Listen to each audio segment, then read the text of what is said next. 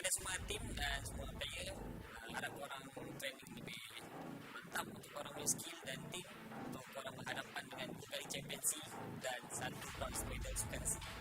Korang boleh cakap saya so season ni saya akan mengkalkan title punya saya kalau berani datang sudah mulai datang Malaysia boleh dapat 2 season kilometer lah terus macam-macam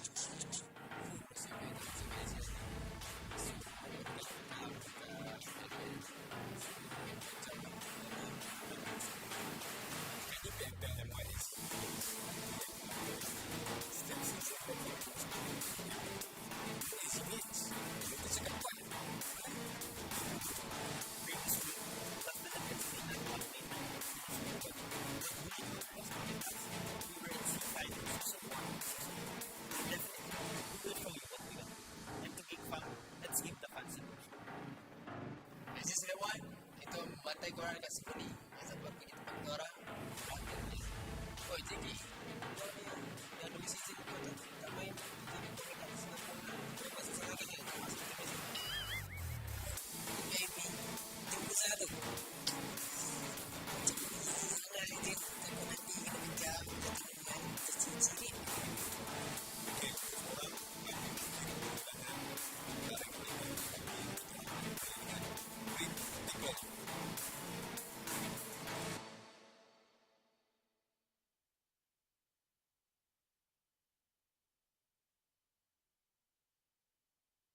korang Sus.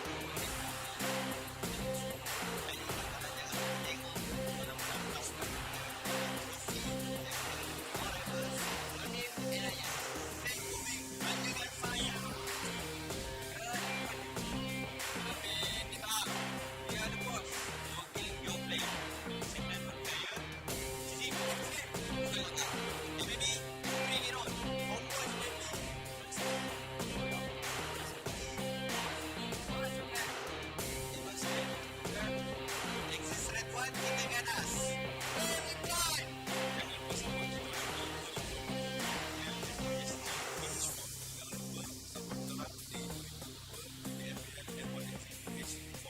All of the HYVE International fans, thank you for the non-stop support.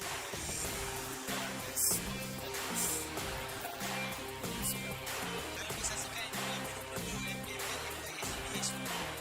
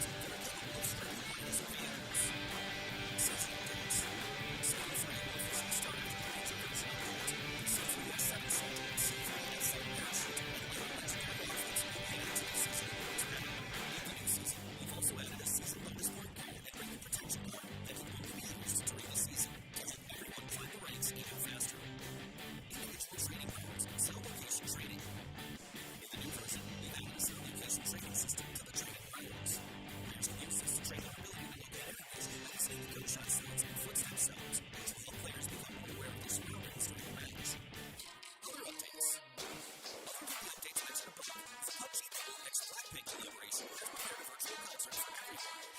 Let's all have lots of fun in the game this summer. That's all for this video. We hope that version 2.1 will give everyone a better gaming experience. For more details, feel free to follow the official PUBG Mobile community. See you next time.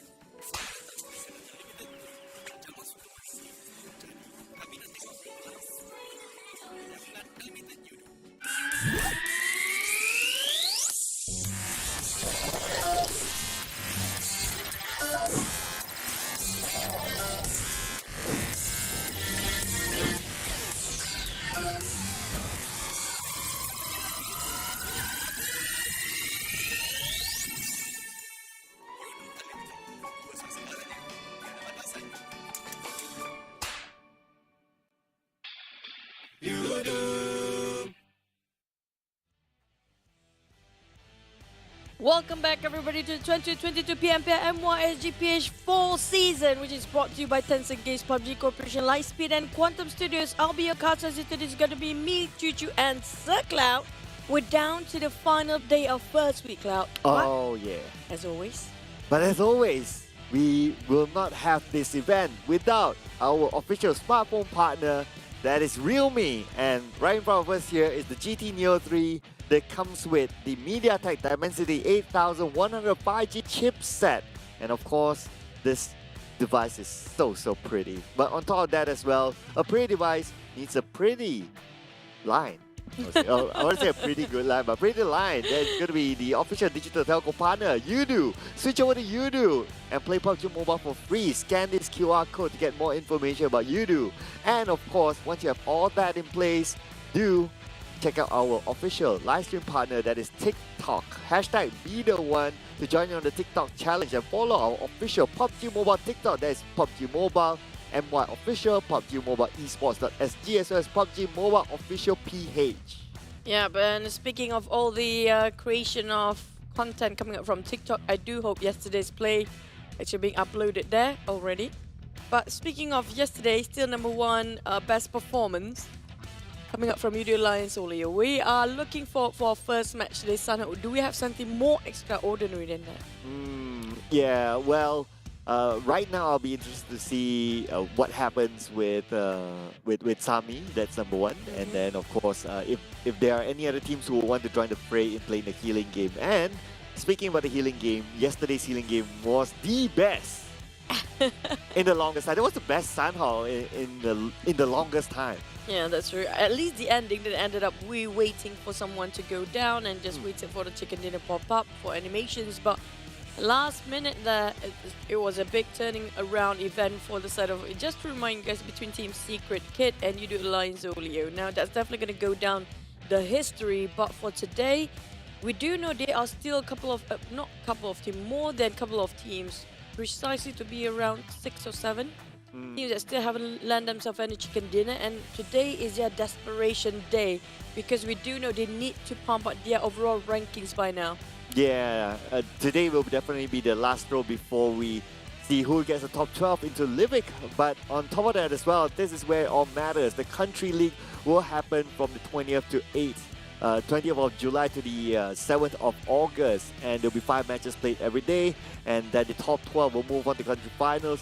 5th to 7th place will play the PMPL play-in, which will happen on the 3rd and 4th of September, and the top 4 from there will move on straight to the PMPL Championship. And this is the point system. As usual, first place or chicken dinner will take away 15 points, second place with 12, then deduct 2 points each of the tiers, which is going to be third with 10 points, fourth with 8 points, fifth 6 points, down to 8 to 11 points with only one point for each team, and 13 to 16 with ended up with nothing, and elimination points as usual is going to be 1, but the total prize pool is going to be a lion's share of $150,000 US. Yeah, the moolah there up for grabs, ladies and gentlemen. Of course, besides that as well, it is this trophy that you can see here. Of course, it's the digital version. The one that the players will get is an actual version.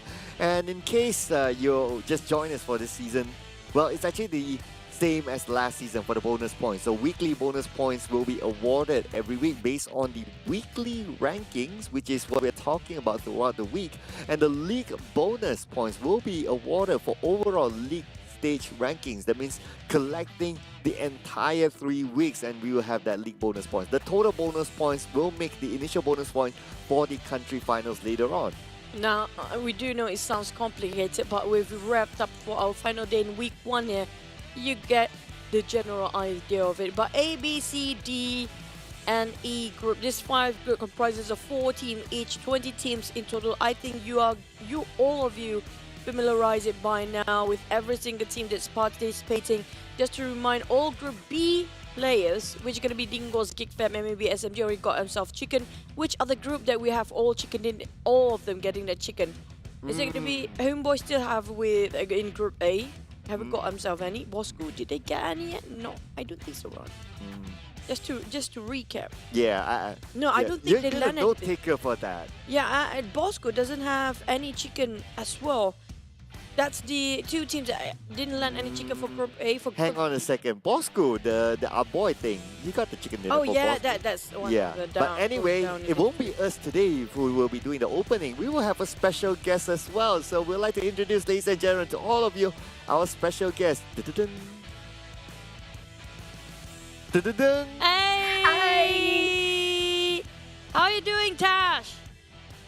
I'm good. I have a stomachache, but I'm great because today is a good day. Today is the PMPL MYSGPH fall, and I'm excited. Even though I'm not there with you guys, I'm watching. Yeah, there you go, there you go. We wish Tash would be here, but nevertheless, Tash has something bigger in store, but we'll talk about that off cam. Hashtag YTJT. Wow. I always love your set in the Jangan dah bagi background. tahu, bro. English. I always love her background. Also, your set. And this is, I assume, this is your own studio. But have you watched the entirety of week 1 so far, coming up from PMPL for this fall season? Unfortunately, I haven't been following all of them, but I did watch today because I've been a bit busy this week, but I do want to keep up with all that's going on. But I'm really excited to see the performance for a lot of teams that didn't really perform last season, especially because we're seeing them open up very, very strong this season compared to before. But this is always like, you know, it always starts off like this, where you see some teams really do really well, and then suddenly some teams just go crazy. They just go crazy after week 2, week 3, where they finally, like I say, panaskan engine or warm up their engines. Right, so Tash, what do you think about these two teams here? So on screen we have Sam9 as well as GEEK.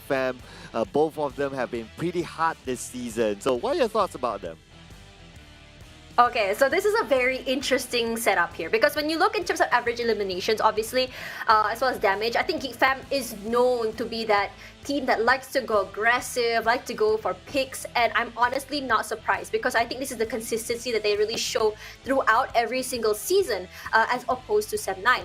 If you look at how Sem9 works as well, they're a team that really, really knows how to play for objectives, and a lot of their eliminations and kills usually come in during those last 3 to 4 circles.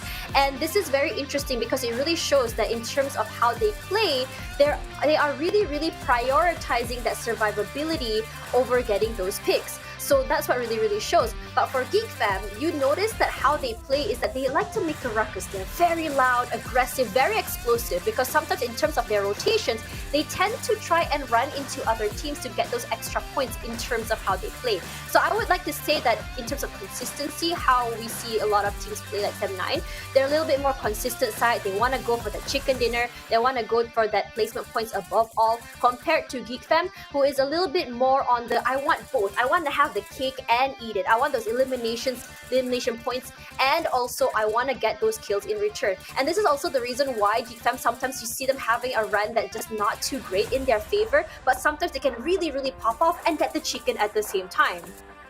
I think that kind of translates in short because of HYVE getting into GEEK. That's one of the many reasons. That's what lacking from the side of GEEK. You mentioned before, Cloud. All they need is that front liner, a bit more firepower, and they actually have better performance than Sem9 for this one. Yeah, I think the two transfers, of course, we got HYVE and Mika as one of the big names, one of the big transfers around. It's huge. What do you think? How would you describe the phenomenal that is Mika, GEEK, and HYVE? It feels like, okay, so you've heard of fantasy football, right? Think about fantasy PUBG Mobile. This would be the fantasy dream team if you think about it. Because when you have HYVE is a very aggressive player, but yeah, I wouldn't say that he's super aggressive to the point that he's kind of reckless. I would say that HYVE is a player that is calculative and knows how to take advantage of those situations, which really, really shows in terms of damage, in terms of assists. It really shows in how he plays, especially because when you think about damage, he is the person that if you were to pass his crosshair, he will be dishing out that damage. It's very rare that you get out of it alive, as opposed to seeing how over here is seeing Kid in general in terms of elimination. So Kid is a player that, yes, just as aggressive. And remember, we had that interview with Y2K before. They kind of let Kid do his own thing, go aggressive and go for those picks, which is exactly what he wants. But you have to remember, in terms of how Kid works, is because he is enabled by his teammates. His teammates offer that fire, that cover fire, that support, allow allowing him to go as close as possible for the aggressive sort of plays. I hate to break it, but Y2K is no longer a secret. But right now, Mato is actually I doing know. the coaching. I'm so sad. But when it comes to the overall ranking, 79 GEEK Fam, there's a bit of a just tiny tad bit difference when it comes to their damage. But I have to say, still the same spot they're sharing actually. First and second place, same numbers of it. Well, for all of you Y2K fans there, don't be too sad because he just qualified to the PMNC group stage through the PMCT earlier, just a couple of hours earlier. I saw him there at the live event. Obviously, he was very, very happy. But okay, Tash, so what do you think about 4 Rivals? What's wrong with them? 4 Rivals. Okay, I'm gonna be a little bit biased because I've been such a big fan of them from then all the way till now. They used to be the underdogs, right? Which is like the main reason why I was so interested in rooting for them. But now it seems like they've hit a wall. And I don't think it's because they're playing bad, but it's more of like other teams also getting better. I mean, usually for a lot of the situations, like for last season, I believe HomeBois and Bosskurr are the 2 teams that kind of struggled a bit, if I'm not mistaken. And they were trying to find their footing so much, and we saw a little bit more of 4 Rivals. And I don't know if you noticed at all according to trends, but 4 Rivals, I would say, is a very late bloomer team. They don't really pop off until the last day, a few weeks toward the end, and this can be quite detrimental because in a lot of situations, if you are going for the usual sort of format like before, where it's just collecting points and then suddenly popping off at the last second, it can work. But if you're in a situation right now where you have to always be on top of things, it's not a great situation because you have to make it to every single round. You have to make sure that you can make it out on top, not just even on top, but consistently. And I think this consistency only comes after maybe 2 to 3 weeks. And if I were someone who can advise, I mean, I don't know if this is my place to say, I would like for Rivals to quickly try and find that pacing a lot sooner, figure out that Rubik's Cube, what exactly is making this game tick, how exactly each game plays, and with that homework, if they can analyze it faster, they may still come out on top like they used to. But right now, with the pace they're playing, they might not make it. Well, that's why I miss Tash's analysis. She's very in-depth. She really knows how to break it down for all our viewers. But anyway, thank you so much, Tash, for sharing your thoughts. Much appreciated. Hope to see you soon. Just in case, since you didn't mention, also Livik for today. Just in case. Yep. It's also Livik for today. And this is what we mentioned since day number 1, speaking of 4 Rivals, and Tash did break it down that they are very late bloomers, but this season, even last season, will not allow them to do so, because we do know it will actually affect the entire overall rankings. Not just that, even the points that will be dragged into the finals later. Yeah, so that's the scary part, right? And that's why today I think a lot of focus will be on who's going to be in the top 12 after game number 5. The number 1 spot, yeah, okay, great, bonus, you get more bonus points, yada, and so on, that's great, something to celebrate. But the top 12, if you don't get into the top 12, we will have 8 teams sitting out. This is the first time we have so many teams not moving onto a next stage in the PMPL. Now, I think we better break it down for our viewers down there. I have a feeling like the Livik, actually, you mentioned about the point system just now. I think it's best for it's coming up from you, this one.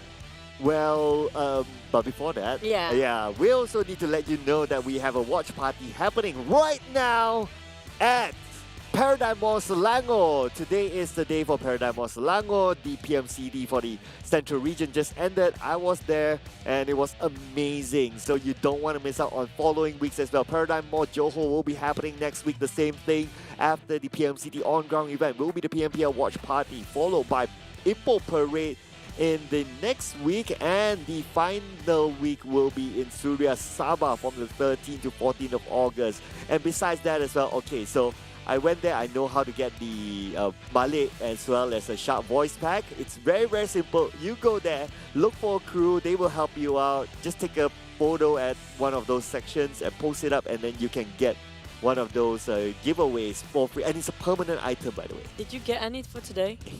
Of course. What did you get? Oh, I haven't unlocked it yet because they'll give you a code, and then you need to redeem it. Yeah, and then it's a mystery. So you may get out of the 4 items, but but they are all related to the KL Gangster event. Yeah, and it's all permanent. Interesting. I didn't get the time to go today because of the heavy rain, but here comes our talent prediction for match number 1, in which is going to be Sunhawk. For me, I have a feeling Team Hawk going to go for it for Crit VIP for you, because both teams feel like, okay, we did mention Team Hawk is like DBD, but where do Crit VIP stands in your opinion?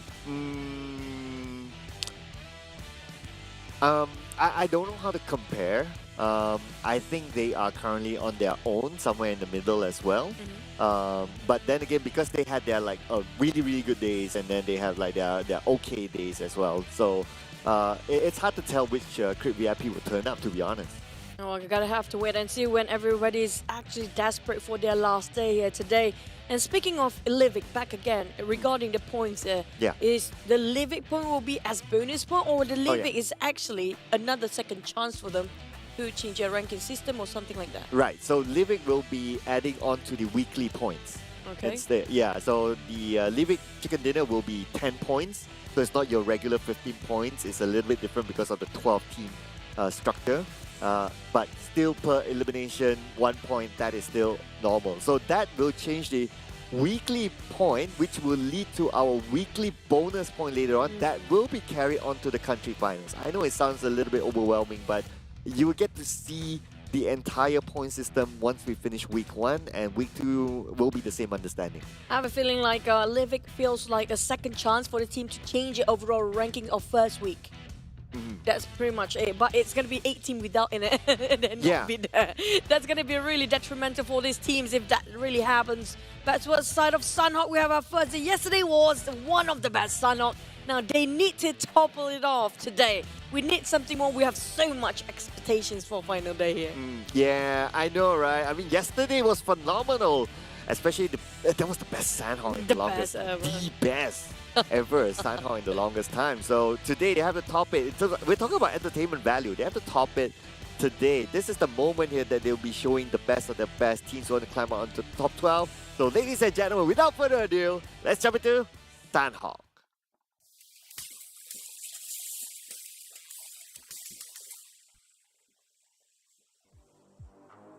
Back to as we talked about yesterday's performance. If you guys missed that, oh, you don't want to miss it. You have to rewatch it, but you won't feel as hyped as it should be, because it's sort of, you do know the ending and there's no more element of surprise. And one more thing, you said it's just on it, for you it's just the value of entertainment. For me, it's the value of both skill set as well.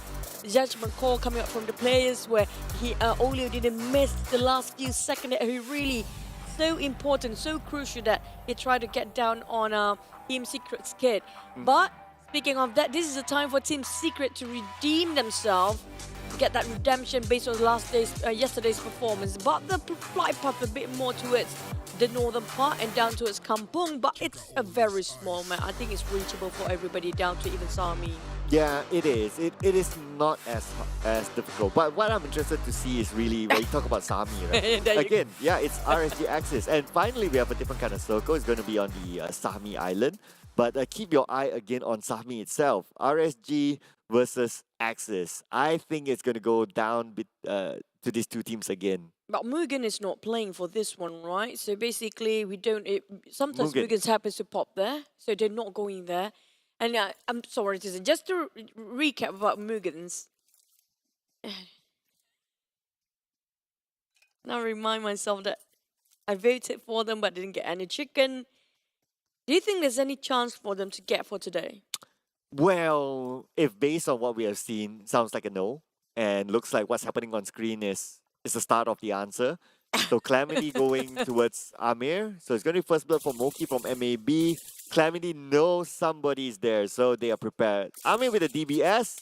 Okay, that's your first knockdown. DBS very, very dangerous in Sanhok because it's a small map. Oh! Okay. All right.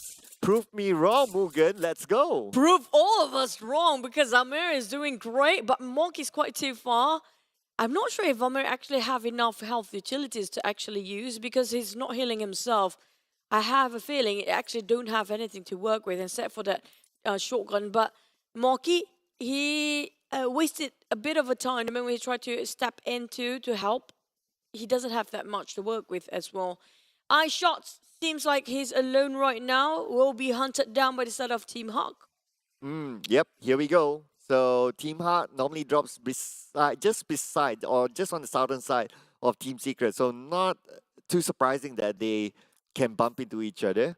Semna is not playing this round, so the northern side is kind of okay for Team Secret. So if they want to migrate, they can move towards there as compared to going straight down south, and they will definitely meet up with Team Hawk. And just to remind you guys, Group E is not playing. For rivals, Semna, Farang Guerilla, and HYVE International is not there. But you know what? I'm like, MAB. That's quite a heavy casualty on their side. I think it's 2 of them left remaining. And they don't have that much to work with as well. It's just really, they thought it's like, oh yeah, they can take this fight over. They didn't thought that it's going to be the shotgun straight into their face there. Ended up MUGEN. They lost 1 man, but still okay. They got 2 in the back. So I'm like, prove us wrong today. The final day for our week 1. Well, although they lost 1 player, but anyway, anything can What happen. do you mean? No, I was about to explain. Okay. Right, calm down. Okay, so anyway, they lost 1 player, but the point is that in PUBG Mobile, even with like 3 players, we've seen multiple times that teams are able to get chicken dinner. So, based out of that, I wouldn't rule them out just yet. But of course, if we talk about historically, MUGEN had always struggles. But hey, I mean, if throughout the entire season, there must be a round that they can get a chicken dinner. Come on. Outside of Bosskurr, I have a feeling they might score 1 for today as well. But it seems a bit quiet here. Very different from yesterday's Sunhawk if we compare to yesterday's, where a lot of moment where skirmishes happened to be quite early. But right now still have 16 teams intact. None of them going out yet. Maybe one of the reason because maybe they quite separated into 2-2 formations. They're going and working as a duo. So the entire team they got caught in the Amaze affair coming up from MUGEN. It was 1 person of MUGEN only just now. Yep. Oh, okay. Looks like SMG and Dingoz. So Dingoz, they move further forward. They move faster than SMG. SMG took their time from Paradise Resort, but they had the advantage now against Dingoz as Ate maybe taken out. Ate super low, and it's hard for his kiddo to come and save him. I don't think he's going to do so. He's going to bail this. Nothing can be done. They open, and I think Skiddo Bass actually doesn't have enough. Except for Band-Aids and level 1 of helmet. Level 3 vest seems quite decent, but the rest of them is not really great for him as well. Yeah, not the moment if he wants to take that fight, right? Plus, it's only a level 1 helmet, like what you mentioned. No first aids, not the situation that he wants to be in. Plus, he's alone, not too sure where his teammates are at. Wouldn't want to take that risk at this moment, considering that somehow is a small map. If you fire, it's not only 1 team, it could be multiple teams around you. Interesting coming up from RSG. They're quite far apart from different hill to another hill. Axis happen to be in between. They scatter out the rest of Axis, who's trying to loot themselves a couple of compounds nearby, including this warehouse where Dell's actually solo-handedly going into this. I'm not sure if this is a wise decision, as they are actually being rounded by the rest of RSG. I'm not sure if they want to open fire right now. Definitely they saw this one coming, but they just have a bit of a trigger discipline just to make sure they got the entire team of Axis positioned first on the side of HomeBois. That bridge you only separate them for temporary, but the thing is, we do notice the circle just now comprises of mostly Sami, only a couple of teams actually in the Sami Island. So we'll have to wait and see if there's any migration happen right on top of Camp Charlie Island here. Yeah, Sami is the least occupied island actually. It's only GEEK Fam and RSG and Axis and maybe if you arguably Bosskurr. But now Dingoz. Oh, okay. So this is a revenge from Dingoz. It's Kiddo get it onto Shinzi, and his Kiddo managed to secure the elimination point. So revenge done. But looks like they want more. They are sending 1 player up onto the high grounds, trying to go on to the Dingoz. I have a feeling another team might fight into their way to the circle, because you saw just now how many teams they are actually place themselves in the main peninsula, and there's very few chances, very low chances we might ended up there for the last few ones. Even HomeBois fighting against GEEK Fam right now. But we're gonna have to wait and see because everybody seems like going towards only one direction. There's gonna be down south a bit towards on the western side, and those on the main peninsula actually start to move right now. But the thing is, how many teams are actually moving in parallel? How many teams will actually clashes when they pick their directions towards a circle? If this kind of circle, so I'm trying to think of the entry point. So Painan, because there's Bosskurr there naturally, players wouldn't want to go through there and around the areas of high ground of Painan going down because from Painan you'll be able to see. So with Farang Guerilla not playing, so down south is a good entry point. Around the areas of the L house would be a good entry point as well. So I would expect that if teams were to go through, they would go through there, but that also means that multiple teams could go. But talking about going, Iftar. Oh, this is just... Surprise. Didn't expect that Insomnus was alone, but the Blues are closing in. But it's still the first phase, so it's not that painful yet. He's still got his own time. It's actually coming up from the docks all the way up towards the side of the circle. But SMG, they got caught by surprise as well just now. They lost Shinzi along the process. Definitely, they are super cautious, not letting their guard down anymore. On the side of Ruins, we have GEEK Fam parking themselves quite far apart from each other. They try to dominate this area of compound. Team Secret on the move right on top of Tambang. Now, GEEK Fam already left there. But I have a feeling they might actually bump into them if they happen to be moving towards Ruins too. I wouldn't be surprised if GEEK Fam is still around that area, Ruins, Tambang. Of course, firstly, is their natural drop spot.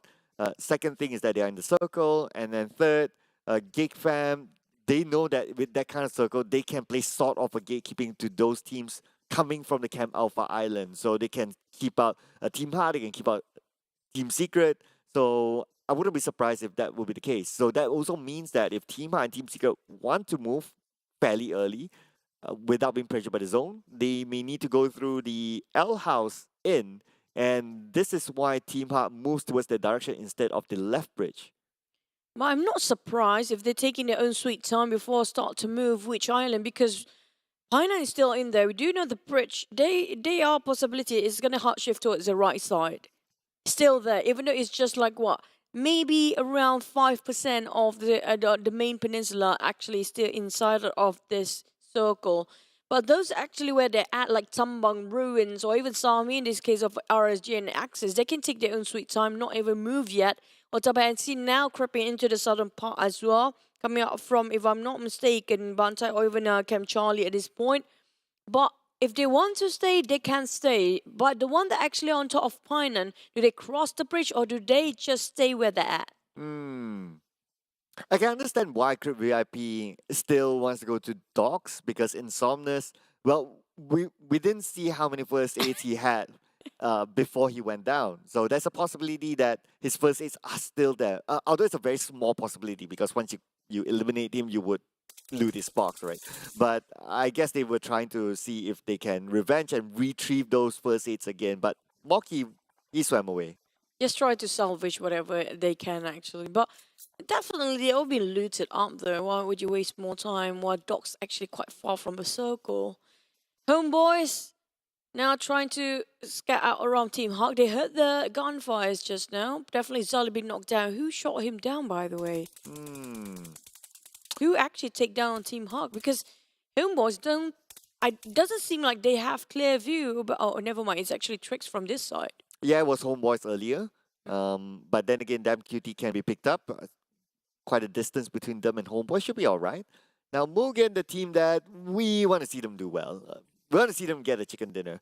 MUGEN, these teams that haven't got the chicken dinner, and one of them, of course, is MUGEN. So, MUGEN is not the type of team that likes to play the healing game. So, if you don't really play the healing game, your chances or your opportunities of getting the chicken dinner is a little bit higher. Let's see if this round works out for them because of that. They're having trick in their main roster this time as well for the start of final day.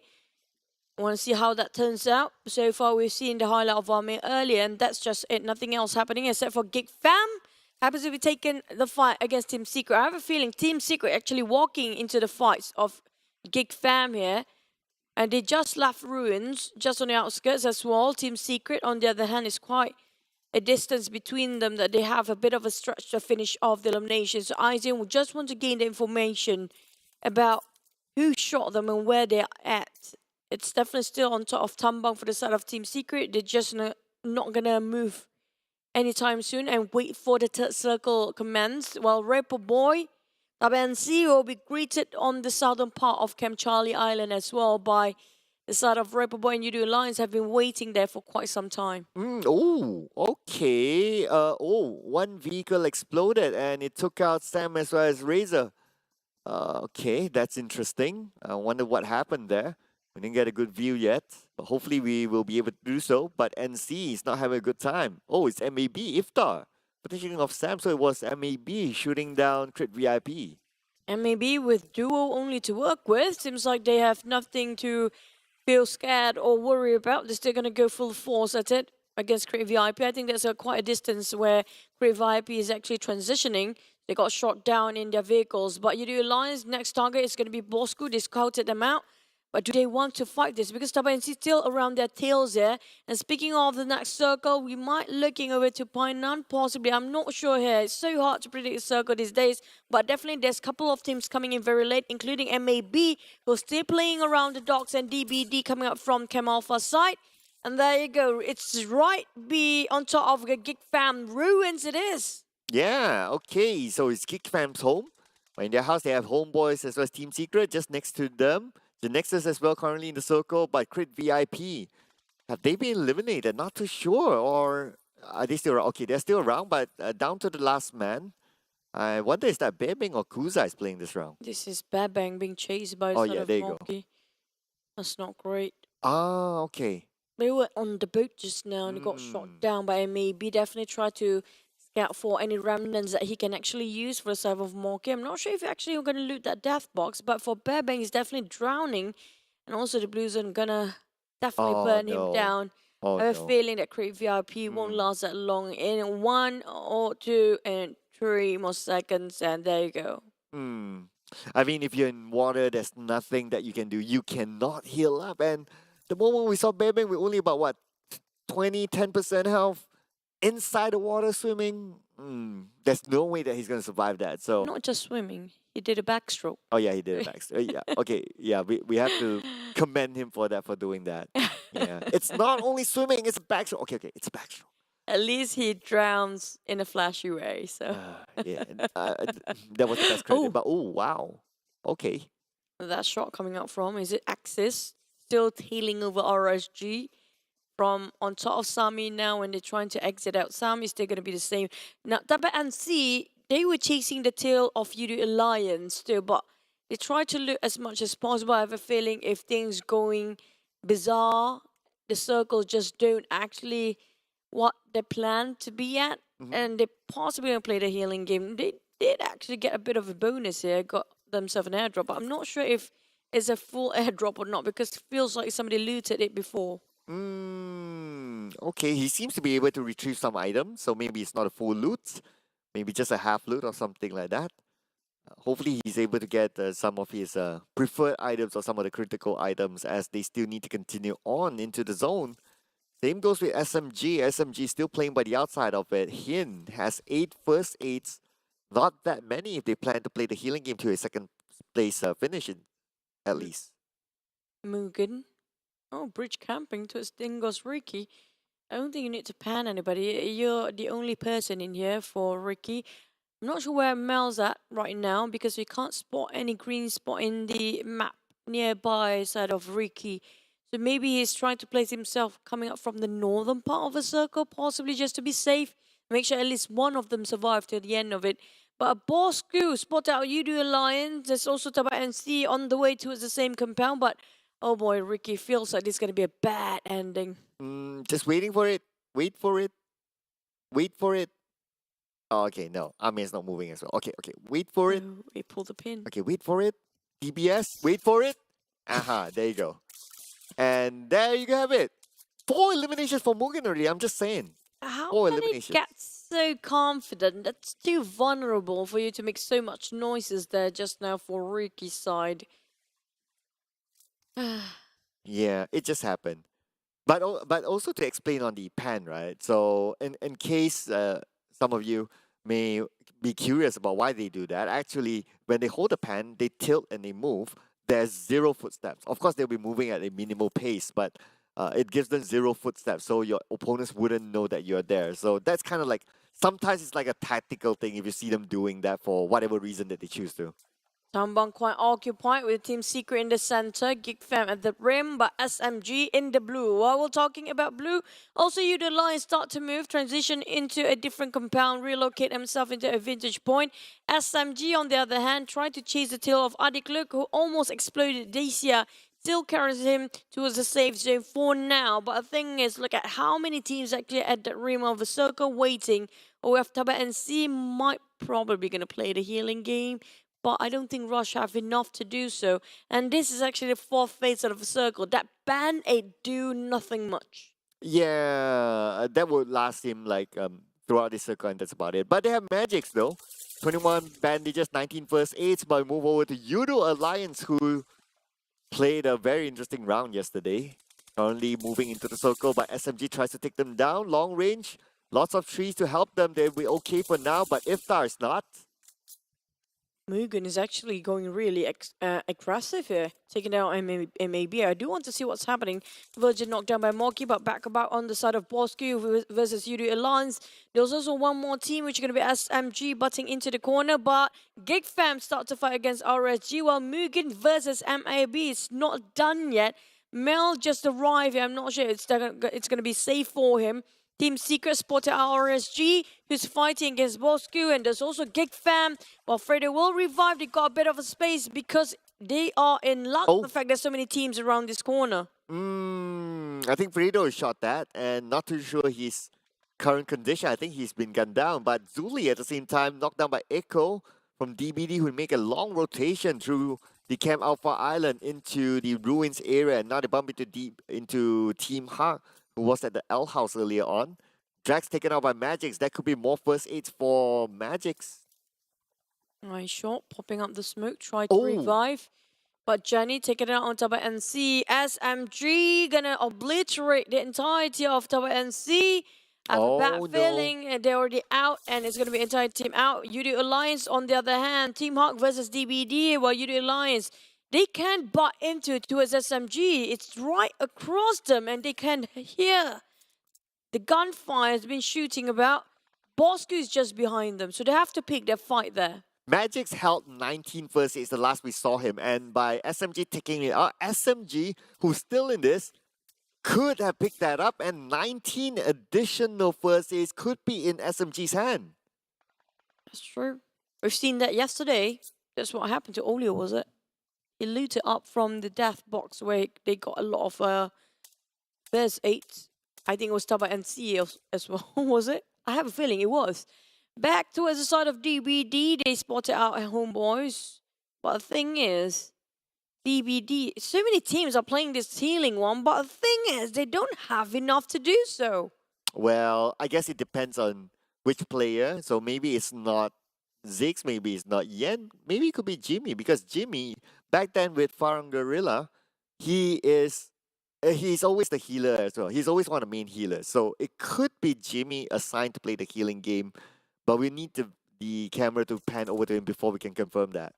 Now, out of nowhere, Genexus happen to be popping their heads from the high ground, going down the hill. Bosskurr taking the fight towards them with Iman keeping the pressure on, but he needs to hop up from the window just to make sure he'll be safe. But Bosskurr, the moment they step out of the compound, Yoodo Alliance to spot them out. Now they've been focusing way too much on Genexus.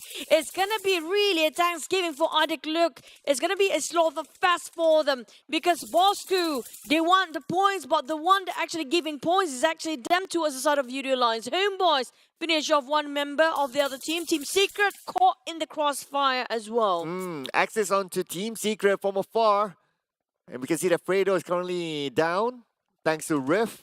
And Axis needs to move forward. They have one player behind, probably going to play the healing game. Riff will secure another elimination point out of Kit. Riff playing around the edge of a blue zone, singles for eye shot. Got himself 10 first aid, but I don't think they will last that long. Dell spraying over HomeBois, but everybody just sacrificing themselves into the blue zone. Team Secret in the center, but the thing is, Not really, never mind. It's iShots behind with 12 first 8 left. We still have so many teams in the center of it, but we're looking over iShot that's still healing. GEEK Fam take it out on Genexus. GEEK Fam still safe for now, not choked by the blue, but Genexus definitely the entire team finished off by Mika. And now they try to move forward. Which team is it? It's actually in the center, is it? Well, that's RSG, currently in the center of the Okay. circle. So they have the high ground advantage at the same time. GEEK Fam needs to move too. Now that the circle is starting to close in, Damru trying to get as many elimination points as possible. 4 in the bag for GEEK Fam so far. Oh, look at those actually playing in the blue zone. None of those teams actually get a win-win situation. Definitely it's going to be them just dying, but Tricks finish it off straight away for the side of Team Hawk. GEEK Fam still holding in the compound, but they need to get out from there. 3 teams will have to face against each other and only one will survive. But how much casualty and of a heavy toll they actually have to commit to this first. And GEEK Fam spotted outside of HomeBois. RSG playing this very quiet. And look, not having much to work with. He didn't spot. Ow. Never mind. That's level 1 helmet for a look. Oh, but the nade onto Micah. Looks like it's a revenge by Brian. Brian can secure this elimination point out of GEEK Fam. And RSG will need to play as a duo. But it's going to be 2, I believe it's 2v2. The rest of them all playing the healing game. So other teams don't matter at this point. Oh, feels like Yoodo Alliance or Leo tried to pull the same thing like he did yesterday. But do remember, it's not just him. Now iShot's trying to do what he did. The first one to actually do that kind of plays, but it not connects. It just didn't connect. And got 1 bullet to just take him down. Oh. Brian with a shotgun and snipes going against Brian next. One more member of GEEK Fam just going down like flies. But here comes a man-to-man playing around, ring around to Rosie. And still Snipes winning the CQC. RSG, they got the circle. But they're being eliminated. Fail to defend as long as they can. Oh, but don't rule out Axis as well. They're currently moving in as a trio. One of them playing the healing game on the outside. 3v2. No, in fact, all 4 of them have moved forward. They know they have the advantage. They know they have the man advantage now. Based on the counter, they know it's like probably 2, probably 1v1 and 1 more. But anyway, they know that they have the majority number. So Axis, they just need to control the circle and this could be their chicken dinner. I want to see who's actually on the flank side for Axis because that's going to be really crucial. Extremely crucial for them to actually that flanker to give the information exactly where GEEK Fam stands. But Snipes already cooking up the nade. He tossed over the other side, but there's 4 of them. It's not impossible for Micah and Snipes. But the thing is, Rift being shot down. Something seems to connect, and it's going to be 3. 3 persons left for Axis. Make it 2, even out the odds, and this is going to be a fair battle 2v2 between these 2 teams. Oh, Snipes. Okay, a nade on the Snipes will force him to move, and Snipes will need to expose himself. The nade from Rift will get 1. But then now it's going to be Rift versus Micah. It's going to be Hainu. Hainu can come from the other side. Micah knows exactly where Rift is. Nade will cook up the nade. But does he know where Micah is there? Micah shoots first. Hainu, where are you? 1v1. Micah, Hainu, the 2 ex-teammates going at each other. Who will win? Both of them from the same team before their stay. I'm going to fight to the end. He wants to revive us with a Vector in his hands. I'm not sure if he can actually have the enough time and space for even Kid to just reset himself. Hainu managed to revive. It's going to be 2v1 here. But the thing is, can he spot it out? Hainu, the blue closing in from there behind. It's going to be there. Blue zone chugging them first for Axis, and Micah only have 1 tree to cover him. Chug down his energy drink. Now he's pushing forward. Will be a bit too late because Kid's pulling him out. He got there you go. Gonna be Axis. Red one almost lost that one. Oh boy, so close. Well, Hainu made the right judgment call to pick up Kid first before moving further forward, and the timing was just right. The zone closed in, didn't have enough time to pick up Rift, but as long as he has Kid to take care of the off angle, that's good enough to take out Micah on the other side. So looks like the ex-teammate Hainu and slash somewhat Kid wins against Micah. Certainly a silhouette of a type of the PUBG guy. Just a black silhouette of an unknown. I'm like, why did you put it at the back, bro? You know what? It'll be fun like if someone just screenshot this and just like draw whatever there's in there. Like Yeah. how do you think Kid looks like? Then you just draw it over the silhouette. That's true. But that's gonna be sorry, the Kid silhouette. But Axis, it was a fair fight. They got himself like, I think it was 9 eliminations coming up from their side. Almost lost it. But this DBS and MUGEN tried really hard for this round. They were quite okay to the end of it. They didn't actually one of the first few to go out. But will it be enough? They did actually manage to secure 2 elimination points, but instead of Dingoz, they are the one actually going out all-out duo here. Because of the circle, I think it kind of makes the player a bit unusual movement coming up from there. We can see a lot of them quite scattered and not moving as a full force in unison towards what they are chasing. It's like everywhere, somewhere, one person. Yeah, I guess it depends on the stages as well. If it's early, then I guess it's also because they want to collect as many utilities as possible. If it's towards the later stages, the only logic that I can think of is that because it's Sanhok, right? There are a lot of campers like this one. So if you go down, you lose one instead of losing the entire team. So maybe that's some of their logic. And you notice one more thing, that's not a lot of healing utilities. One of the main reasons, because the one that actually holding on to is the utilities actually died quite early than the rest of the others. So they kind of left all the healings behind, costing a lot of teams couldn't actually secure that much when it comes to the first 8. And when they tried to play in the blue, the most I think we saw with the first 8 was like, what, 10? I think that's the most, right? When they start to play the healing game, but it's way too early when it was still like 16 teams intact. Yeah, I think that was the case as well. Like we saw Magix with 19 first aids, he was taken out, and it seemed like Aisha didn't manage to gather as many first aids as he would like. I think it's also because the factor that Deepak is below them, but it didn't look like the case that they explored the northern side whereby Sem9 is not there too, or maybe they just didn't have enough time, so not too sure what was their thought process. But what we can see is that the healers this round, they didn't really survive. So could it be the start of the anti-healing game? I don't know.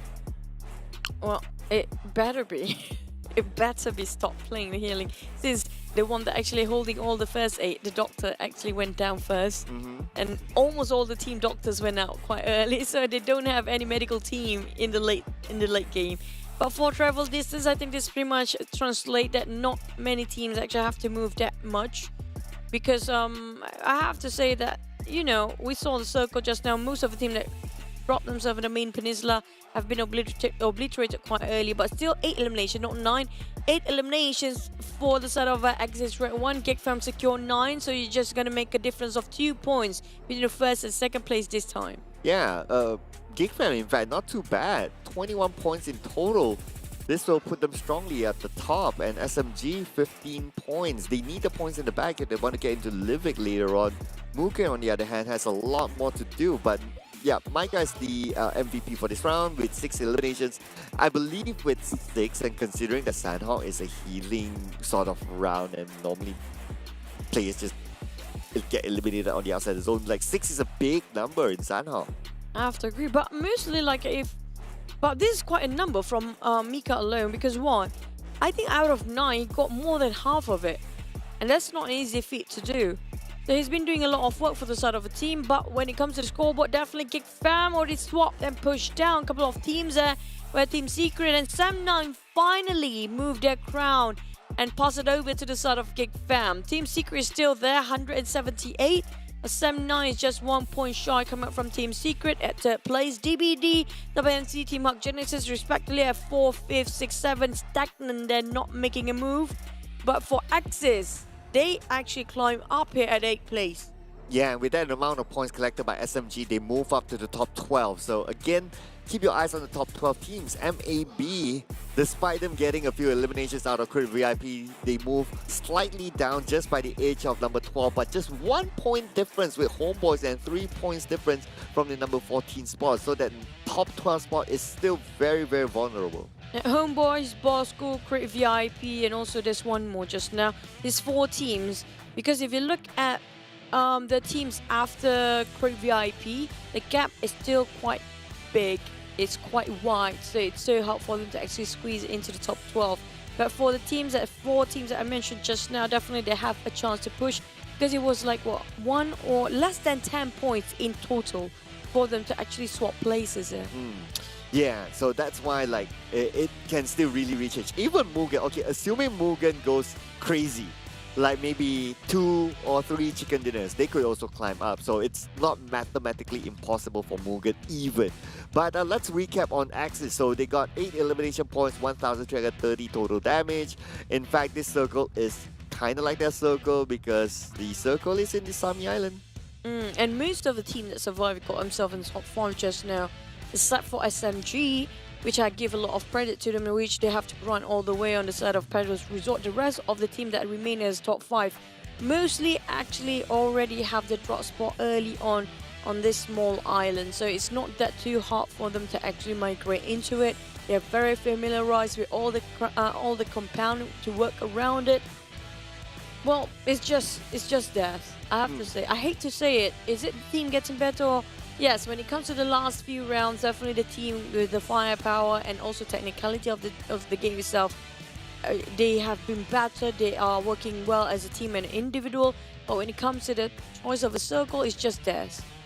Well, to me, Sanhao is this unique map, right? Like if the circle goes onto your island, like your possibility of getting that chicken dinner is way, way higher, as even compared to other maps.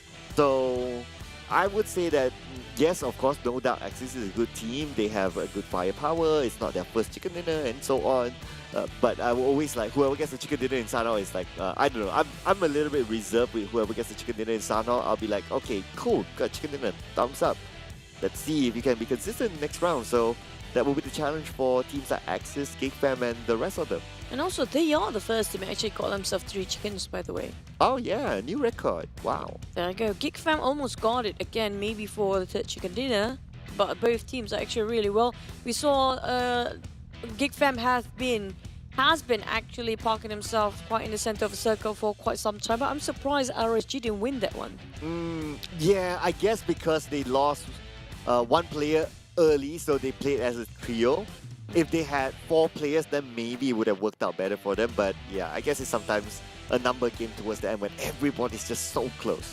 But we do know Sanhao is a wild card, but for the next one, it's going to be a Erangel, totally different story. But before that, again, we want to mention regarding our best ever sponsors, it's going to be Realme GT Neo 3, the Neo Speeds Awaken with the latest chipset, Media Dimensity 8100 5G, which is going to upgrade your experience and immersive game when it comes to PUBG Mobile. And also don't forget our lovely never-ending data.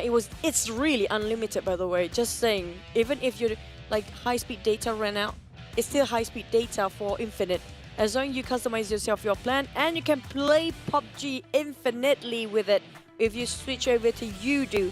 And also don't forget to thank our official live stream partner TikTok, and just hashtag be the one, because we are having ongoing right now TikTok challenge for you guys watching at home. And don't forget to follow all the official TikTok page, which is going to be PUBG Mobile MY official, PUBG Mobile Esports.sg, and PUBG Mobile official PH. And you get yourself a lot of content, or maybe you can see a lot of highlights that happened the past few days. Yeah, you keep your eye on that, of course. A lot of highlights have been clipped out by our social media partners behind the scenes. So, yeah, a lot of good work done as well by PUBG Corporation and Tencent behind the scenes as well on social media stuff. So in case you missed out on some of the key actions, it's all on there. But next, of course, we'll be continuing on with the game. So the break will happen after the next game, or the first Erangel for today. So first Erangel for today, it will be A, B, C, E. So D will be taking a break this time. That's true. And for the side of the group you mentioned about just now, Group E, so it's going to be for Rival 79, Farang Guerilla, HYVE International. So I want to see the teams that haven't got themselves chicken to actually perform Erangel. This is the Erangel we're talking about. The teams, every single tournament, there will be that map. So the teams that haven't landed themselves any chicken right now, they're trying to get top 12. This is it. They have to do it. But for GEEK, they almost got the chicken just now, remaining with Damro and Mika. Definitely they got themselves. Look at the difference between Mika and also Amir here. It's half damage deal. Like 500 of difference. But MUGEN is there. I for the first time. was about to point that out. I think what's more valuable is the fact that MUGEN finally has a representative on the charts, not only on the damage output but also one of the most eliminations in this round. Amir with his DPS, very dangerous, and Haynoob as well. We don't normally see him in the top elimination charts, but now he's showing up just next to his former teammate Mika. 643 will be the number here. And it's nice to see refreshing faces, especially Amir MUGEN. So I hope that this is a sign that MUGEN could do something better in the following round, but they will be sitting out of Erangel. We'll be seeing them in the next Erangel instead. Yep, for that DBS, there's also a lot of shotguns will not 100% work here since Erangel is a bigger map than Sunhawk. Definitely we don't have Group D this time. Genexus, Don't Break Dreams, Axis, redONE and MUGEN will not be playing. Yep, but the thing is, for the side of Axis, they just got... I'm going to... Towards that pattern again where you get chicken and then you take a break. Feels like it. So next one, okay. Next one. Who's taking breaks for next one? Oh, that means Group A is taking a break. So they're gonna get chicken. Ah, somebody from Group... Okay, so if it was Group A, right? Putting aside your pre-show predictions. Yeah. If it was Group A only, which do you think would stand the best chance? No, Has definitely. HomeBois got that chicken in? No. Oh, yeah. That's the thing. I'm looking for HomeBois to take it, but I'm not sure if they are desperate enough to actually go for it. But you guys watched some really intriguing content yesterday, which is going to be Blackpink. The virtual concert is still ongoing right now, the 23rd and 24th of July, which is going to be today as well. If you haven't logged in and watched it, just do it. I assure you it's well worth your time. And also, if you missed during this weekend, don't forget we still have it on the 30th and 31st of July. So you still can watch it, but I just want to know if we get any cosmetic from the wings and the plain cosmetics. Oh yeah, I know, right? I hope so. But what else? So we know that this is happening currently. Ancient Secret Arise. So do challenge the boss together with your friends. This is the weekend, and of course this is Sunday here, ladies and gentlemen. So bring your friends out and about inside of PUBG Mobile. This is an event that uses the Erangel map, but make sure you and your friends, everyone download the theme event because it's an optional download. Download that, update your game where it's possible there, and join it up and beat this boss and tell us how it's like, what your experience is. Put it on in TikTok with hashtag #BeTheOne. Now, Gangster Street is open for all as KL Gangster voice pack Malik and Shock. We're available for you guys. If you happen to be in Paradigm Mall Selangor, just drop yourself there. Just try to get the free voice pack there instantly if you happen to be lucky. But if you're not, you want to 100% have it, don't forget to finish off the mission, starting off from Malik first to unlock the mission of Shock. If you haven't unlocked the Malik, you haven't finished a Malik mission, you can't possibly get the Shock voice pack. So make sure you do it in-game and log in every day within 10 days at least. Rabu Padu, according to our producer, this is the this event is from July until October. So you can log into the game every Rabu, or every Wednesday that is, to claim a chicken token. And with 3 chickens, you can redeem a Lila attack suit for free. I am still wondering what a Lila attack suit looks like. So do tag us and also put it in TikTok as well. Don't forget to hashtag #BeTheOne. And every Wednesday is where this event is happening. So log in once every Wednesday at least to claim those tokens and claim your free item. Yeah, so many freebies every single season for you guys for PMPL, including the watch party, which I think Circular already dropped by today. I'm not sure what he got himself. He didn't know what he got himself because it's a mystery gift. So do update us the moment you actually manage to redeem it. But for the next one, okay, if it's not our prediction, like I do want HomeBois to get it, but I have a feeling that Bosskurr is more desperate here. Both of these teams actually very close of might not get into top 12. Okay, we'll just rub away this one. We'll just hope, yeah, because we have the aluminium of the team that's going to take a break is going to get the chicken dinner, right? Yeah. But anyway, that was predicted before. So NC also got their chicken dinner before this. And what's the other team again? I forgot. But anyway, Yeah, doesn't matter. But looking at our current aluminium, I guess HomeBois. Come on, HomeBois. We want and every team to get something. Both teams actually barely actually make it out for top 12 there.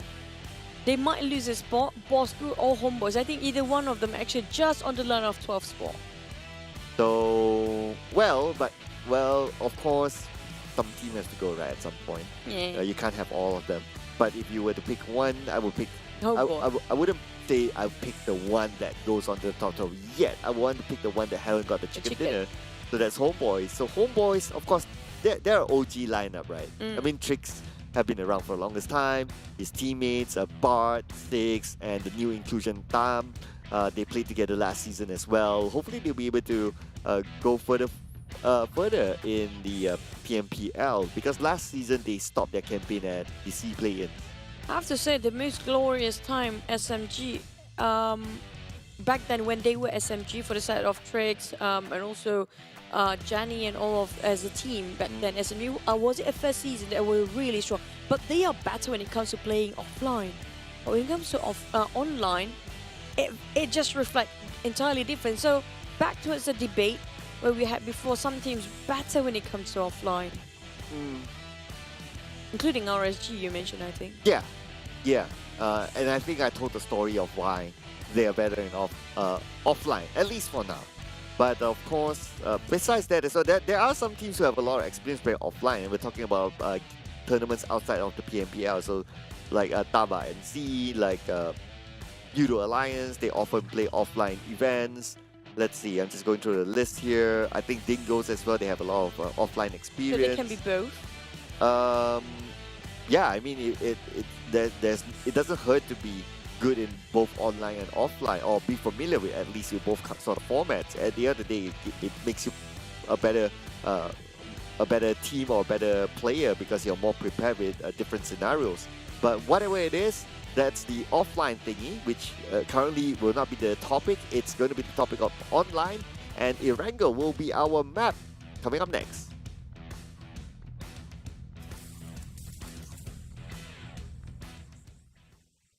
Now, in the first wrangle, in the final day of week number 1, we go. This is going to be the first wrangle of the day. But the thing is, we're not worried for the teams actually in the first page. We worried most the one that actually didn't make it to the top 12, because there's only 12 teams who squeeze into Livik for their last round of battle, where they're trying to displace themselves from their current rankings in overall of the week 1. Maybe try to get it even higher in the last minute. Inside of this, we do have 4 teams that can catch up to the top 12 and cut off all the other teams up there, but it's not impossible mathematically to speak when it comes to the one actually in the bottom, but it really has a lot of work. They have too much work to do, really. They have to almost get double digit every single time, possibly even get a lot of chicken dinner, like minimum 2 maybe. Yeah, if you're talking about MUGEN, for example, because they're currently at the bottom, right? You don't want to talk about for rivals. well, I can, but I want to give the extreme example. So MUGEN is currently the extreme example because they're number 20, and even their point gap with number 19, I think there's like a 20-point gap or something like that.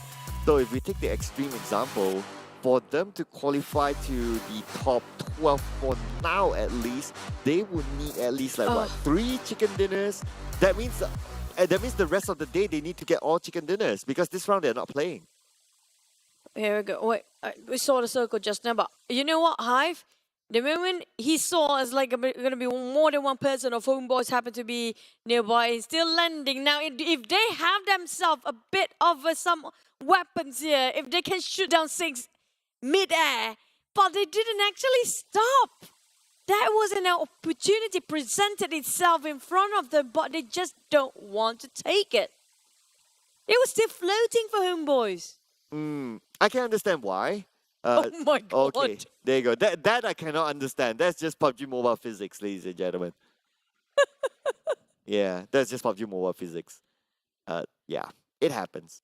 But to explain the HYVE situation, I can understand why they didn't like go desperately in for it. One is that they don't have weapons Just look at all of them earlier on. They didn't have any weapons. And secondly, if arguably they can go and run at a 6 with their vehicles and try to get elimination point. But is it worth it? Because by the time they do that, 6's teammates are not too far away. They could have looted somewhere else and they could counterfire back onto HYVE. So instead of doing that, instead of getting greedy, it will make more sense for HYVE to just, okay, let's go straight into our drop spot. Plus, the circle is on the right side and that's where they normally drop or loot at.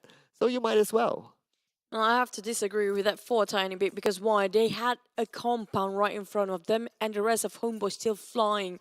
They have extra less than 3 seconds there to loot up at least a pistol that even might just work. They have 1 vehicle with 2 person in it. They can actually loot up a pistol or any arsenal they can actually find. And then the other person can run down with that vehicle. I mean, it's still 1 point, but you know, like you mentioned before, they are rushing towards the side of their drop spot, so they want to jeopardize way too much and try to avoid the fights that they don't want to get into way too early on. Where right now, like it or not, they can't avoid it anymore because the next one is going to be RSG. They're quite late into here as RSG already took this compound way earlier than they do, and hopefully they have enough to work with. Yeah, so they were, I guess. The thought process for HYVE as well is because they were trying to race against RSG. Because if they allow more time for RSG inside this compound, this is even more valuable than that one single house. So maybe that's why they were like, okay, let's play the racing game and try to loot up before RSG does and try to counter back to RSG. And now it looks like the firepower, the fight is happening. RSG is not going to let go of this compound and they want to challenge HYVE for it. Not just that, they have to figure out which land they want to stand when it comes to the circle because it still comprises a lot of Sonovska military base. In the center of it is right in the center of the bridge as well. And we might have a bridge fight by the end of the day if that happens really in the center. But if it happens to be dropped straight down to a Sonovska military base, that's a bit of a problem by so many teams except for those actually in the southern part already, which in this case usually is Team HUG and also Tabah NSEA. And they are playing. So, have to wait and HYVE taking their own sweet time, not fighting RG. Seems like they already have a truce to mark their own territory. But for blanks, quite separated against each other. And we're looking about Tyra playing, not our 4th row, by the way. Was it always 4th row, right? Yeah, always swap. Yeah. For this round, they always swap. They do the face swap thing. With the glorious hair. Yeah, the hair stays the face swap. At least they got hair. That's where I will not comment further. Yep. Burn? Not really. It's really cold here. Yeah. Dingoz. They used to be really good in a lot of maps, but now these days they're only down to Murama that have more confidence in it. Team Secret, on the other hand, they're doing well. Even though they didn't get as much chicken, like how Axis, who plays themselves right now, I think in the top, or are they actually in the top 8? Yeah, they are definitely in the top 8, but they're not really in the top 3 because they don't have that consistency. For the sort of team that actually plays themselves in the top 5 here, mostly because not just they got themselves quite a number of eliminations and also have a very good amount of chicken dinner, but also the fact that consistency they had always survived till the last few circles, always survive in their 6 or 9 teams remaining, not getting ousted quite early. That caused them actually quite in a better place. So they are not that worried at all when it comes to getting that, you know, extra points for Livik later. Yeah, I think they're in good spot right now. I do expect to see them in Livik later on. But there are many teams actually playing this round that is currently at a risk. Like just looking at the screen, the chart on the right. But before that, we look over onto Fredo, and that's going to be Mel from Dingoz. Dingoz, well, they should be able to make themselves into Livik. But if we talk about teams like RSG, for example, Crit VIP, Farang Guerilla, even HomeBois and Bosskurr, they're very, very close with the borderline. So these teams, I think, will need to be given a lot more attention to in terms of their performance to get into Livik. Yeah, but for me, it's going to be, I have to be extra focused on the side of a 10th to 13th place here. These are the teams that still can actually get into Livik the last minute because I don't remember, they are at the very close by when it comes to getting in the top 12. The points is not that far off. If you included Genexus is not playing Axis Red One, who actually, and also DBD. So that's definitely, you just add another 3 teams who are actually on the top 10 right now. So MAB, HomeBois, Bosskurr, and RSG, they are in a shaky position where I have to say they need to gain point every single round if they want to get themselves into the Livik round. If they get way too early here, a bit too soon, I have to say they have to start to really extremely push themselves for the next 3 more rounds remaining. Farang Guerilla needs to be pushed as well. One of the teams currently on the outside of the top 12, and they have quite a significant gap to get into the Livik, the top 12. We can see that they're trying to get points out of MAB. MAB, so far, it's kind of like an okay campaign for them. They could use a couple more points just to secure the top 12 spot, but they need to get away from Farang Guerilla. MAB not really though, actually. You have to remember about the side of Genexus, DBD, and Axis. They are on the top teams in there, so you have to add another 3. So if you actually add in MAB right now is just at 12, and it's just 1 point difference between HomeBois here. Yeah, hence they could use a couple more points to secure They their can't die position. here. Yeah, they can't. That's why they're getting away from Farang. Yeah, because Farang desperately need the points. Both teams actually very desperate, but MAB they might just lost it in just within seconds if they misjudge the condition that they are in right now. But Tabah NSEA and Team Hawk might have a go for the next couple of seconds. Well, we have SMG coming in very late from the north. Same goes for Yoodo Alliance. So these guys for day number 5 and also number 4, we realize they're coming in very late, especially Yoodo Alliance. They're playing this very slow now. Yeah, you can see that they are trying, but that's their regular kind of play style. They always come in a little bit later, and their style is that by the 3rd or 4th circle, whoever's in front of them, they will just bulldoze away. So even with like the timer of like 1 minute, they would use that 1 minute to just take fights, and they're good at taking fights fast and finishing fights fast. Hence, their philosophy of playing that kind of play style, the later into the circle, works well for them. Team Hawk try to actually play it quiet for a bit, waiting on Tabah and see if they happen to pass because they're going to camp there for a bit. For rivals on top of farm here, definitely will actually walk into one of the teams right across them. They're not being too careful. But Pamburi taking in his own sweet time to take out the buggy out of this compound. He just chose to, you know what? I'm just going to waste a bit more time to just hop in and out of the window and take back up his buggy. But GEEK fam being very vulnerable here by placing himself quite in an open space. Don't have that much compound to work with. Nothing to actually to work with except for vegetations and the terrain on their side. Do take the high grounds advantage. And Bosskurr start to move as well. But the thing is, where will the circle fare? We haven't got ourselves the next circle yet. We do know third circle is the most important on which land they have to park themselves.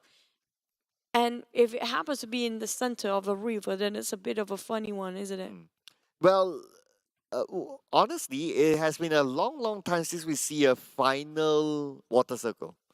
I think this is my aluminium. I think that thing has been removed. Like, you will not see a water circle anymore, based on just my observation. Obviously, they won't tell us that, this update now the circle will be as such. No, they obviously won't tell us that. But based on my observations of so many tournaments, so many scrims, I haven't seen that for the longest time, and it feels like they have removed that possibility of ending up in the water. My theory is pretty simple. Allergic, the circle got allergic to its the side of river. That's it. GEEK fam taking on one fight against Team Secret, who actually managed to revive by the side of their teammates. But high jumping is not really great here. Definitely he regretted his decision. Got chucked down quite a bit by the bullets coming up from the Team Secret side. Fredo revived. They managed to reset themselves for Team Secret and also GEEK fam. If this keeps going on, I have a feeling it'll be a third party coming in very soon. At least GEEK fam has this high ground, so they have a lot of information of whoever who will come towards them. So in case anyone wants to take out GEEK fam, there's a lot of distance between them and whoever. But this is a hardship circle towards the left. But it's good news towards Farang, who is currently in pursuit of the top 12 spot. I'm looking towards the side of Team Hawk rotations here. Seems like two of them actually going through the bridge and the other two stay back behind. I'm not sure, never mind. They're actually going to just walk past and going through the bridge, all of them. Because I thought two of them will actually tell how Tabah NSEA actually moving. But for rivals, Bosskurr on the run and chasing tails there. Definitely there's one more team right across them, which is going to be VIP taking the higher grounds. And Bosskurr, it's going to be them being ambushed by the set of four rivals, taking a fight into the doorsteps. They're able, trying to find one with the rest of the team, but definitely they will actually secure our boy, while the rest of them are running with tails between their legs. And Ayman managed to escape the death nearby. He can smell the angel of death nearby, but the rest of Bosskurr just have to bow out and have to relocate himself in a better position, since MAB already got himself that compound that they wish to get into. Oh, at the same time, we can see HomeBois loses two. Damn cutie. Wait a second. Damn cutie not two, three. Wait a second. The entire HomeBois eliminated by, is it Damn Cutie only or plus Zuli? Damn Cutie plus Zuli. HomeBois out, and that means Choo Group is only team that hasn't got a chicken dinner. No chance. Yep. Well, that's the reason why they haven't got themselves that chicken, and that's the reason of it. During transition, they got caught halfway. Quite tough for them. Definitely gonna hurt when it comes to overall rankings, because they are in dire need of points. They might get pushed down here if Bosskurr manage to get more, or even RSG overtake them when it comes to overall rankings. But back towards MAB, this is the team who chased by Farang earlier, now fighting against RSG, challenging them to actually park down and take the fight. But the moment RSG move towards the other way, they're going to have to force themselves into Bosskurr, who's waiting at the other end now. This is going to be a feast for the side of Bosskurr if they can hold this ground. Oh, looks like they might be able to. As they got one knockdown, it's going to be Zigzag, guys. Going to go 2v1. Can they win this fight? Should be able to. But the long range coming from Pamburu takes out Brian, and RSG is out. But the volley onto Asfar. Asfar will go down, but look, will we finish off before Asfar will need to be picked up? Zigzag is still alive. 2 elimination points for Zigzag as well as Bosskurr. Now even stretch further, RSG, as they are a bit too soon here. I hate to say and break it, but it's just getting tougher for them to actually catch up when it comes to overall ranks. Now, Yoodo Alliance, I think Luke spotted out the entirety of HYVE right on top of this small hill. But the thing is, as you call it, the potato hill of Pachinki, yes. And also, when it comes to in the circle, they're not really in it. SMG already get themselves squeezing into the circle. First of all, Yoodo Alliance want to take the points here. They definitely challenge up HYVE. But do HYVE take up the challenge? Because it seems that they hop onto their vehicles, just going to move forward and have to fight against SMG if they want to park themselves there. Ooh, Yoodo Alliance HYVE. Okay, Yoodo Alliance, this is their style. This is where they start to activate themselves. And now HYVE is right in front of them. They will bulldoze HYVE. Expect that. We can see it starting now. The nade tossing from the other side. They will not go without taking out HYVE. Yep. Back to a sort of secret. Caught Farang along the way. There's an extra point for them if they can finish off Stone, who's actually stuck in the shack. Kit, he wants to move and push, but the thing is, quite too far. It's an open street there. There's one more team. Damn Cutie just stole it away from the side of Team Secret, but Team Secret can just have this as a Thanksgiving Day present, because why? One team presented themselves willingly straight in the vision of Team Secret. Ooh, but Damn Cutie, he has already 6 elimination points. That is going to be 6 out of 7 for Team Hawk, but at the same time, Camper from afar takes out 1 from Farang Guerilla. Team Hawk still maintaining a full squad at this moment with Camper all alone, stretched out. But we move over to NC versus Team Secret. Oh, Fred already cooking up the nade. He definitely heard the footsteps coming in. Frank already got chucked down quite a bit when it comes to taking the shots down. Fredo cooking up for the longest time ever for the nade. Hopefully it didn't explode mid-air there. Aizen already waiting at the staircase. Flax just giving the pressure on with the Molotov and everything else. iShot just giving off the pressure on the other side through the window, and gonna be Fredo. And also Kit going on the second floor. All of them trying to get onto the second floor, but Tabah NSEA is still committed to this fight. Oh, here we go! Oh, Nate from MySGPH. Taking out Rush. Now it's time to move in. And NC will be cleared out by Team Secret. NC trying to take this compound but fails. Now back on the other side, 4 rivals versus Bosskurr, who happen to be having a bit more room to play with. Oh. But Ayman managed to actually get one of them down on their knee, and Ayman survives here. 4 rivals, things are not doing great, and it's really going down the hill. A zappy jumper just gonna leave Pemburu bleed out, and Yoodo Alliance start to move forward as they taking themselves that vehicle. They're quite spread out, quite thin there, but HYVE got caught in the crossfire with Sam9 too. Well, this is what I mentioned. Yoodo Alliance will not leave without taking out HYVE. That's currently in front of them. Made Luke cooking up a nade, tossing on to Vigo. Vigo is currently in front of him inside the smoke, and the nade from Made Luke will take out Vigo. HYVE is falling apart. HYVE is just not going to do anything here. Left with Tyra there, slowly but surely. We saw Addict look kind of spot him out, and Tyra just hop himself in the buggy, but where to go? Everybody is there.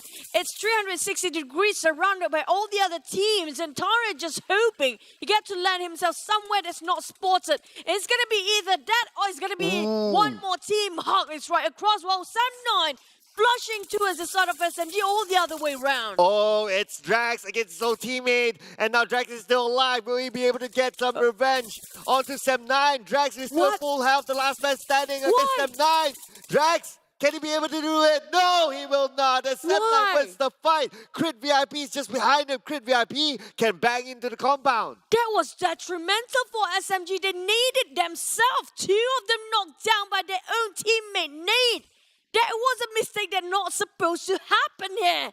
Sam9 on the other hand didn't have the time to reset. Now Crit VIP arrived, and just being the housekeeping team, this is an easy task for them, and just extra points in the pocket for Crit VIP. This is really just the best day ever. Yeah, this is a good push in here for Crit VIP. Being the third party on the Sam9. Sam9 out at 12th place. Team Secret, on the other hand, they do not have the circle. They need to move, but they need to find another team on the right side. On the left, they have GEEK fam waiting for them.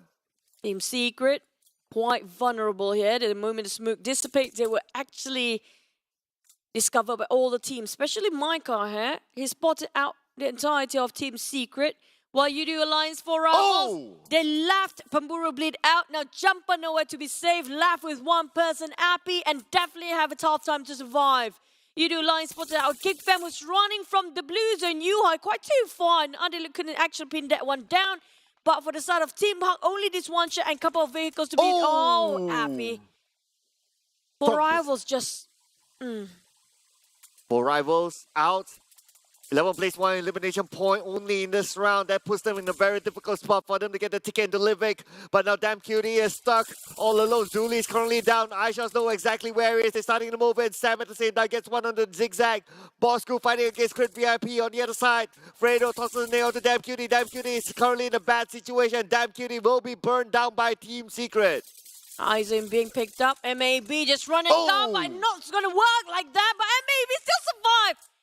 How Team Secret on their backs, definitely. MAB managed to see another day for now. GEEK fam just now was being targeted by the side of Yoodo Alliance, but right now Yoodo Alliance make a leeway getting into the center of the circle, maybe at the edge of the circle for now. Southern part of the circle is so saturated that only one team might actually coming out from this, and Team Secret slowly being finished off by the blue. I'm not sure if Fredo have enough time to pick his members up. Oh, he definitely take a risk there, but GEEK fam gets onto high shots. It's going to be damn rude, and 9 shots is down. Fredo is still on the outside of the zone, probably taking it out now. And Fredo, super low, will be taken up in the blue, and Team Secret will see the end of this round at 6th place.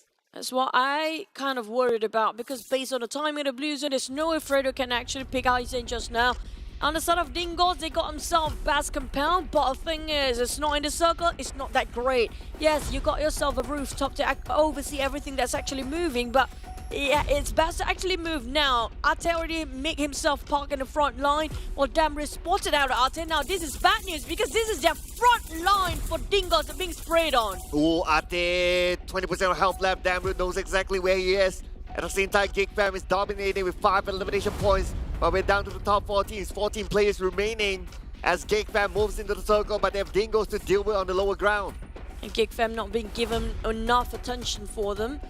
And they might just get themselves for free, but Yoodo Alliance, it looks for that Samsy. Sam. Bad Ooh. timing. Samsy just happens to be so vulnerable to open. Sam. And seems like everything unfolded on side of Yoodo Alliance and Dingoz as well. They are on their knees as GEEK Fam start to move forward in unison. Full force, taking the fight head on with Dingoz. That's fight in the circle, on the outside of the circle as well. Yuhai onto Ate with the nade. Yuhai starting to move in. He wants to pick up more elimination points for himself. Already 2 in the back for Yuhai. 6 for GEEK Fam. It's Kiddo with a long range onto the other side. It's Kiddo is still on the outside of the circle. But Yoodo Alliance will be taken up by Damroot. Now, they got one, almost got it actually. Yoodo Alliance, Luke tried to actually spot which team is where. Now he got one for VIP. Someone's tried to actually get into the vehicle by just being stopped. But Razor managed to get into his buggy, but problem is he's a lone soldier for now because the other two is actually trying to save each other out. For the side of Yoodo Alliance, he got a great vision of the blind spot coming up from VIP. They didn't actually know the shot is coming out from Luke all this time. Oh, Bang Bang spots out Yoodo Alliance. He knows exactly where they are, but they're currently on the low ground. Disadvantage to VIP. They need to move up. They're still on the outside of the circle. Bang Bang with a random spray onto Yoodo Alliance will not connect. Luke proning, same goes for Helton to approach the circle. But the moment they stand up, the entirety of GEEK Fam is more than willing to take arms against them. But did they actually realize Yoodo Alliance actually just behind them? They don't seem to notice yet. Great VIP attracted way too much attention with that smoke, definitely telling the world that they are there inside of it. And GEEK Fam is going to be 4, Great VIP also with 4, while Dingoz and Yoodo Alliance remaining with their duo here. But things might just work out quite well if they know when to pop their heads or not. Great VIP giving the pressure with grenade. Nothing seems to connect yet. Oh, very interesting that they managed to pick up Sam. So now Crypt VIP still maintain a full squad. Damroot down to 50% of health. Damroot pops up a smoke in front of him to buy time. At the same time, Mika tries to find out where It's Kiddo is at. It's Kiddo being pressured by the blue. It's Kiddo trying to go after the high ground. Ate takes down Snipes. This could be an opening for Dingoz to move forward. Yeah, but right now they're a bit too cautious here. Definitely Ate didn't want to finish off straight away. The Molotov not actually giving that much pressure. As Yoodo Alliance caught one, someone at the back is which is going to be GEEK Fam. And also Great VIP with 3 men left here. Ate, he been burnt by the Molotov. That Molotov actually hits him in the last edge of it, but Micah keep on giving the pressure. Hopefully he gets to save Snipe, but it's just almost impossible in this case. Ate just giving such pressure, such a hindrance to the side of GEEK Fam. Oh, and Crit VIP, they are moving forward in the fight against Yoodo Alliance. Helton is waiting for the right moment. They don't know. They don't see where Helton is at. Helton just in front of them. Helton gets 1. Oh no, 2. Helton. Oh, Razor there. Taking down Helton. That was super close for Crit. Might be the biggest clutch there. It's just enough Helton managed to actually execute that. But unlucky enough for him, he has to go down first. For the side of Great VIP, that might really go haywire. But Micah taking on Ate 1v1, but it's not going to happen. Ate's just so good. He got sniped before. This is going to be the bane of GEEK Fam as Dingoz. That one person of Ate giving so many problems from the back line. And Crit VIP, they're currently resetting. Insomnus has been picked up. Now it's going to be Bang Bang's turn. Should be enough time for them to do so. GEEK Fam, one of them still on the outside of the circle. Insomnus needs to be prepared for the next phase of the circle, as the circle may put pressure on the Crit VIP. They're playing by the edge of it. Insomnus gathering as much information as possible. Bang Bang is now up. Lucky enough, Crit VIP managed to reset themselves after the almost botched moment. Ate, nothing to heal himself, but might just get on UI. This guy is an animal. He just clips every single person of GEEK Fam, just causing them so much problem, and they might get this one in the back. Great VIP with 3 men right now, but everybody encloses even further. Almost lost it. He's Razor. at it.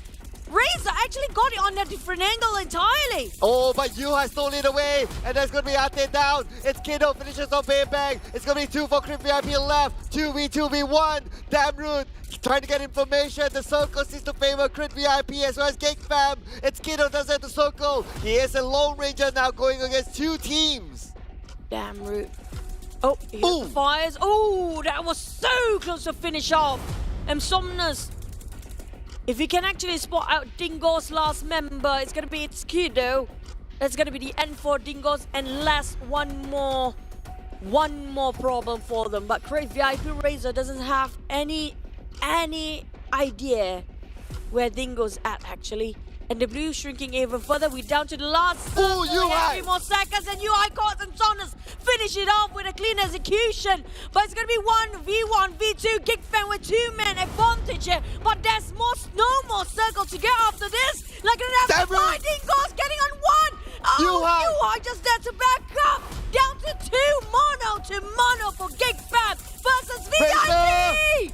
Oh! Great VIP! Razor with a high ground! Finally! First chicken dinner for Great VIP! This is 7 elimination points for them, and it is Great VIP wanting to fight for the 12th into Livik!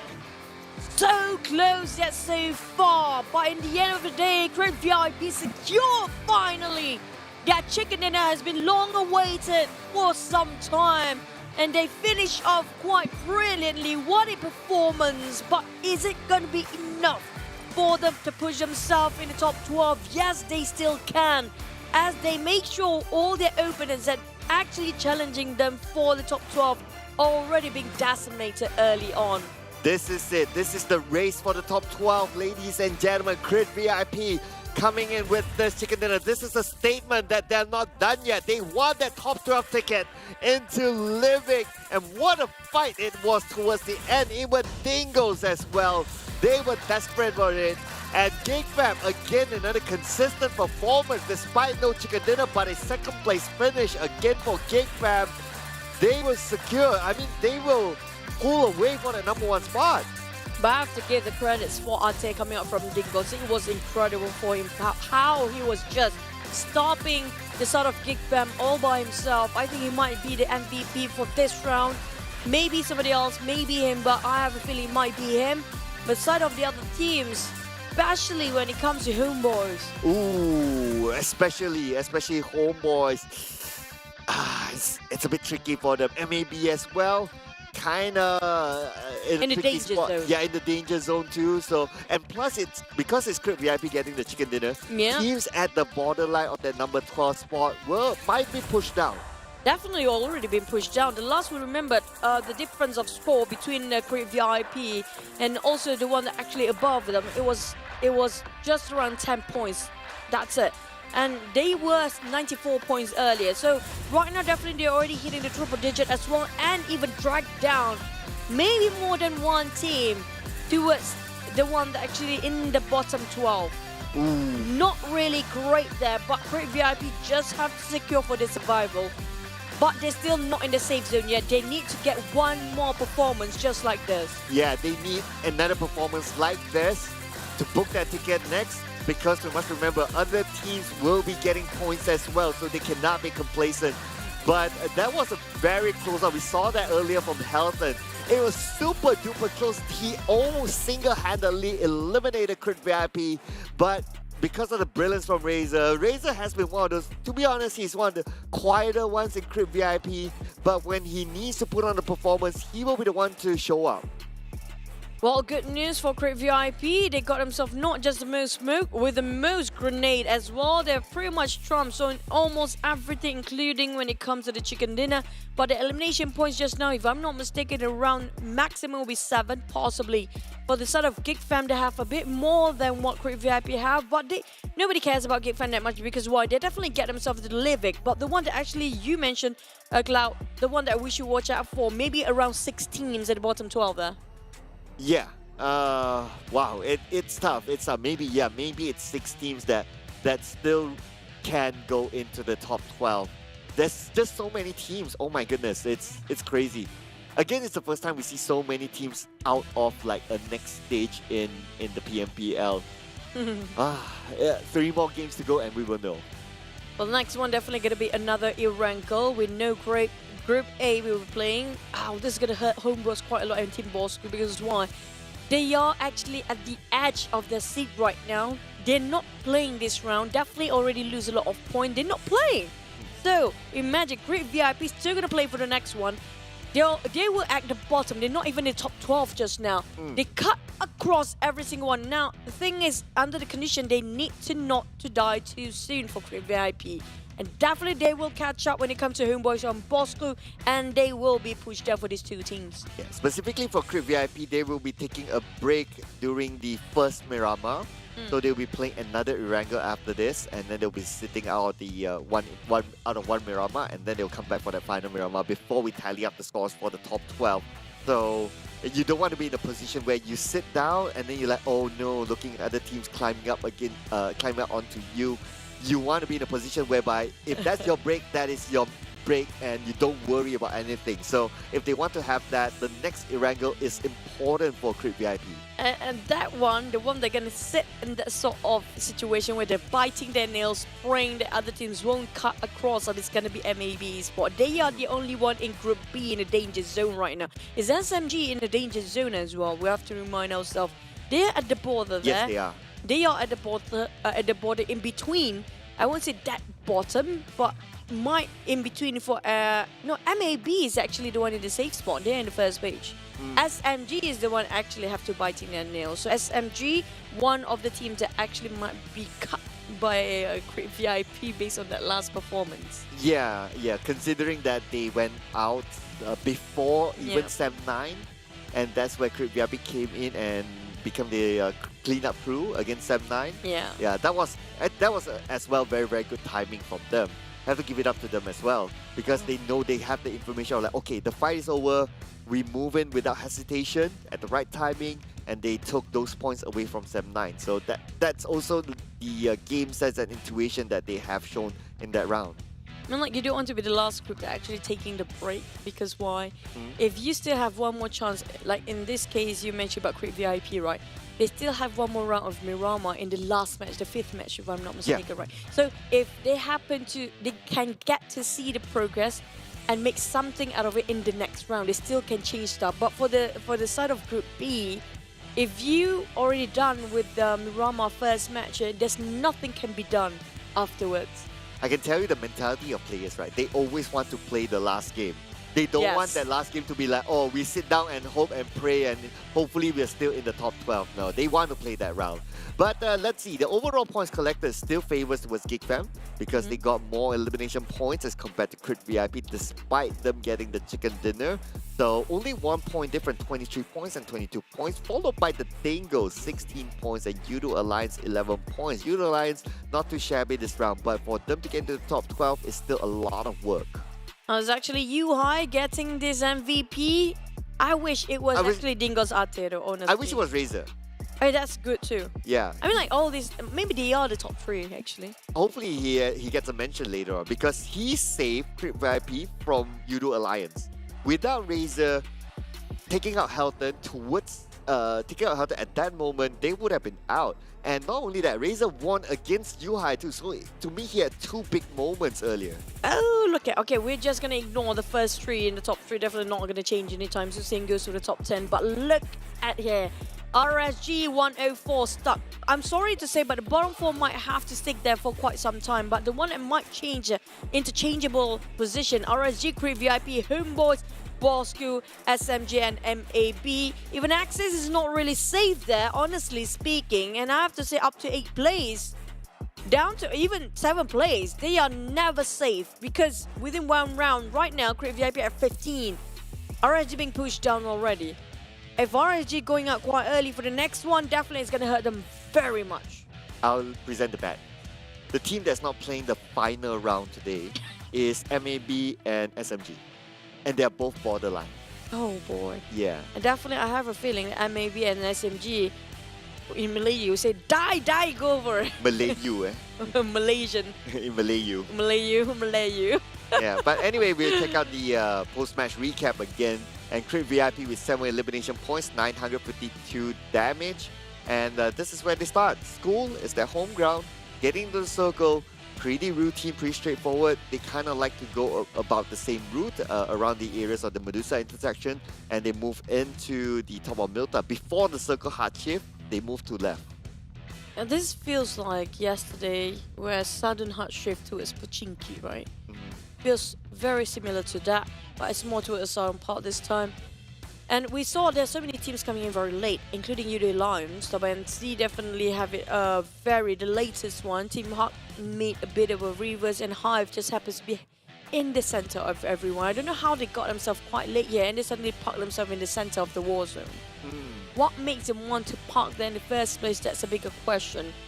And back towards the side of how Dingoz at the center, GEEK fam always inside of the circle. They barely actually tank the blue.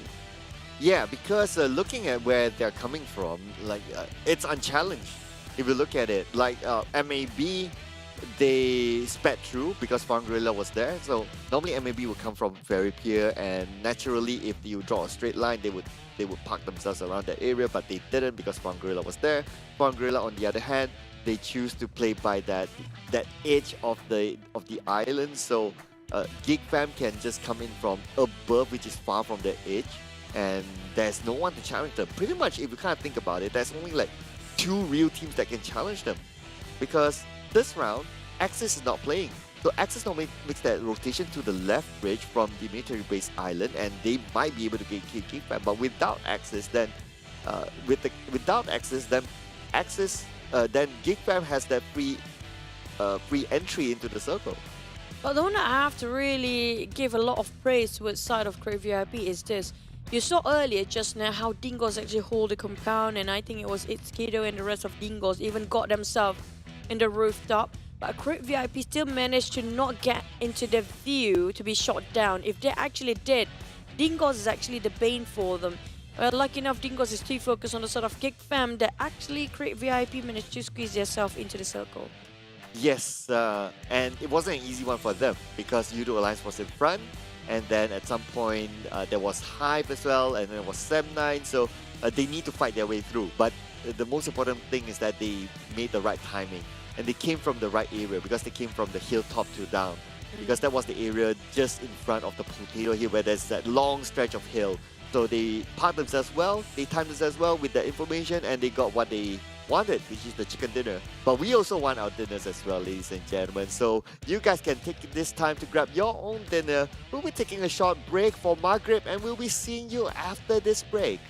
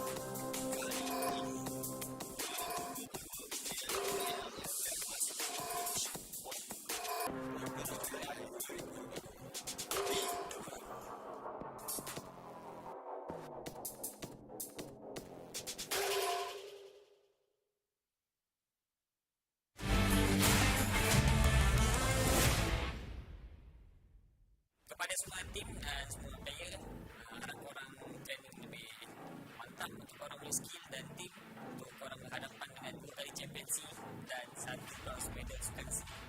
Korang boleh cabar saya kalau korang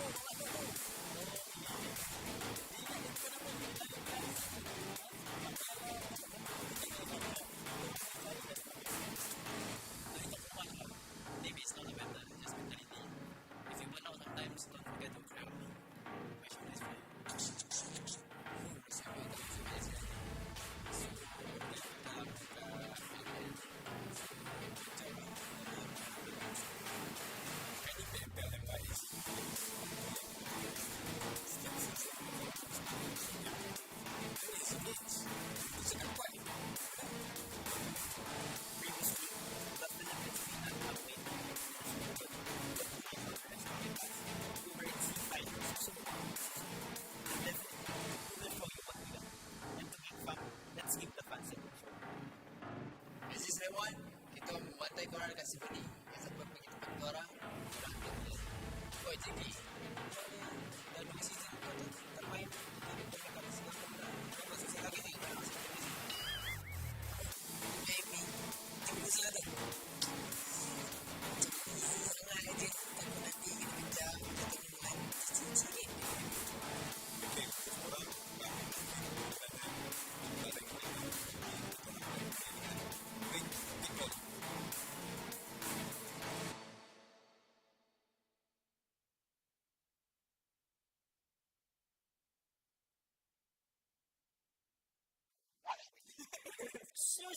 Sus.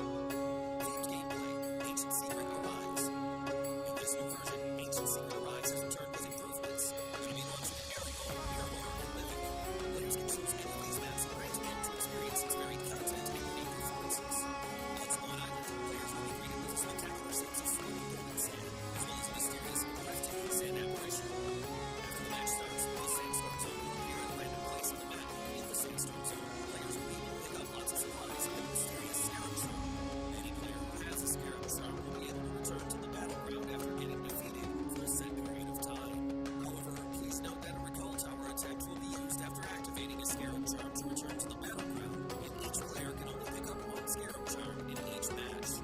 Players can also pass through a quicksand path to enter the Emperor Temple. Compared to the previous Ninja Silence of various modes, the Emperor Temple has more supplies and a much larger area. At the same time, the Sand Giant will move around the battlefield with the ancient secret on its back, which creates more possibilities on the battlefield. Remember to watch the route on the minimap carefully so that you can jump back into the play zone if the Sand Giant leaves the play zone. The Pharaoh has prepared many trials in the depths of the Emperor Temple. Pass these trials and you will receive extra spoils. Remember, before activating the Pharaoh, it is possible for players to move freely between the ancient secret and the map.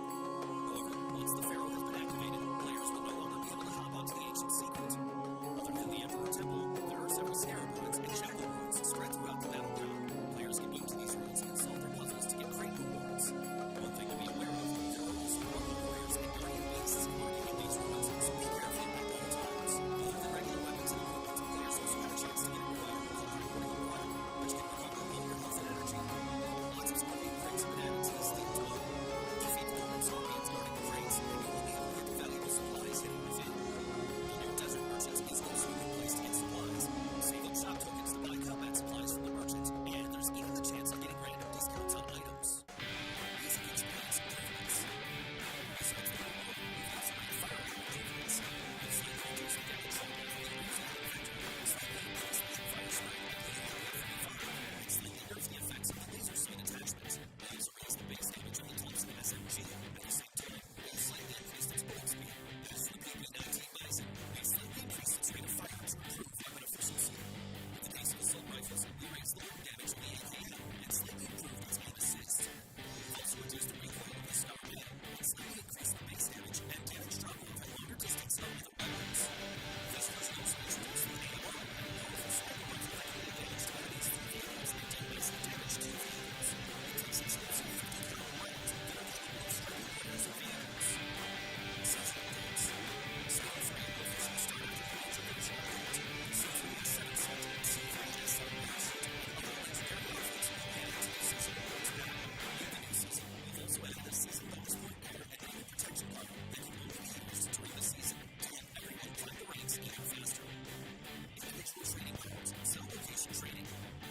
In the new version, we've added a cell location training system to the training grounds. Players can use this to train their ability to locate enemies while listening to gunshot sounds and footstep sounds, which will help players become more aware of their surroundings during the match. Other updates. Updates mentioned above. The PUBG Mobile X Blackpink collaboration has prepared a virtual concert for everyone. Let's all have lots of fun in the game this summer. That's all for this video. We hope that version 2.1 will give everyone a better gaming experience. For more details, feel free to follow the official PUBG Mobile community. See you next time.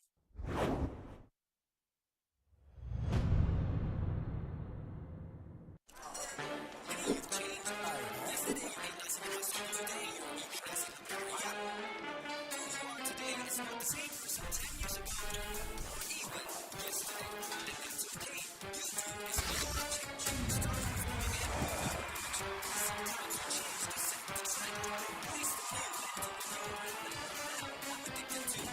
And sometimes change is forced upon you. Sage has vibe with it. And if you want to change your plans, you can use it. We're fully digital, so you can be like the queue outside the taco store. Sometimes you change because it just feels right. Forget what we say because we say it. Change your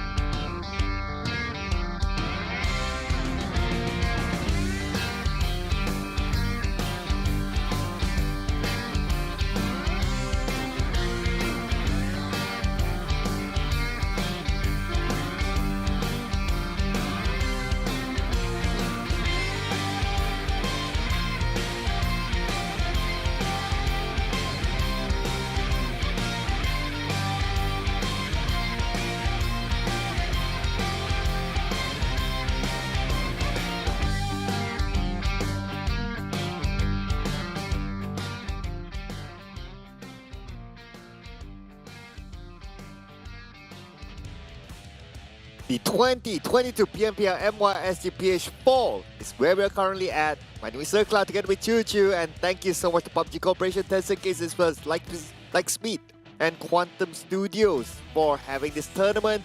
And not to forget as well our official smartphone partner, that is Realme. The Realme GT Neo 3 definitely will upgrade your playstyle, your immersive experience of PUBG Mobile, definitely with the latest chipset of MediaTek Dimensity 8100 5G. Just switch it over right now. It's really an amazing phone. Look at the design itself.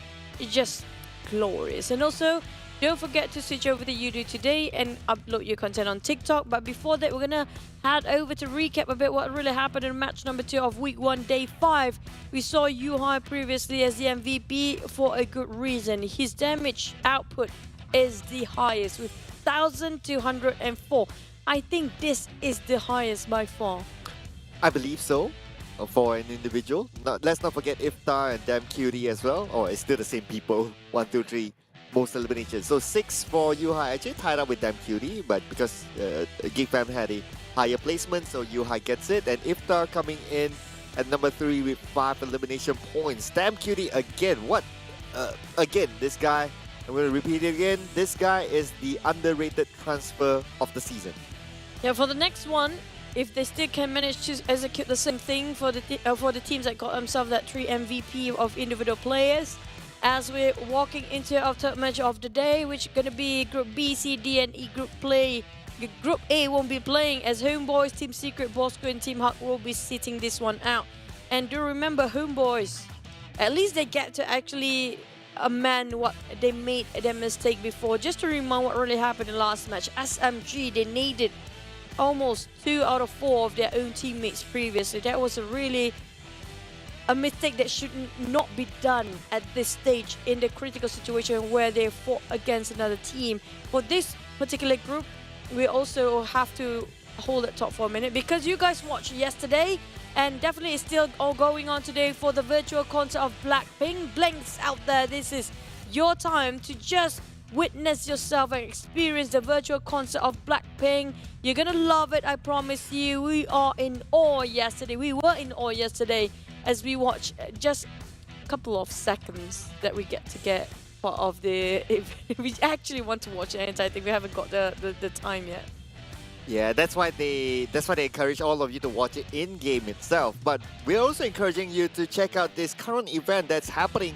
That's the ancient secret Arise. Of course, you can get together your friends to challenge the boss inside this event. Make sure all your friends updated with the theme event inside of your game. And this is, of course, part of the special event inside of Livik. Next, we have definitely the local movie collaboration. Gangster Street is already open and open for you guys. It's going to be PUBG Mobile with KL Gangster, where you can unlock both Shark and Malik's voice pack if you be part of it, or if you happen to be in the Paradigm Mall, you might have a chance to actually get yourself them for free instantly. And for this one, you guys have to actually do it continuously, at least minimum for 10 days. And the Rabu Padu, this is available right now every Wednesday from July up to October. Log in every Wednesday to collect a chicken token, and with 3 chickens you can redeem a Lila Attack suit, which I totally don't know how it looks like, but if there's any of you who collect it, make sure to tag us, and also hashtag be the one to join in on the TikTok challenge as well. So down to the last 3 games before the top 12 reveals itself. That's kind of true. We're waiting if they're gonna. We won't be worried about the top 8 definitely, but we do worry about the teams in the danger zone. But here comes our prediction.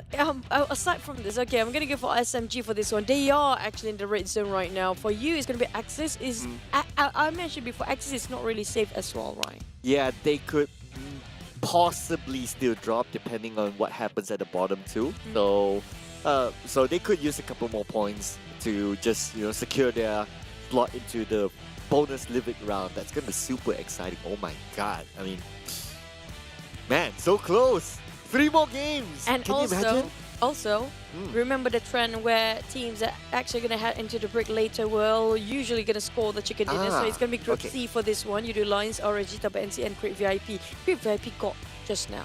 Can they score another one? Wow. Okay, because they need the points to go onto the top 12. They're 15 right now. Yes. The points are not that far, but if they can score this chicken dinner, I think they would be above 12. They will be 12 and above.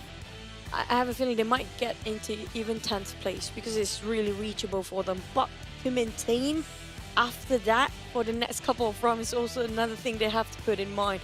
The only reason is they have to be in the top 10. One is going to be Livik. Another one is they can't die too soon. They have to just be sure of that if they are already in the top 12, don't die too soon. Of course, yeah. Whoever who's already in the top 12, especially at the borderline part, their first objective is just don't. Just don't. Just don't. That is the first one. Especially, they cannot get eliminated before those who are below them, whoever that is. The closer they are, the higher the reasoning. But here we go, Erangel. Yeah, just to remind you guys, the team that actually in the danger zone, not just Create VIP, is actually standing at 15. There's also MAB Esports is playing right now. HomeBois have to sit this one quite seamless for Team Bosskurr, sadly. But for the other teams, MUGEN still have a shot now. MUGEN, show us what you got. And also HYVE International. We haven't mentioned them quite too much here, but do you think they still have it? They are progressing, but it's not as fast as we hope it will be. I worry that they'll be one of the teams outside the top 12, considering like how they have been performing. Even in that previous round, they know they needed to win against Yoodo Alliance, but Yoodo Alliance just bulldozed them, and it wasn't even a fight with Yoodo Alliance. So it's hard to see HYVE International in their current state. But if they were to go through, they need to get multiple chicken dinners back-to-back starting from this round, which we will be jumping into our final Erangel of the week. Let's go.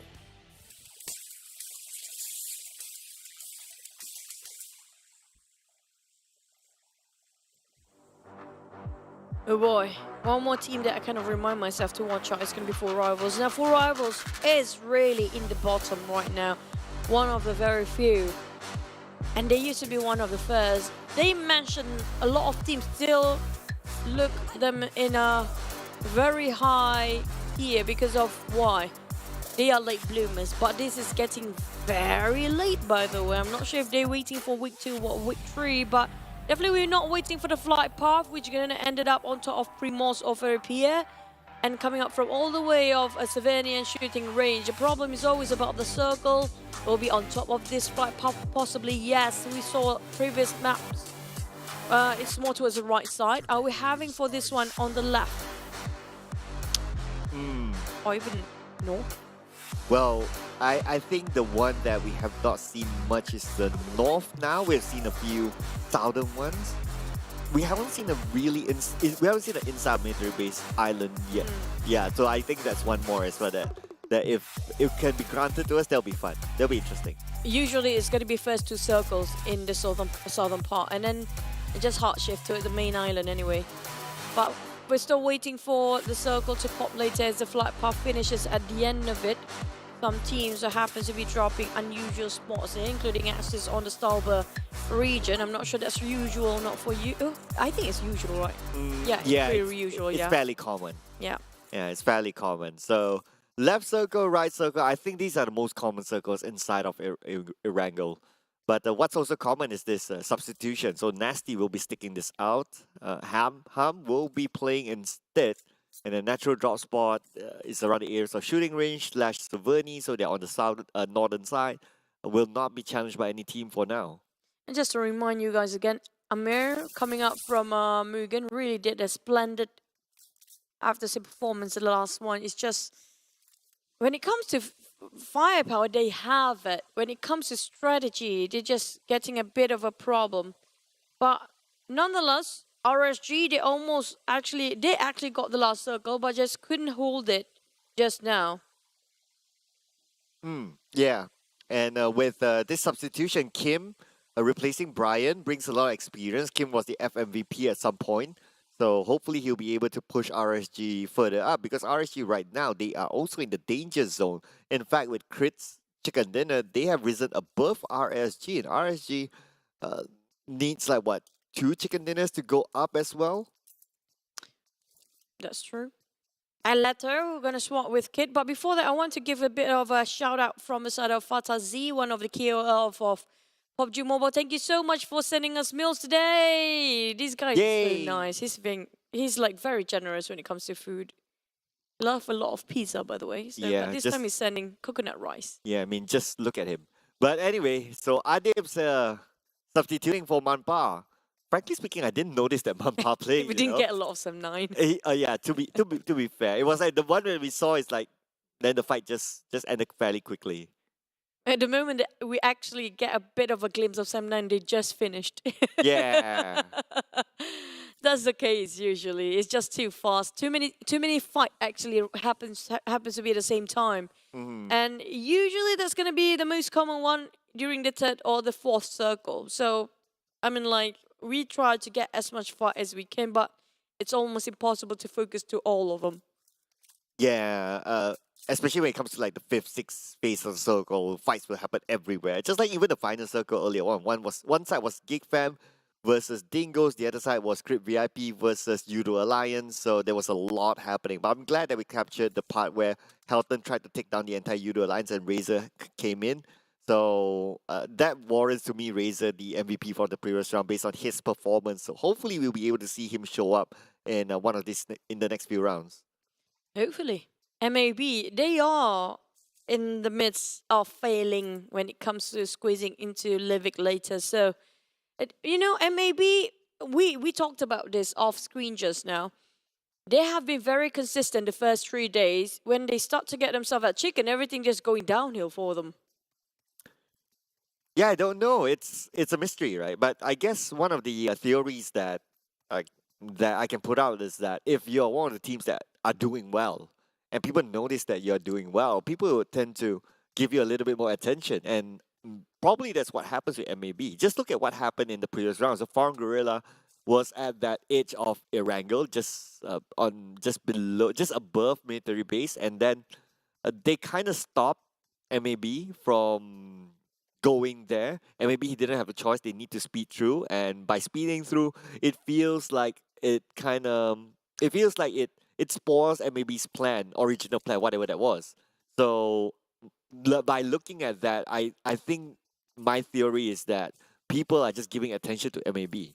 For me, in my perspective, the fact that we saw if you're saying that you have a lot of bullseye, in your back, if you start to perform quite well, you can see the same thing towards the side of GEEK Fam. They are the best example here because why? They have been on top since day 1 until day 5 of week 1, but because of them, the adaptations to it, how they're actually not being complacent regarding their strategy and how to move and how to play or get into the game, it's so hard to actually read them out. Now, MAB, they have been consistent the first 3 days because nobody actually put them that much notice or nobody actually paying enough attention towards them. Now, the moment they got the attention of all the other teams, definitely they have to adapt, they have to evolve, they have to actually have a more variety of plans coming up. It's not just plan A, not plan B. There are so many alphabet, they have to actually go through each of the alphabet by plan. And I suppose that's what differentiates like teams at the really, really top, right? So if you look at even like GEEK Fam, they have been on top. Like they haven't been out of the top 3 if I'm not mistaken even. And even with Excel performance, people will give attention to them naturally, but yet they are still be able to adapt. They still able to work around whatever that's needed. And let's look at them. They are now the first team to receive more than 200 points, and GEEK Fam is just unstoppable at this moment. So the versatility of GEEK Fam is just what differentiates them from teams who are performing but not performing. And one more team that I think should be, it actually caught my attention, should be highlighted upon is going to be DBD. This is one of the most progressed team if you actually watch since day 1 until now. Look at how hard they are right now. DBD, they have been very consistent. Not just that. If you notice, almost every single round, they have been changes alongside with the roster. Not just like the roster as a player. I mean, how they actually play the game. It's not the same old thing that they keep on repeating. Sometimes they're getting a bit more creative. Yeah, sometimes we said it seems like a bit of luck, but the way they actually get into certain fight is just getting a bit more creative if you compare like the other teams. They are thinking outside of the box. Yeah, I guess what kind of helps DVD as well is they're not a flashy type of team. Yeah. Yeah. Like even like if you compare like NC and DVD, these are not really flashy teams. Mm-hmm. But at the end of the day, they are still up there. That's kind of true. That remind me, DVD and Tabah NSEA always actually the ones that coming out from the southern part, and mostly like the one that came in very late. They always have to fight against each other for Tabah NSEA and DBD. But the funny part is they both actually stays in top 5. Now I'm trying to think about the overall rankings. Where do actually Team Hawk stands again?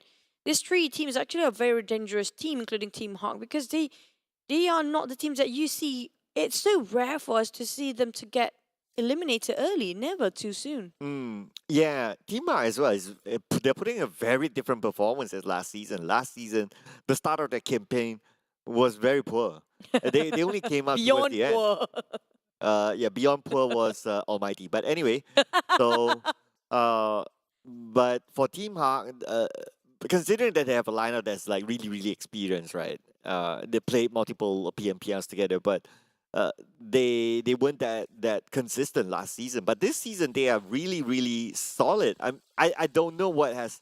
Okay, I know what has changed. Like, okay, they got a new coach and then they got Damn Cutie in the lineup. I guess if we want to put in like, oh, what are the factors that made Team Hawk different this season? I would still put it as Damn Cutie as the main core reason of why. Just look at him showing up. Showing up. Hello there. Oh, wow. Blanks happened to just point blank, taking us this. There was Crispy coming up from HYVE, really. Same 9 didn't even see that one coming. They didn't actually expect anyone nearby. Oh. But SMG, we mentioned about them. They are in the danger zone, but they are losing men quite early on. This definitely will not reflect well when it comes to having only 3 men to survive the entire round. MUGEN play the gatekeeping role at the bridge. Managed to get 1 elimination out of SMG. Yoodo Alliance spots out RSG Ranger super low. 1 bullet will take him out, and Ripple Boy misses to the luck of Ranger. Now, Axis is playing this very safe. They are actually playing in the blue for quite some time. Their names have been flashing. Tabah NSEA is not a surprise anymore. GEEK Fam, on the other hand, now this is a team that I feel is really scary, but got visited by one whole team here. They are prepared, but Snipes not really. It's going to be a 1-to-1 trade as RSG having 2 men glowing down with the DBS. I have to say Ranger had it going. Damn rude. Can he save them? He's too far. Yeah, they're in the off position right now, but Yohai wants to get revenge. Rex, somehow he's caught out in the open. Not too sure what he's doing there, but at the same time, Dingoz just had to come into the mix. Oh, it's like it's everybody's business now. What's happening between GEEK Fam and also RSG. Damroot happens to be here now. Yuhai just going to move along with Damroot, taking the support behind him. Snipes managed to survive while they are trying to revive him. Dingo's just not making it any easier. But GEEK Fam, they managed to reset, except for losing Mika. But now Yuhai is starting to move in, and if Yuhai is in front, you have to be careful. Yuhai, we've seen him done it. He can do a 1v2. Oh, he got clipped first, but you know what? You already smelled that's gonna happen. But Damroot, on the other hand, being the shield for Yuhai. Oh, that net is just an eye-opening for sort of GEEK Fam, but is it enough? As Kim spray straight into the hands of Yuhai, and now Snipes kind of thinking where to go. He tried to find out. I couldn't, but he still missed it. He got 1. Oh, but he still lost. Yeah, but 4 rivals. What is this? 4 rivals is in the party. Let's go. So 4 rivals wants a little bit of action. As Snipes is the last man standing for GEEK Fam. 1v4. 4 rivals. Nade from Happy. Will miss on to Snipes. Snipes into the compound. They know that he's alone. They're starting to move in. Snipes with the nade. Prepping it up. Happy going to come in from the other side. And Snipes will be finished off by 4 rivals. GEEK fam goes out at number 15. The end of the day, everybody lose, huh? But 4 rivals, they didn't lose anyone. So I mean, like, for some, it was initially RSG versus GEEK fam. Dingoz want to be it's their business. Now 4 rivals happen to be the housekeeping team, cleaning up every single mess there is. It was a freebie for the side of 4 rivals. Now we do look like seen this kind of circle before, remember? They got Khan Mountains with Dingoz already dominated. MUGEN coming up from behind. Maybe try to come into where Dingoz standing at. But we do have SMG on the other end. Now Dingoz, they got themselves that prime spot. But we do know if you're climbing down from there, if the circle's not favoring you, it's going to be another problem to deal with. yeah. So they'll need to wait and pray, I guess. Not pray and spray anymore. Yeah, well, unless something comes by. But speaking of spray and pray, Crit VIP may want to do so against NC as NC approaches Crit VIP, but with the spray and pray coming in from Crit VIP, that will stamp their dominance in this area. Hence, NC can't move forward. They'll be chilling for now. But the thing is, they got 4 teams there. Yoodo Alliance is there, 4 rivals is there, Tabah NSEA is there, and then there's also Crit VIP inside of that compound. The rest of them are quite vulnerable since it's an open air for them and nothing else to cover themselves with. MAB might want to join in if they happen to be dropping around the same compound. I'm not sure. Exis, MUGEN.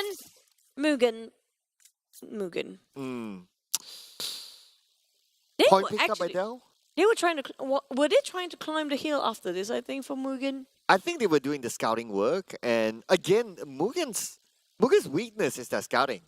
So whenever the scout goes for the goals, it's either they're caught out or they somehow make the decision to stop in a position that doesn't give them an advantage, and then they will lose the fight. So if there's something for them to work on, I would say they can start with how they can improve their scout. I'm sorry to say, but MUGEN feels like they exactly like they're caught in headlights.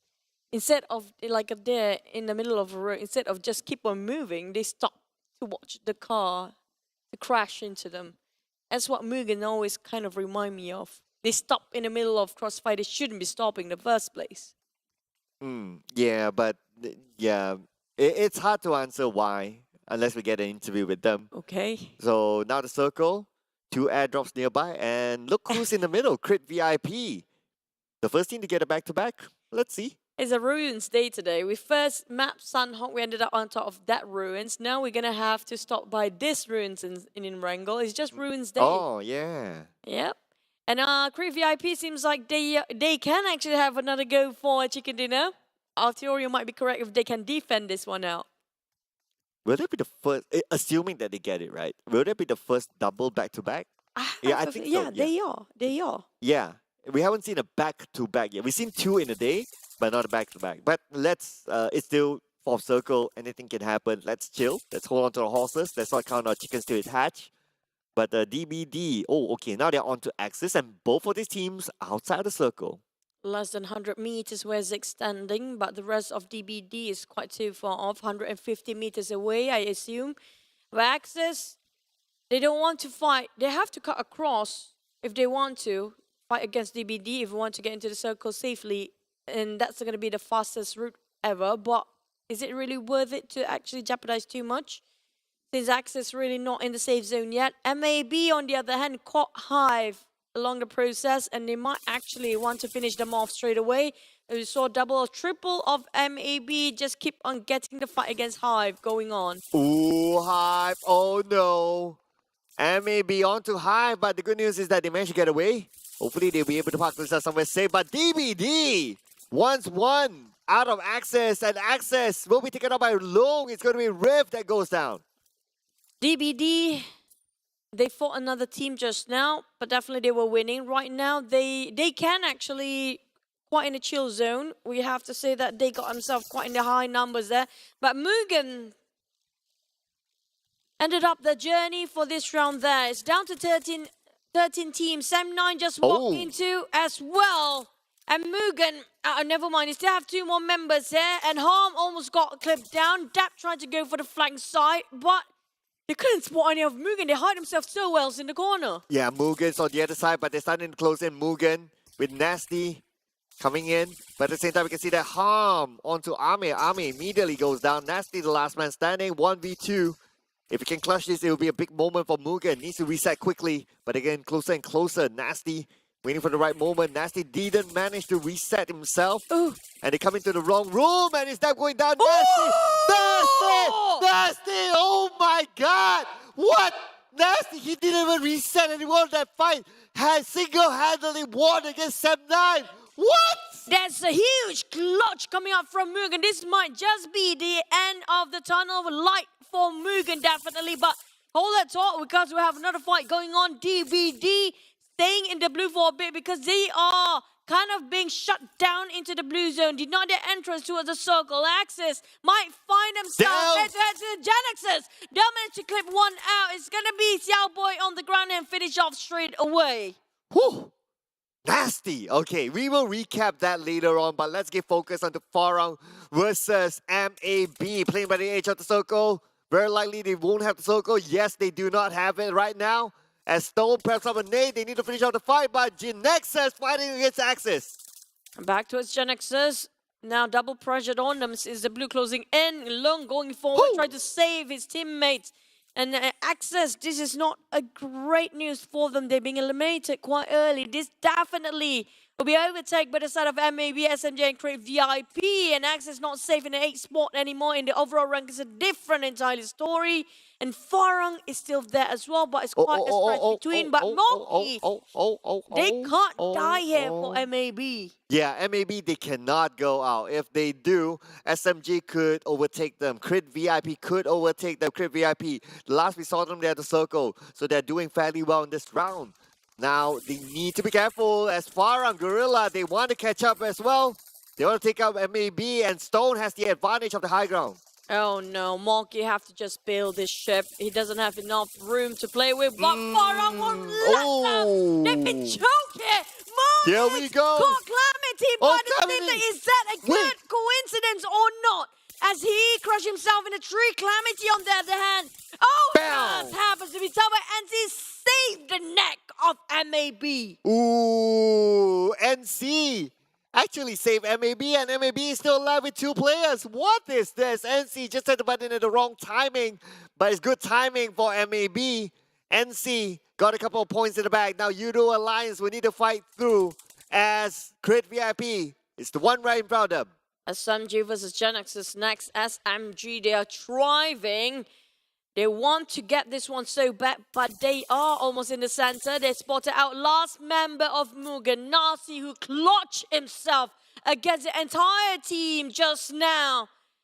And there's going to be Dingoz actually dominating at 5 eliminations. Same goes for Tabah NSEA and Genexus actually. And MAB got himself 4. Same goes for Mugen. But Yoodo Alliance, they have a high chance to have a shot at this. They have 4 men. Same goes for Tabah NSEA and Create VIP here. Looks like Yoodo Alliance, they are interested in NC. Not too sure if they know that Crit VIP is on the other side, but the long range from Loyu eliminates Jimmy. That's going to be 9th place, 2 elimination points for DBD. A lot of haystacks coming up from Genexus' side. It's a bit safe for them with so many structures in between, but Tabah NSEA just going to pray and spray that crispy coming up from Magix. And Helton is not exploding that vehicle yet. Definitely they will be exploded. Same goes for SMG if they want to barricade themselves there. Flax actually being knocked down, bleeding out. Hen, on the other hand, try to spot where are the shots coming out from. They can't actually see it through because they are in the middle of the smoke. And it's not actually clouded any vision of their enemy at all. But NC has the circle. They have the advantage. Crit VIP, not too shabby as well, not too far away from the circle, but they need to fight their way through as Yoodo Alliance lost Ade Lu to Calamity. It's going to be 5 elimination points for MAB. They need the points. They don't want to secure their ticket into Livik. And maybe still have a shot to overtake all the teams up there. Yoodo Alliance taken down on top by NC, but NC still can revive them in quite a distance. They're Loyu on the other hand, very, very vulnerable as he marches forward alone. Solo Oh, Jenny to the just left, to the next left. to him. SMG Jenny, just next to him. Jenny. Jenny, open fire. This is the Jenny. time. No, Jenny, just let them sleep, Jenny. boy. Jenny! Okay. Jenny, waiting for the right moment. Okay, Jenny, stay still. Jenny, He's going shooting. for it. Jenny knows exactly where they are. He's crawling towards the Nexus. Great VIP got the high ground and almost touching the rim. This seems like having a solid place to work things out. But Dingoz, on the other hand, just parked themselves at the rim and on the lower ground as well. And Great VIP just spot the entire team there. But Great Razor. VIP might just attract too much attention here as Genexus on the lower ground spot everything going on top of the hill. And Jenny is still behind the Nexus. Up until now. When is Jenny going to pull the trigger? That will surprise the Nexus. Okay, Jenny, just look at this slow usage from him. Jenny, are you going to pull the trigger? Jenny, come on, Jenny. Jenny, do it. Do it, Jenny. Do it. Listen to your heart. Touch your heart. And listen. Pull the trigger, Jenny. He wants to go for it so bad. But I know that the fact that he's kind of careful because he might attract too much. Bam! Samsey just gonna spray, but it just didn't connect all three of them. Now he's switching over to Yoodo Alliance. He didn't spot the rest of the member of Tabah NSEA who's across him. Jenny! Finally, when the circle starts to shrink, that's where he starts to shoot. Genexus slowly just gonna move forward here, taking on Kiddo on his knees. Have a lot of barricades to work around the corner, and but Jenny will be the bane of Genexus there. What's up, NC will be charged Sam, with to the right. Oh, it's going to be Rush. Taking out Sam. Sam is down. He didn't check his corners. But Rush now once more in the back. Now NC, they still maintain three-man squad. Long on the other hand, trying to get points out of Dingoz. Now Long, quite vulnerable here. To open, but Ricky just see it coming all the way. It's just so easy for him. Now we're down to 5 teams only with Tabah NSEA, Dingoz, MAB, SMJ, Creep VIP. A lot of solo player for 3 teams. Jenny! Never mind, Jenny finally finish off. Dingoz, Ricky got the most important spot in this round that can see the entire field there. No doubt, the high ground. And not only the high ground, the circle now favors Dingoz. Dingoz in a very strong position. They still have 3 team members. Bebe, the last man standing for Crit VIP. Need to move into the circle, but has NC to deal with. Same time, don't rush it for the teams with the solo man army. As Dingoz try to fish out all the other teams. MAB out, but it's still safe for them because they are placing in the top 5. Ricky's what that's a fancy face to face, but Bebe have to be butting in the last minute and from the back line. Backstabbing on that side, but Tabah NSEA kind of stuck between here with Great VIP still shooting from the back. Ricky and the rest of Dingoz try to fish them out one by one and not gonna finish off Rush here yet, but the rest of Tabah NSEA still got the smokes to work with. Looks like it's very likely to be a Dingoz chicken, but let's not count our chicken still it's hatch. And now we can see that Frankie tries to fight back as Dingoz the nade onto Frankie. 40% health left. Frankie needs to evade this, but it's Kiddo. Finally gets it onto Frankie. Flax, we need to pick up his teammate, but nade after nade onto Flax. Flax, will he be able to pick up his teammate, and will there be enough time? I have a feeling Dingoz is way better when it comes to closing up the game. Because right now, Tabah NSEA, they're not in the center of a circle. One more knockdown, that's left with one person with a very low HP. Frankie managed to reset. He's falling down. Kiddo is down on the ground. He's getting 1v2. Mel versus Ricky and Frankie in here. And it's going to be, Ricky. And Dingoz win this round with his solid chicken dinner. They got the circle. They got the high ground. Everything is in their favor. And it's going to be 15 elimination for this time in Dingoz Chicken. 30 points for the Dingoz in our final Erangel of the week, wrapping up Erangel. And now what we can see, besides that as well, okay, so Dingoz, they are surely safe into Livik. Yeah. NC as well, surely safe. Crit VIP, number 3. MAB at 4. And maybe number 4. So Crit VIP would have climbed up above a couple more teams, I believe. Right now, I have a feeling they are actually on the 12th spot or maybe even more. That's it. Definitely that's going to be it there. because they got themselves in the top 3. But I want to know how much eliminations they actually secure. Same goes for the side of MAB. SMG, I hate to say it, but I have a feeling they're really going to have to start to be really nervous. And now we're down remaining with 2 more. Miramar, are they playing for the next one? We have to figure that one out as well.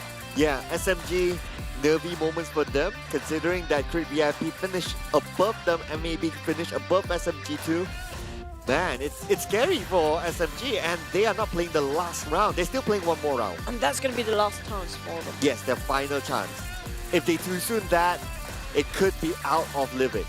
And also one more thing, do remind yourself, Axis Red1 just now being eliminated quite early. And they are on the group D. They definitely will play 2 more rounds. So it's still doable for them. It's still interchangeable for them.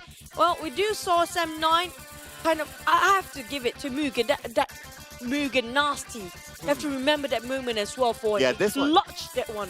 Yeah, that Mugen, nasty. Man, he was so nasty. Okay, that clutch against Sam9, that was his personal highlight. That was crazy for Mugen. I mean, if they can pull off a couple more of that, the chicken dinner will come. They have the firepower. All it takes is just a tad bit of just strategy. That's it. Dingoz feels like this is Dingoz, you know, specialty when it comes to getting the last remaining top 5 team. When it comes to positioning, they always got the best one. Always, any map. But for this time, the team to focus is going to be Dingoz, Tabah NSEA, Crit VIP, and MAB. But where do they stand? It's very tight. The top 12, the borderline at 12 is very tight at this moment. Can assure you that. Wow, I mean it's hard to tell at this point. Did the tree smoke Tabah NSEA really? They are the walking chimney. The walking chimney, I like that name. But here we go. Okay, so 30 points. We already know that for Dingoz. NC 20 points and maybe 15. So Crit VIP, they got 2 eliminations, so that brings it to 12 points. That is double the amount of SMG. So let's take that into consideration. Genexus, well, they're surely into Livik with 11 points. Mugen, 5 points. 4 rivals. 4 points. I don't think we'll be seeing 4 rivals in Livik, considering there's only 2 more rounds. Sorry to say, 4 rivals. Mugen, if they really got a chicken, I mean, like, it's still hard. But Dingoz Ricky, we saw him just now. Dingoz previously with Ate. And now with Ricky, they have really good sense of game for the entire team. Yeah, I mean, Dingoz, to me, the star player is Ricky. And to me, he's kind of like the surprise star player. Now, the fun fact is that Ricky used to play with Farang Legend. Oh. Yeah, and okay, this is where we really want to see. 3 points difference with SMG. Crit VIP just behind them. SMG, you are in a very scary position. Axis pushed down at 140.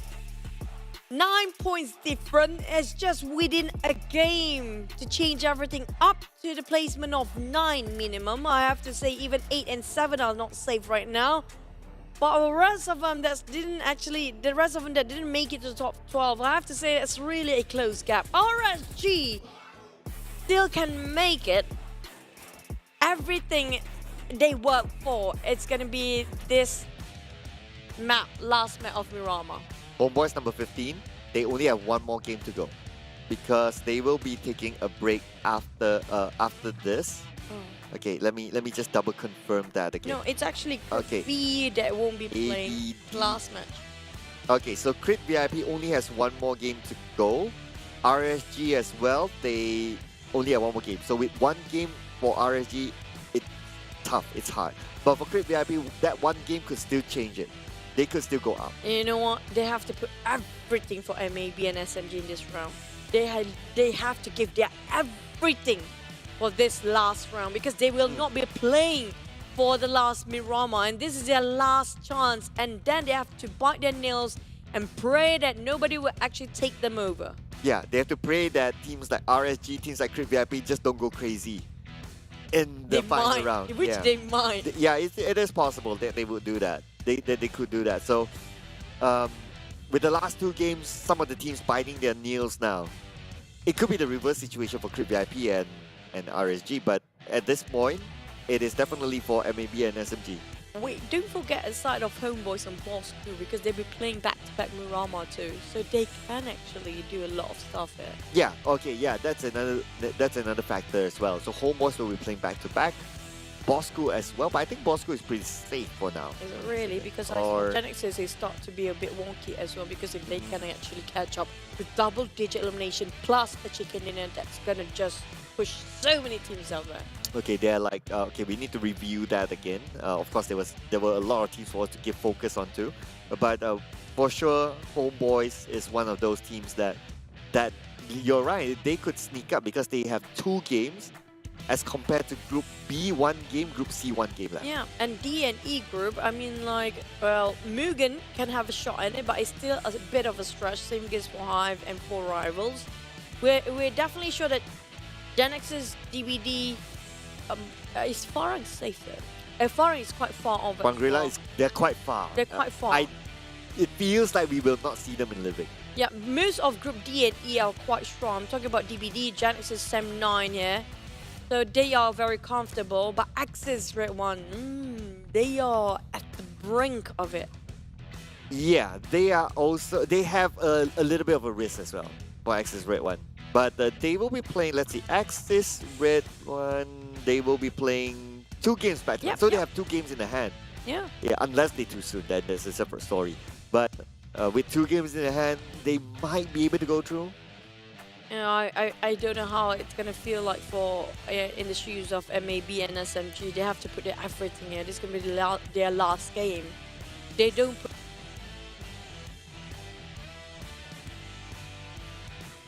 put their effort in. And accumulate it later. Yeah, the points to the country finals, that's one, and of course the points to PMGC.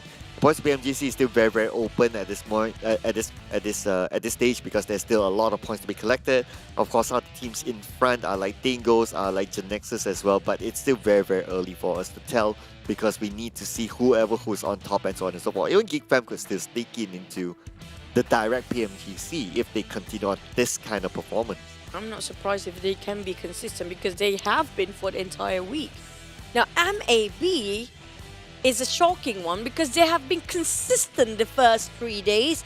Then they got themselves that chicken on the 3rd day, if I'm not mistaken, the 4th match even, and everything just being like that all the way at the 4th and now the final day. They just really need to get back to where they started and just reset like how they did in the first 3 days. Yeah, it's a mystery, right? Sometimes it's also about like motivation. That's also a key factor, and it also depends on how teams pick up themselves. If they have a bad game, how do they do well and forget about the bad game in the next one? So that is actually one of the biggest challenges for teams. It's sometimes not about like, oh, firepower, it's not about like strategy, rotation and all that, but if you have all that in place, you did all your studies, but you don't have that drive or that motivation just because of whatever happened the previous round, whatever that you study, whatever that you prepared for, doesn't mean a thing. And the ability to reset is really something that, not being born with the talent, you have to cultivate it by experience. That's the hardest part, especially if you're a veteran player. Usually they're gonna, you know, get that even better, like even faster if you compare it with teams or the players that's quite new to the scene or making their debut for the Pro League. But hopefully things are going to work out quite well for them. Other than that, we're looking over a stronger team. Like example, just to recap, the teams that are actually on the top 3 definitely is going to be Secret, Sem9, who else is it? GEEK. They have been monsters. Yeah, but let's have a chat with one of the players from Dingoz. Who will it be? The handsome one. Let's go.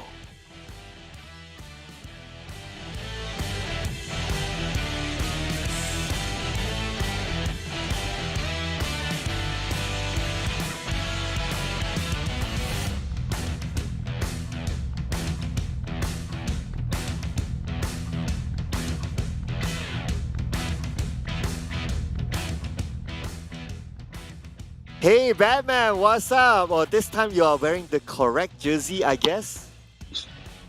Hello. Yep. Okay, congratulations to Dingoz getting such a performance today. But when will we be seeing you with your micro Uzi, Batman? Not anytime soon, I guess. Why? Because I don't think I'm required to play. My team is already doing more than enough of a good job.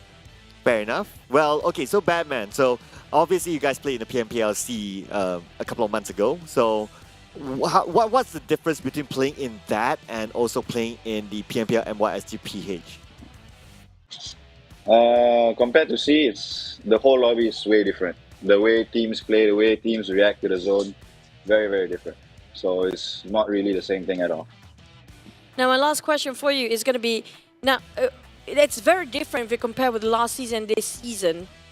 Did you change your perspective of the most fearsome teams that you, when day number 1 and right now we're down to day number 5, the top 3, did you change any of it? Is it still same for you, and who are they? No. Everything stays the same for us, yeah. Can I know who your top 3 right now? Who am I what? Your top 3 teams that you know, the best teams that you have to fight against. Leave Dingoz out of it. GEEK Fam, Team Secret for sure, and Genexus. Okay. All right. No 4 rivals. No 4 rivals again? Okay, interesting. But before we wrap things up, Batman, so we'd like to hear what you have to say to your ex-team, RSG. Please, have a go. Good luck to them, and I hope they can find a comeback. Too nice. Where's the trash talk moment, you know? Oh, dulu aku coach tengok korang semua macam, where's that? Trust me, inside is like, stay down, guys. Just stay where you're at. Just do that. But thank you so much and congratulations, Dingoz. Today has been a heck of a day for you guys, especially on the side of Ricky and also Ate. I love the performance and good coaching coming out from you as always, Batman. Hope to see you with your micro Uzi soon. Bye. Thank you.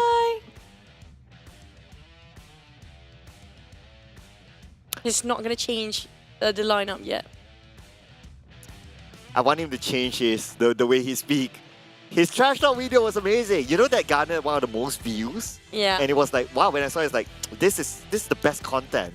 But yeah, come on, we want to get more content. But let's check out the content from the previous round. Yeah, what really happened for Dingoz. We mentioned about this before, where they got themselves that Gatka Mountains. And I remember this, we thought that MUGEN might actually contest them on top of this mountain. But MUGEN got caught in between. Well, who was it again they fought against? Was it Axis first? The one they clutched was Sem9? The one that clutched after that was Sem9. But before there's one more team. I think it was Axis, or maybe a different team entirely. But here comes where, yeah, it was Axis definitely. Dingoz, they don't really have to move that much. We do know the fact that they can garner so many eliminations just by standing this point. But then the circle moved away. So no matter what, they have to move, right? But yeah, but from this position, if they move down, now if we look at the road, just right in front of the road is actually a slope down. So for Dingoz in that kind of position, their way down is fairly straightforward. As long as they go towards where 4 rivals is and they win that fight, basically it's a slope down. So that's why they put themselves in a high ground position through that area. And one more thing, the moment they want to step down from the high grounds is that they have to wait for the signal. And the signal will be the gunfires between whatever the team's right in front of them.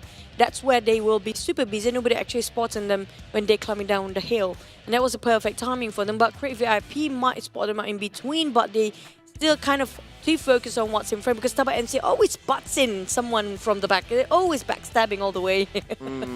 Yeah, I guess it's because of their timing. They like to come in a bit late, and that's normal for Tabah NSEA. And so far, it's been working out for them. And plus, they have gotten that knowledge from Jumper. Jumper, when he transferred their knowledge onto Axis, they played a similar style. So I guess it works out all as a formula, as a whole for them. But anyway, Dingoz, because of that high ground advantage as well, coming in from the Gatka Mountain down to that area where I mentioned earlier it was a high ground slope down. So they got the advantage against NC, closing up the game and netting themselves another chicken dinner. Yeah, and also their position is always so perfect when it comes to closing up the games. But nothing is more perfect. They are sponsor here right now, which is going to be Realme GT Neo 3. Neo Speeds Awaken with the latest chipset, definitely, of the MediaTek Dimensity 8100 5G. I assure you, it's really great to watch a Blackpink virtual concert on this phone. Like, you know, you get what I mean. But definitely not just the phone. You need a very good data, so nothing's gonna lag. You can shoot everyone perfectly fine. Just switch over to Yoodo. You saw the ads before. Definitely could play hours, thousands of hours, not stopping at all. Just scan it over. Thank you so much for official digital telco.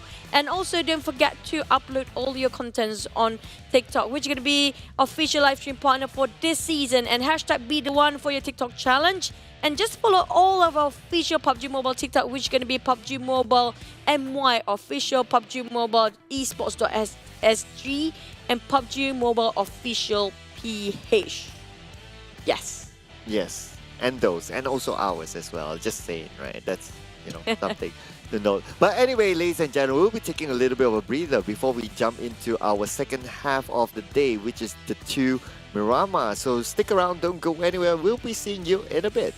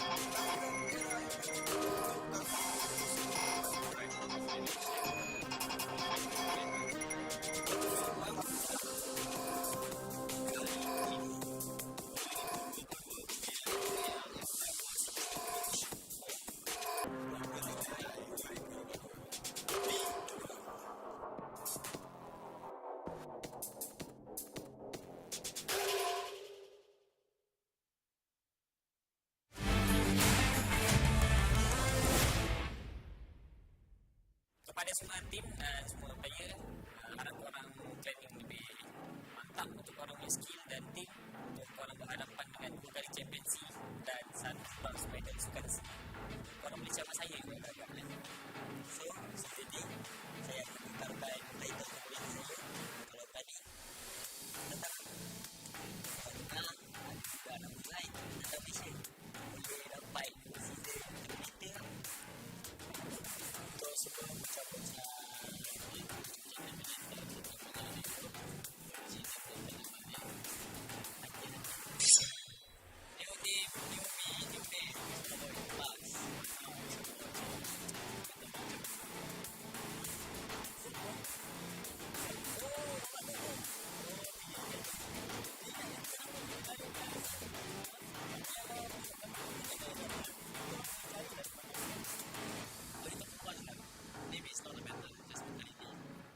nak mulai tetap Malaysia boleh dapat season terbitter untuk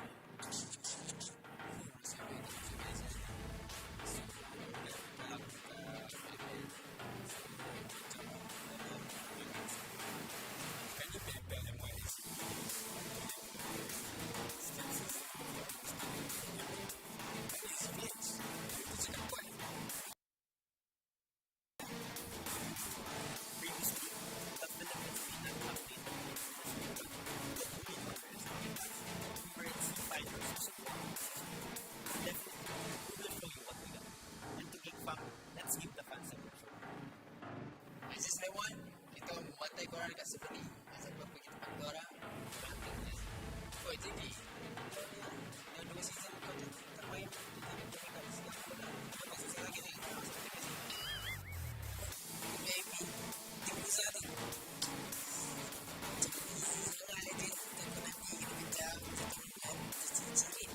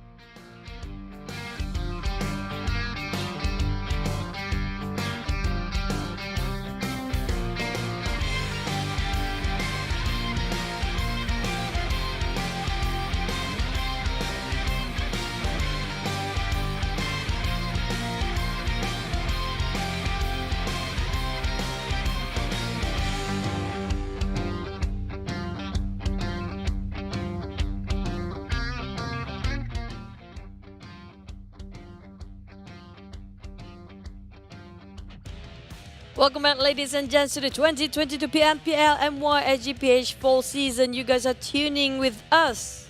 Which gonna be your casters for today, Chu and Circular, and this is brought to you by Tencent Games, PUBG Corporation, Lightspeed, and Quantum Studios. For one time, I will read this through. Thank you so much for our official smartphone partner, Realme, world fastest growing smartphone brand, introduces its latest gaming powerhouse, the GT Neo 3. The dual chipset gaming level flagship boasts its outstanding power efficiency thanks to its MediaTek Dimensity 8100 5G chipset and dedicated display chipset, promising users seamless gaming with an immersive experience. Gamers, upgrade your experience of PUBG Mobile Battlefield with Realme GT Neo 3.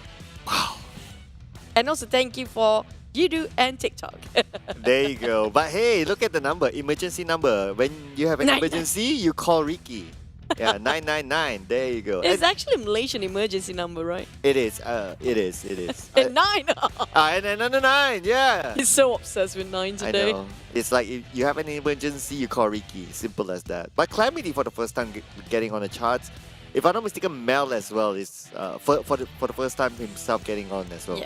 Yeah, first time. But MAB and also the side of SMG, we mentioned this before. They are very, very in the danger zone right now. ABDE, we're talking about Group C not playing, which can be Yoodo Alliance, RSG, Tabah NSEA, and Create VIP, who has been in the run, has been steamrolling quite a lot today, but they have to rest for now.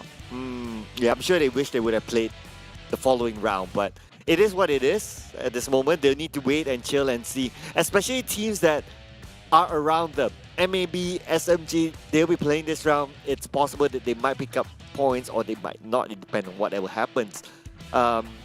It's not fun to be like, if you're like Create VIP's position, now you're sitting and like, I have to see everyone points goes up and my own points not. But at least I get to play the last round.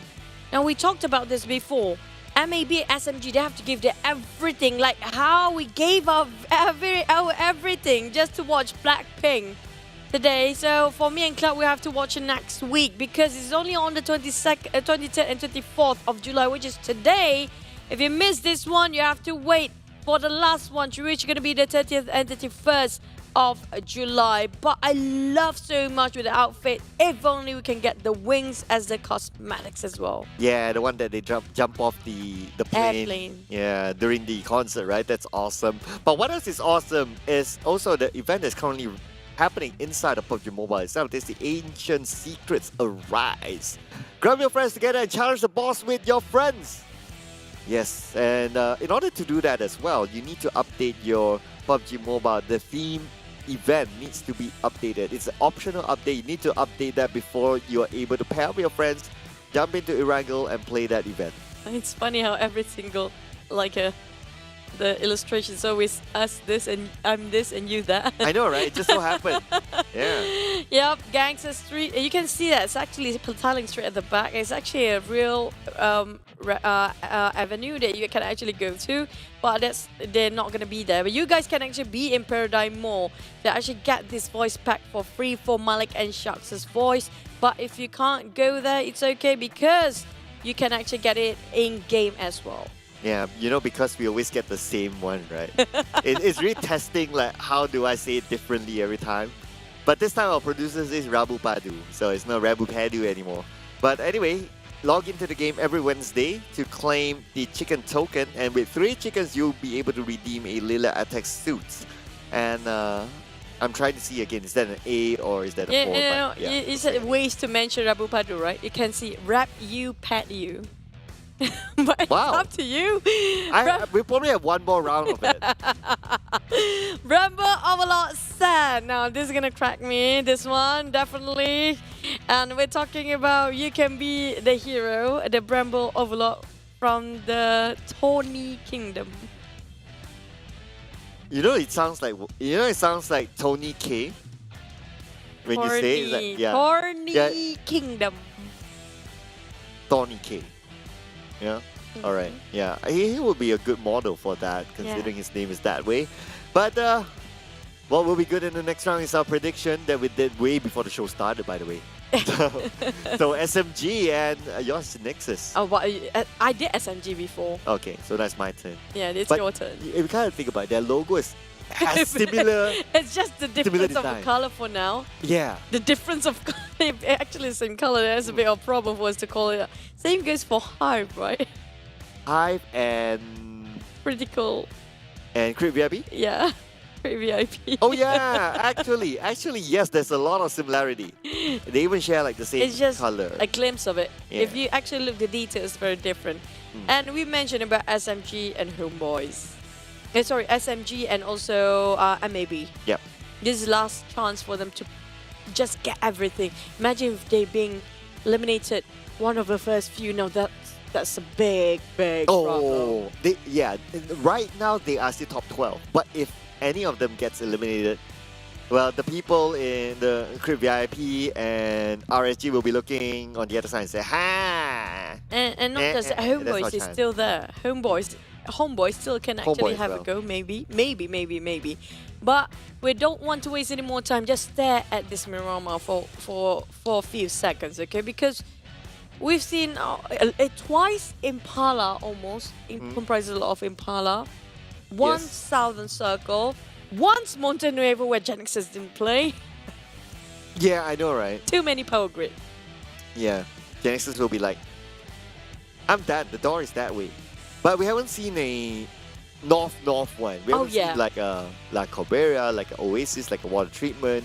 I mean, like back then we used to have a lot of Al-Azhar Circle too. None these days. Not even once. Okay, well, that's interesting. If we had an El Azhar, Bosskurr will be very happy to get that. MAB is happy too. Yeah, MAB will be happy as well. MAB especially happy because they're currently slightly in the danger zone, so they wouldn't mind that. But we wouldn't mind as well if the game is going to start. So you guys, grab your popcorn. See you in Miramar.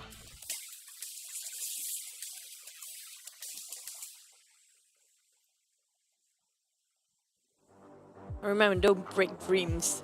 DBG, right? But they're not playing right now. Am I right that? Are they playing? They are. They are, okay. Yeah. As long as they are the one that not breaking the dreams of MAB and also SMG, it's fine. Yeah. Irony if it happens to be them.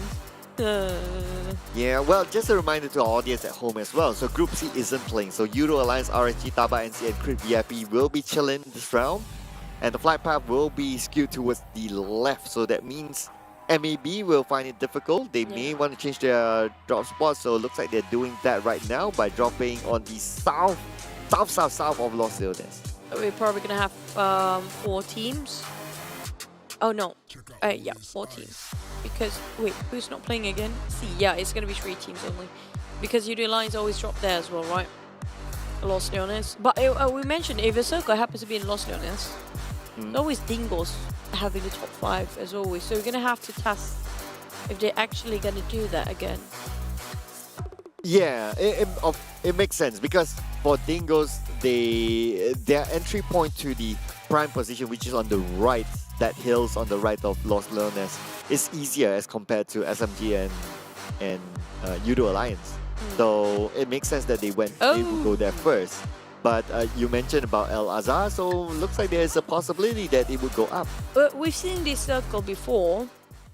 Where we ended up, I think it was on top of La Benita or around Minas Generalis. Was it in between there? It's a very similar one. This is a third circle that seems like center of it is Impala, but it will never ended up there. Yeah, we haven't seen that one yet, but anything's a possibility. I wouldn't rule it like 0. I won't rule a 0 at this point based on historical data that we won't see a water circle, and that's about it. But anything else, as long as it's still within, I'll be like, yeah, probably. Why? Especially if it's somewhere like 40% of part of the circle onwards. Okay, Amir is out, even though he made such a big clutch previous one, but Why? maybe because of Mirama. But why is Mugen here? Why is Amir out? Maybe he's. I want an interview with Mugen. I have a feeling that maybe they are depending on the map as well. Okay, yeah. Yeah. HomeBois, we did mention about them. My God. Okay, well, and if they were to lose, they would lose Bart. Bart, one of their main fraggers. Just the What's main fragger. I mean, like, yeah. Yeah, well, you still have six, but Bart is definitely one of the outstanding ones, if you ask me. He had a very interesting season a couple of seasons ago. But every single time for HomeBois, you mentioned about Bart, yes, 6, right? But the one always survives is always Tom. If it's the last remaining member. Well, probably sometimes it's about the role, right? Yeah. So maybe he's the type that, okay, I'm supposed to stay behind and support from afar. If anything happens, I'll be the first one to bail and get placement points. So that can be kind of like the arrangement for teams to, like a plan B, in other words. Oh, interesting. Voki is back in. For April will be rested for a bit. And for rivals, it's just not them yet. We haven't seen, like, this is definitely not their best. It's not even their standard performance in the first week. Yeah, this is a totally different team. It's like, I don't know who are you? Who are you? Bring back my 4 rivals. Where's my 4 rivals? You're not 4 rivals. Who are you? It's just what I notice about them is just each of them have different plans or different agenda. Every time they try to get into the fight, they never move as a team. It's just individual show for each one of them. It's a quite high jump for Yuhai. And just now, just to remind again, HomeBois and SMG both fought against each other earlier. And both teams really in dire need of extra points there. For HomeBois, at least they have another round, but for the side of SMG, fortunate enough, they gain 1 point from that fight. But I'm not sure if they can survive that long because there's quite a lot of people in Lost Learners. Yeah, Lost Learners naturally has 3 teams, assuming the groups align. So, but somehow they've already like had a truce of like, okay, you take this corner, I take the corner, and so on and so forth. Izane, very interesting, 13 assists. I'd like to know how many eliminations he's had for now, because this new guy into Team Secret, he's been showing that he's able to adapt to the team very, very quickly, even because of his performance. He's been keeping Zealing out of the lineup. Oh, it's Izane. We've known him for quite some time. He's been very flexible in a lot of teams, by the way. But when it comes to the side of Genexus, are they safe, though? Can you say they're really safe? I think they're okay. Yeah, they're okay. So the benchmark to be 100% safe, like I mentioned yesterday, I'm not wrong, is 150 points. Yeah, it is. Yeah. I'm just a genius now. Yeah. Give myself a credit. That is back. definitely 100% safe. Even if you say like, oh, 200 points. Yeah, of course, 200 points, you're 100% No, I mean safe. like the minimum, the bare minimum. Because if you think about Genexus, they are actually in the 10th spot. And it's actually very close. Even if you compare with MAB, yeah, who's not really safe there. Oh, then that's not the bare minimum. That's like, okay, average safe. No, that point. bare minimum to be safe at 12, top 12. We still Okay. have 2 more rounds, but Mel... Oh, fast. Okay, I don't have an answer for that as well. You So, just so don't want to agree with me. No, I agree with you that 150 points, you are definitely safe, for sure. But whether it's the bare minimum to be safe, maybe that is a separate sub-answer or sub-question to I'll take to that. to that I'll first take that any major day. point. I'll take that any day. At least you agree with me something today. It's okay, good to go. I'm so happy right now. Wow, Okay, you're very easy to be pleased. Definitely, especially when I prove something that is right, but Stone is definitely not in his right mind here when he's alone and the rest of the team is not actually there. They already built him. And I agree with you. Oh, he made it. wow. He managed to just Okay. get out from there on the right time. I'm trying. Oh, wow. Okay. Another one. Counterfire, actually. But looks like everyone will just separate themselves and it's like, okay, fine. You take there, I take here. Not going to fight. It's okay. Team Hawk reposition themselves and have another go here, second round. Just because he got himself a higher compound. Damn QT. Now, this is the one that should be extra careful. Not just he never misses. He just know where to park himself to see the best view ever. Interestingly, Team Hawk is like, okay, it's like they're playing as if like they want the points. Like, they need the points to go into They're Livik. desperate. Yeah, they're playing as if like, oh, we're like still off the charts. It's like, oh, no, okay. don't need to worry too much about them. But we'll be worried if Farang, they get eliminated. Now, Farang, Guerilla, they're in Group E. They still have 2 games back-to-back. If they were to slip in, they need to, like, what? Get 2 chicken dinners back-to-back. So, obviously, they cannot go out to Team Hawk. With double eliminations digit. Yeah. Yeah, and that's going to be, like, barely. I agree with you. I don't think, sorry to say, but I don't think they can actually make it top 12, even if they got themselves that much. I agree with you. It's just not enough. The max they can get here is going to be 150 points. 130 points. Nothing more than that. Yeah. That's why I say it's kind of confirmed for the 4 teams down there. Yeah. So yeah, I would say that those with double digit only right now is hard. It's out. It's out of Livik. Not double digit of elimination, double digit of overall ranking. Yeah, of points. Yeah, I agree with you. Oh wow. Yeah. I'm just No, seeing if that makes not you fun happier. anymore. Okay. I'm just trying. I can see it. But Genexus against GEEK Fam, it's going to be an interesting one. It's so hard for us to actually see them quite early, getting this kind of skirmishes between the top 2 teams there. Usually it's always the last few circles for Genexus versus GEEK Fam. Yeah. But now GEEK Fam going to come in against Genexus. But I think Genexus seems to be moving away. So they're like, nope, not today. Oh boy, look at the circle. We ended up in Impala if it hard shift to the southern part. That's going to be interesting because it's already comprises of 30% of water right now for the circle. Imagine if it's going to be a multi-terrain at the edge of the cliff there. It's going to be, that's only one time for me that I saw a really tough one. There's a lot of healing at the, like, in between the rocks. HYVE coming in very late. We still have 16 teams, by the way. The only teams that are losing members is going to be HomeBois and Farang, for each team. Yeah, HomeBois and Farang. And both teams happen to be like, okay, Farang may be out Yeah, of Farang is Livik, fine. but HomeBois definitely. So, not the start that they want. Yeah, the 4 SMG earlier, which already donated 1 point to his SMG, who's the team that really desperate, not just like Team Hawk, you know? That Team Hawk is just desperate to get the best. Yeah. If you give it to Team Hawk, you will still be like, okay lah, take lah. But you happen to give it to SMG, who is like your gatekeeper to Livik now. But they are desperate for Team Hawk, desperate not to be in the 8th place by the end of the day, I feel like, possibly. We didn't mention about Team Hawk quite a lot. Now they are here on our screen fighting against the side of, who was it again? DBD. Interesting, they are actually very similar to each other. Oh, yeah, I know, right? They're like... They're back-to-back 5 and 6. They have been next to each other for the longest time. You think about it. Yesterday was 4th and 5th place. Now if they go down together. It's just 1 point difference anyway. Yeah. Same as the end of yesterday. Yeah. I don't know what sort of connection they have with each other. It's like this psychic connection. But GEEK Fam and Genexus, from the left, Genexus moved away. GEEK Fam is like, nope, we're not going to let you go. We still want more out of you. And they're just not letting Genexus. They're just being so clingy. Yeah. Oh, clingy. Oh, yeah. I think that's the word, right? Like clingy. Like, why you didn't answer my... why you didn't answer my text? It's just 1 minute ago. No excuse. I'm going to come find you. That sounded like me, but okay. Oh, okay. Lucky me.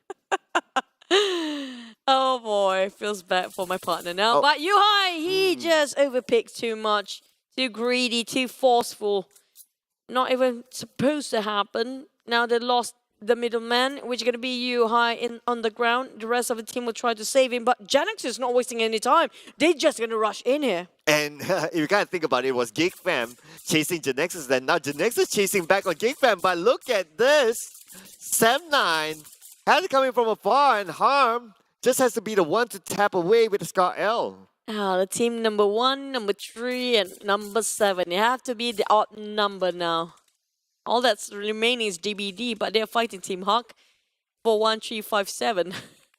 Genexus, on the other hand, still try to finish things off, but DAP not making things easier with his Mini 14 and Adips too. They don't have anything else good to do, so why not just put their nose in this business anyways? Well, GEEK Fam, now not only dealing with Genexus, they need to be careful of Sam9 behind. And you can see Putra is the one shooting everyone.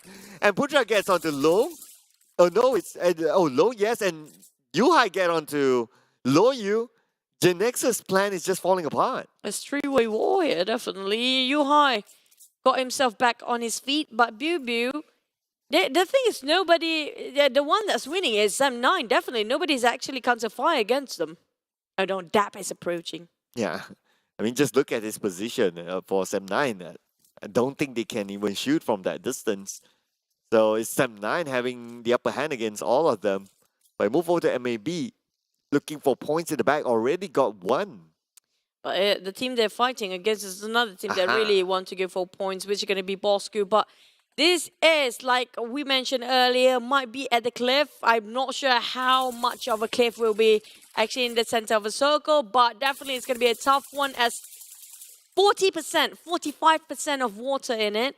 Well, the teams that are coming in late, still Genexus versus GEEK Fam. Sam9 don't want to be part of it anymore. They're not that clingy. So they want to get into the circle soon, which is going to be Bosskurr waiting for them. Oh yeah, they're not that clingy. That's why they can go and meet other teams. That's why it's Bosskurr.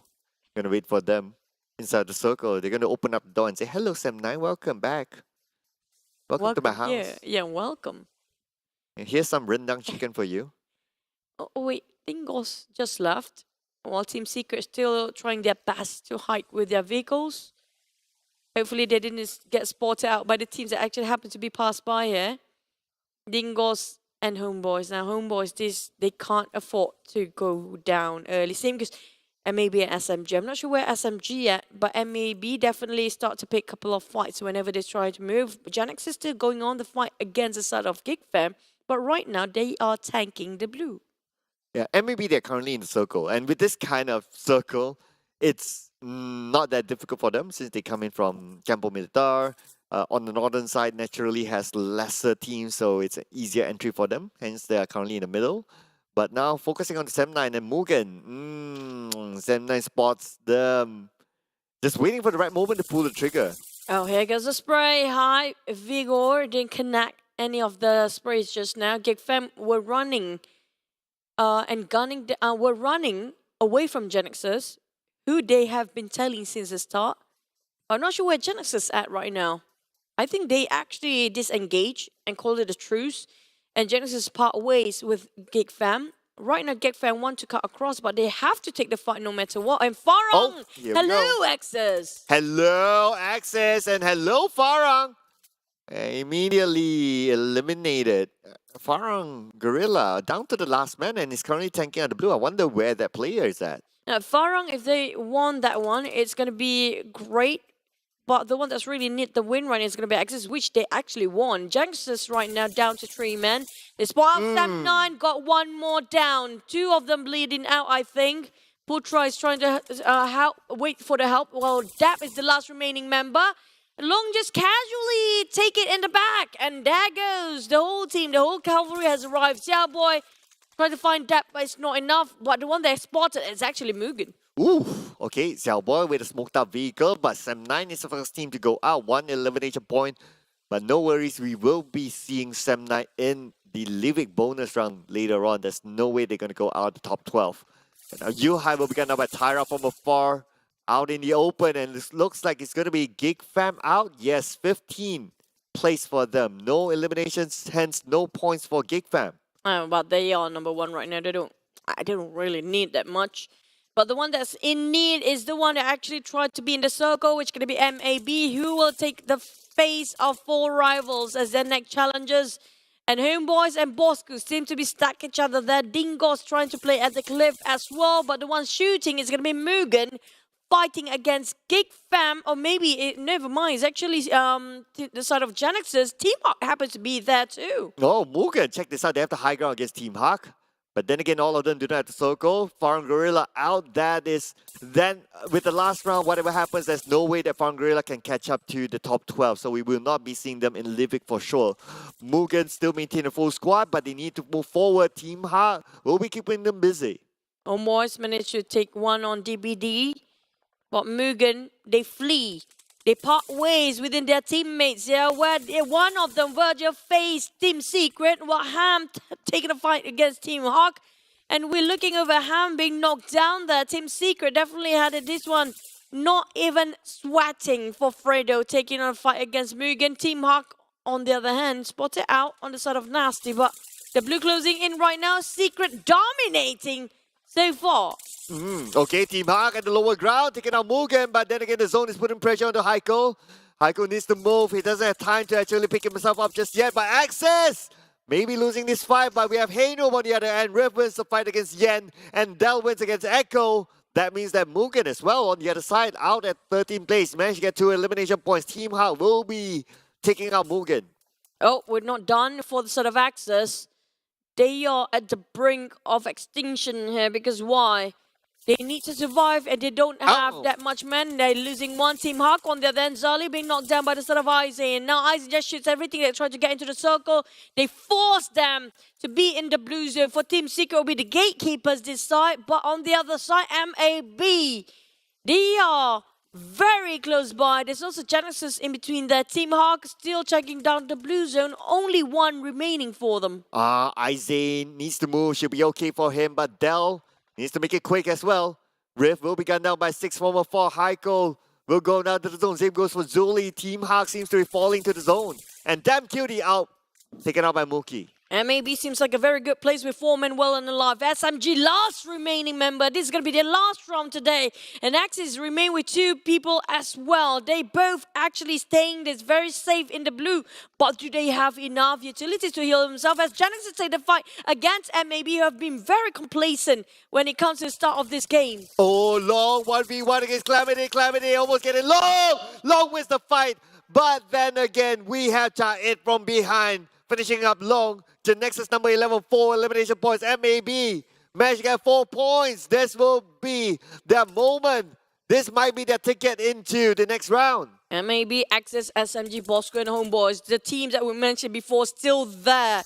And all of them want to win, but Axis have a bit of a problem there.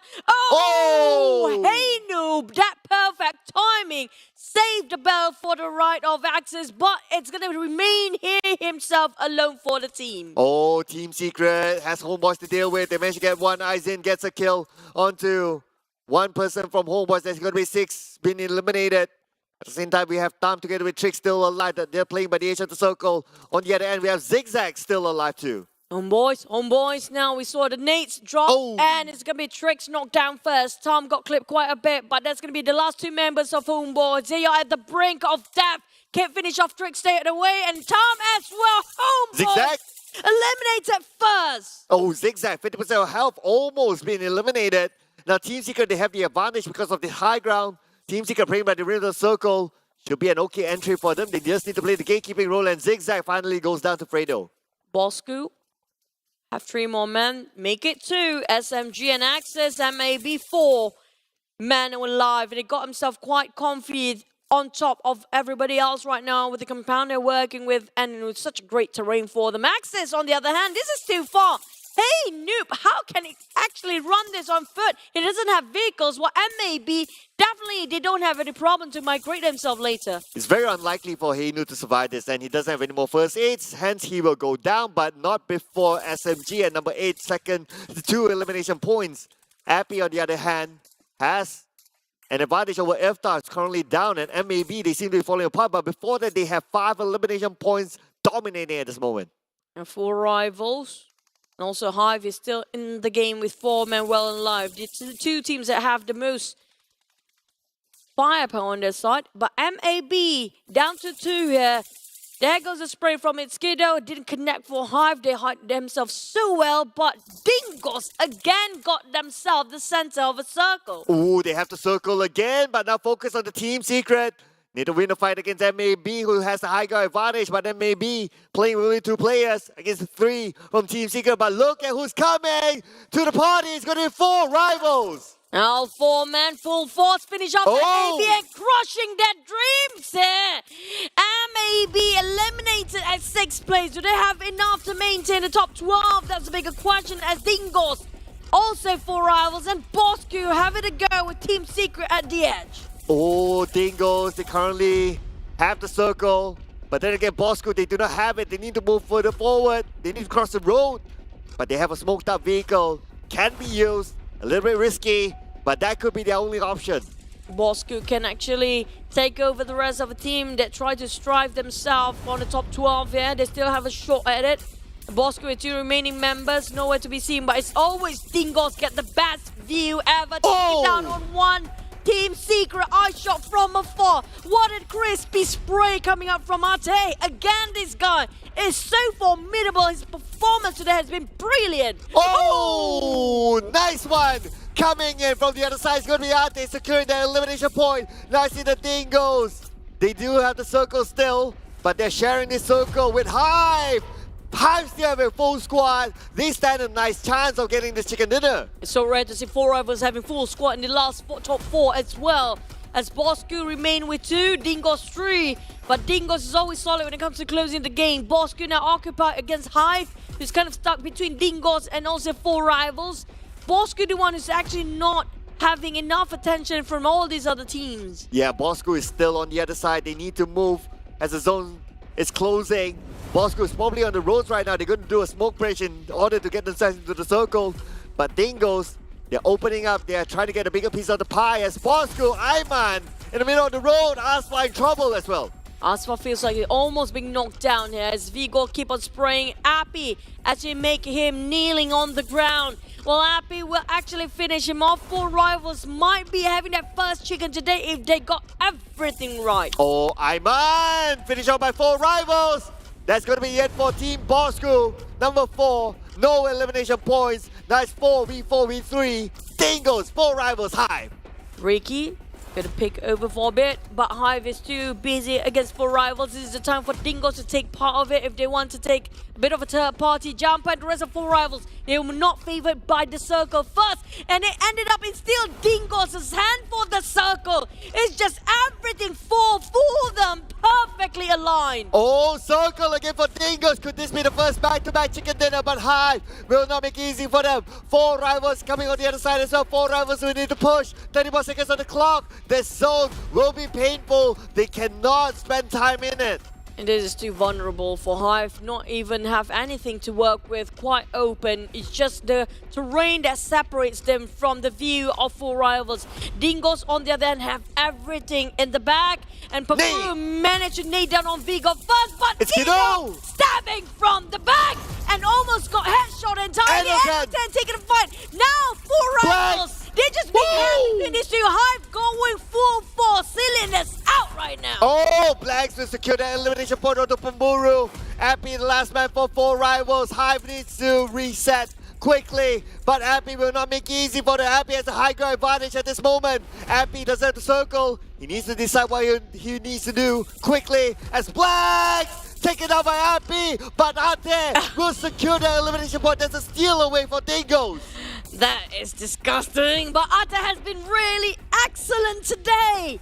From the third game until now, from the second make it even. And 4 rivals being finished off by the players and Dingoz I mentioned before. When it comes to closing, they always have the advantage. They have the experience. But HYVE, can they secure their first chicken here? Oh, can it be the first chicken dinner for HYVE? HYVE against Dingoz. HYVE, Enoten down. Ate now tries to take out Tyra. They know where he is. But Vigo's on the other side. Vigo will be down as well. Tyra against the wall. 1v3. Dingoz, Tyra. Who will win?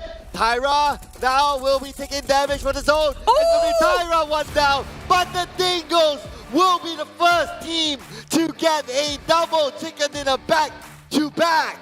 My, don't say I didn't tell you so. When it comes to Los Leones circle, anyone on the right side of the circle, Dingoz, if they didn't actually get the chicken, they will get the top 5. But this time they secure the chicken dinner, but that was sublime. I have to say, what a performance coming up from Dingoz.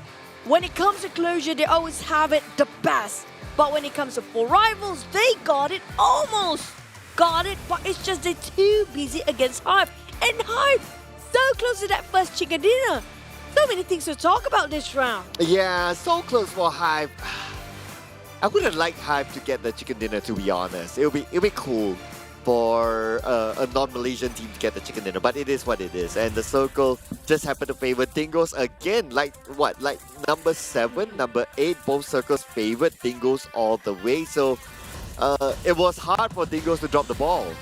what's dropping the ball right now is going to be SMG and MAB. They're both being eliminated quite early, except for MAB definitely. I'm not sure how many they secure for eliminations. Do they have enough? And I think MAB plays himself at 4th or maybe 5th. I think it's 4th.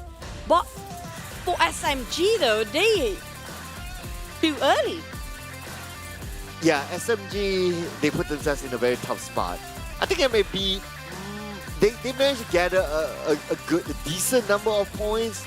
But is it enough? We do not know, because Group B will not be playing the last round. So they will be the ones sitting back and praying that other teams don't overtake them. Yep, especially on the side of HomeBois and Bosskurr, they're really close chasing. And also Crit VIP, don't forget about that as well. Because right now they are in the run. And don't forget RSG, like I mentioned, 6 teams will be under the spotlight to make sure they squeeze themselves in the top 12. But I have to say, this have been a hectic circle and a hectic war between those guys. Genexus, they didn't make it out. They've been fighting a lot. GEEK have been tailing quite a lot by the side of Genexus and actually been clingy. But they part ways. Team Secret being finished off not too early yet, not too late. But HomeBois, even though they got eliminated quite early, and Team Bosskurr, at least they still have a shot for another round. Yeah. At least they still have. So those teams that have like 2 more rounds, right? They most likely will be okay. HomeBois perhaps as well. I mean, there are just too many teams. I really need to see the overall charts that's going to come out later.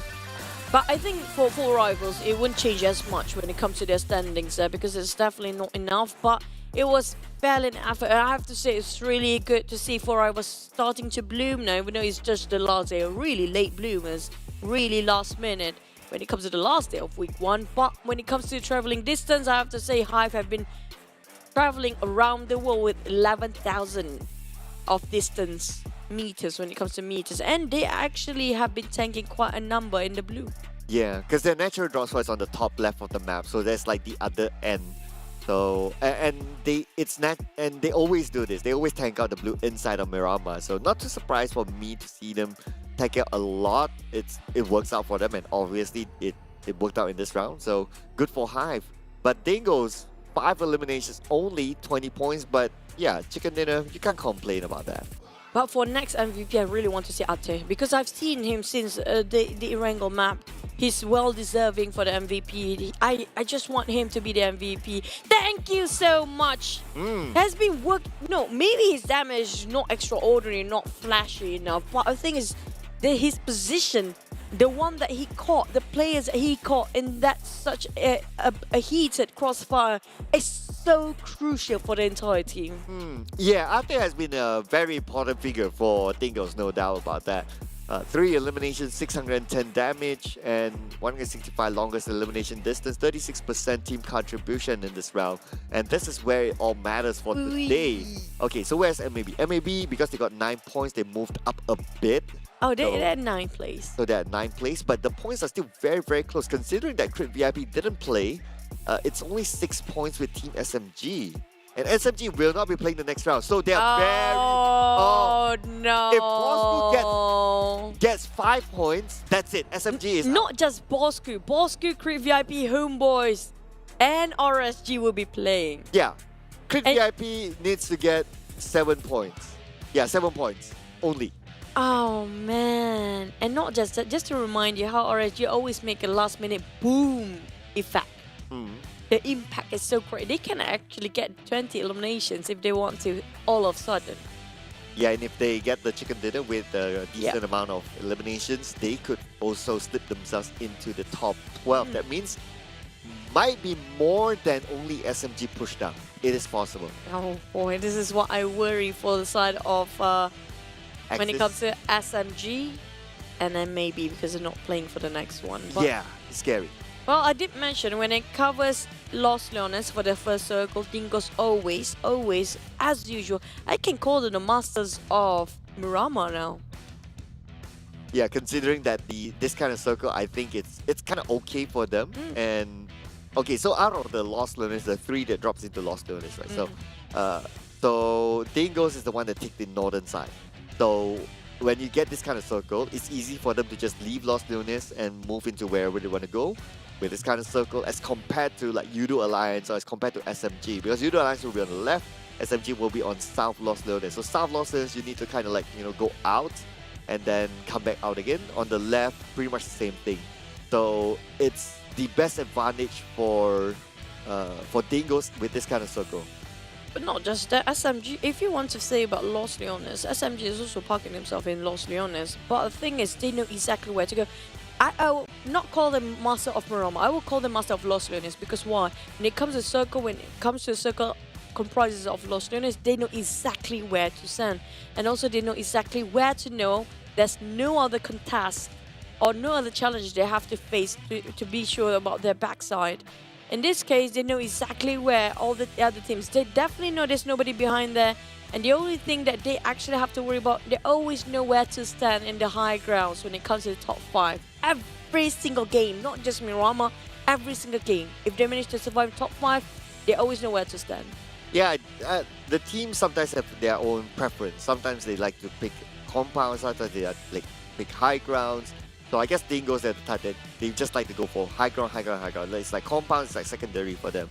And so far it's working out with their kind of composition and their kind of understanding. So big up to Dingoz. I mean, they got the formulas right. And also this one, I think 4i was forcing themselves to move first because the blue zone closes from their side first. So like you don't know, they have to take the fight against HYVE. If not, if it's the reverse, if the circle actually on top of 4 rivals, then it's their side to win. HYVE, it's going to be conditional, where if they manage to secure themselves to be quiet and let the other two fight, then they might actually win. So it's anybody's game. Yeah, HYVE probably was on the most neutral ground that time. Like whether they, of course, if they get the circle, it's very big, but if the circle goes left or right, they will be in a similar situation as before. But anyway, ladies and gentlemen, we are going to wrap up the final round after this. So, my oh my, I can't wait for that. But we have to wait for a little bit as we head on to a break. So we will be seeing you after this short one.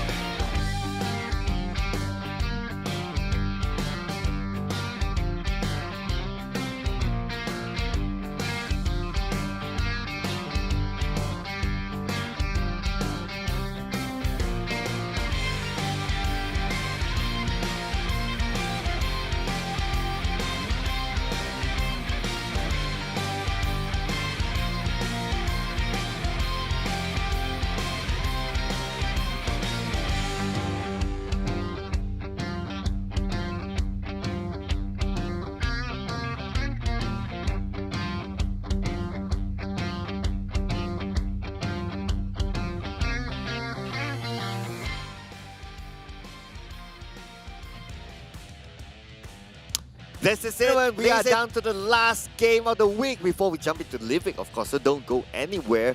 This is the 2022 PMPL MYSGPH 4 brought to you by Corporation Tencent Games as well as Lightspeed and Quantum Studios. My name is Sir Cloud together with Choo Choo. At the same time, this all wouldn't happen without our beloved smartphone partner, that is Realme. Yeah, with GT Neo 3, like usual, you guys know the chipset already. None other than MediaTek Dimensity 8100 5G. Give you whatever you want from a phone, maybe more, it's gonna be it, okay? I'm not gonna read the entire thing again, but also thank you so much to our official Digital Telco partner, which is gonna Yoodo, and always hashtag be the one for the TikTok challenge, because that's gonna be our official live stream partner. Recap a bit what really happened with eliminations and them. Oh wow, look at 4 rivals. The damage output is the most, but they got one of the average elimination. 4 rivals did a lot of work, but they only got 7 eliminations. But on the other hand, we see Team Secret doing lesser damage but getting more output. That is 13 eliminations, and that's where it matters. The most knocks: Long, Izine, and Kid. I think this is the first time we have Genexus on the MVP, is it? Not really. I think Long was there when it was on the second or third day. Yeah, Long, Small Boy was there as well at some point. So it's not the first time, but it's not always that we see it. The third time actually for Long MVP. There you go. Yeah, the third time. But, well, I have to say I hate it.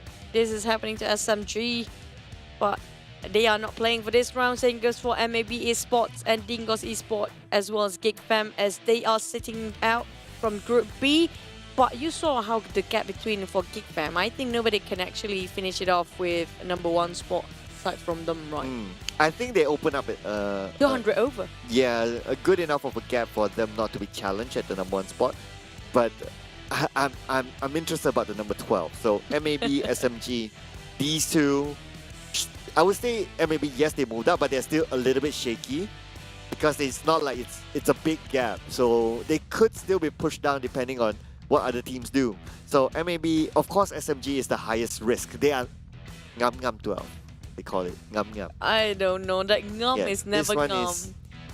No, because HomeBois and Bosskurr is actually playing, and they are the one that actually will overtake. But the one that's not been overtaken by us yet. We're here with you guys because you guys can actually go to Paradigm Mall. Today is going to be last day for Selangor people and KL people. It's going to be 24th July.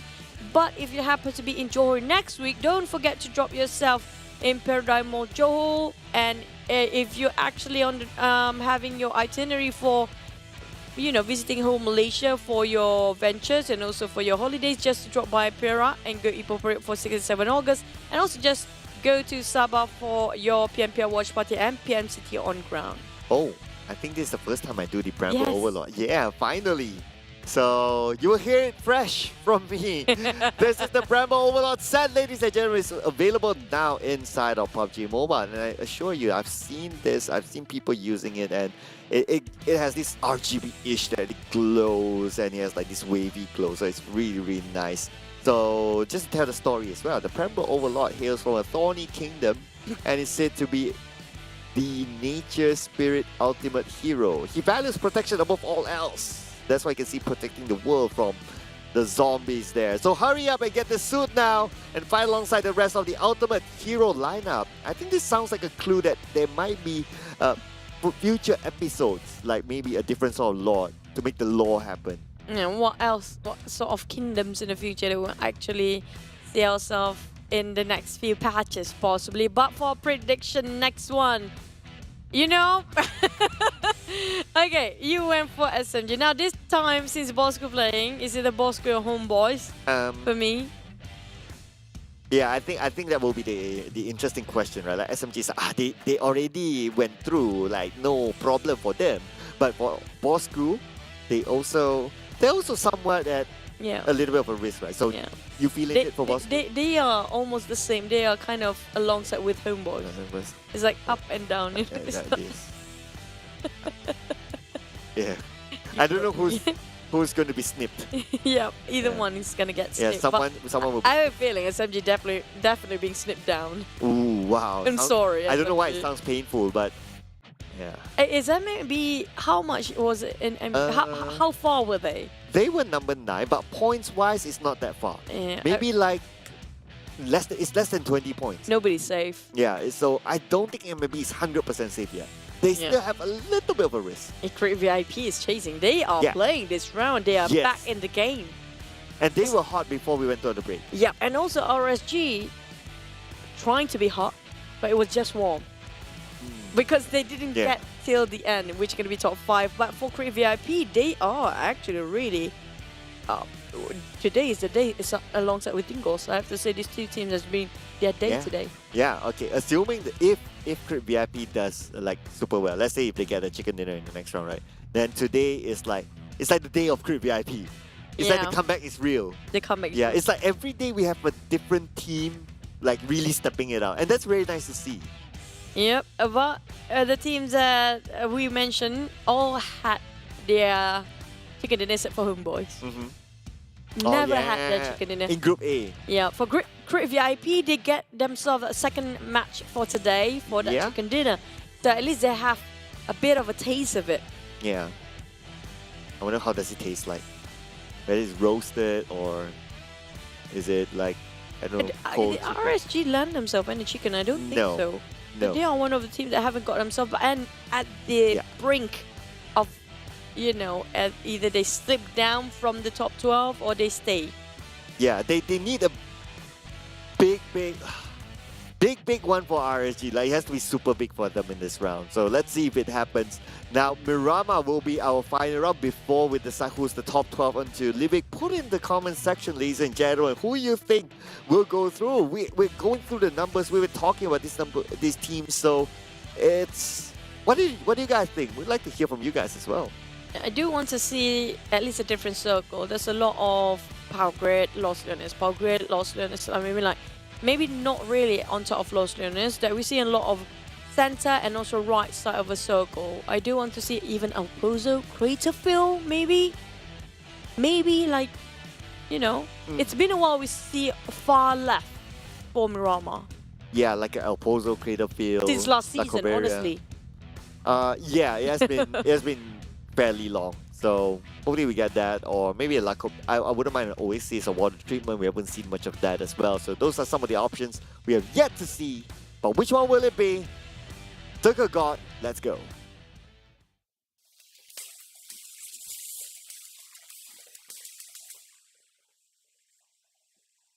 This will not be our last match of today. This will be our last Miramar match before we walk into the very cute Livik. Very cute Livik. Because it's the smallest. Yeah. Oh, I love this flight path. So beautiful. Just divide everything into two. Evenly. Splitting them out. This is a perfect one. Interesting. So with this kind of flight path, well, pretty much everyone can go to their preferred drop spot. So it should be an okay start. But of course, what's going to be important as well is going to be the circle now. Okay, this is going to be last Miramar today. What you feeling like? I feel like that Oh, wait, for what? SMG. We're talking about the circle. Come on. Because why? Because definitely, okay, the circle definitely easy to approach for most team because first thing first, they can drop to anywhere they fancy based on this flight path. So it's not that far off to find their own respective vehicles and they can get anywhere to they're comfortable with, familiar with, they know how to work things around. Definitely nobody ended up with no gun.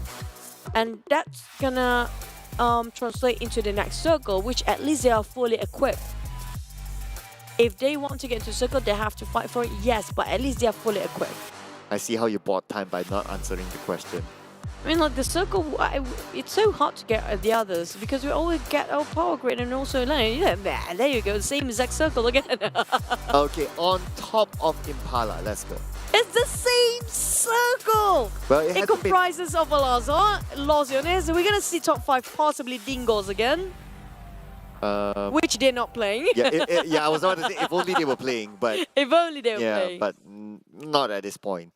Okay, so with this kind of circle, right? So just going through the teams that really need the points in, and they're playing. So HomeBois, let's see. Hey, HomeBois could have a good start if because they normally drop into Impala, so this could be a good one for them. I mean, like, they had this circle before. It didn't turn out quite well for them. What make it any different for this time? What makes any Maybe difference? no- It's a new round. Yeah, and also certain teams that dominating the last round not playing. Yeah, you don't have the Dingoz this time. Yeah. So that's the last one. But speaking about Crit VIP, they need the points as well. If they can get it out of HYVE, this is going to be huge. It's definitely going to be a Okay. game changer.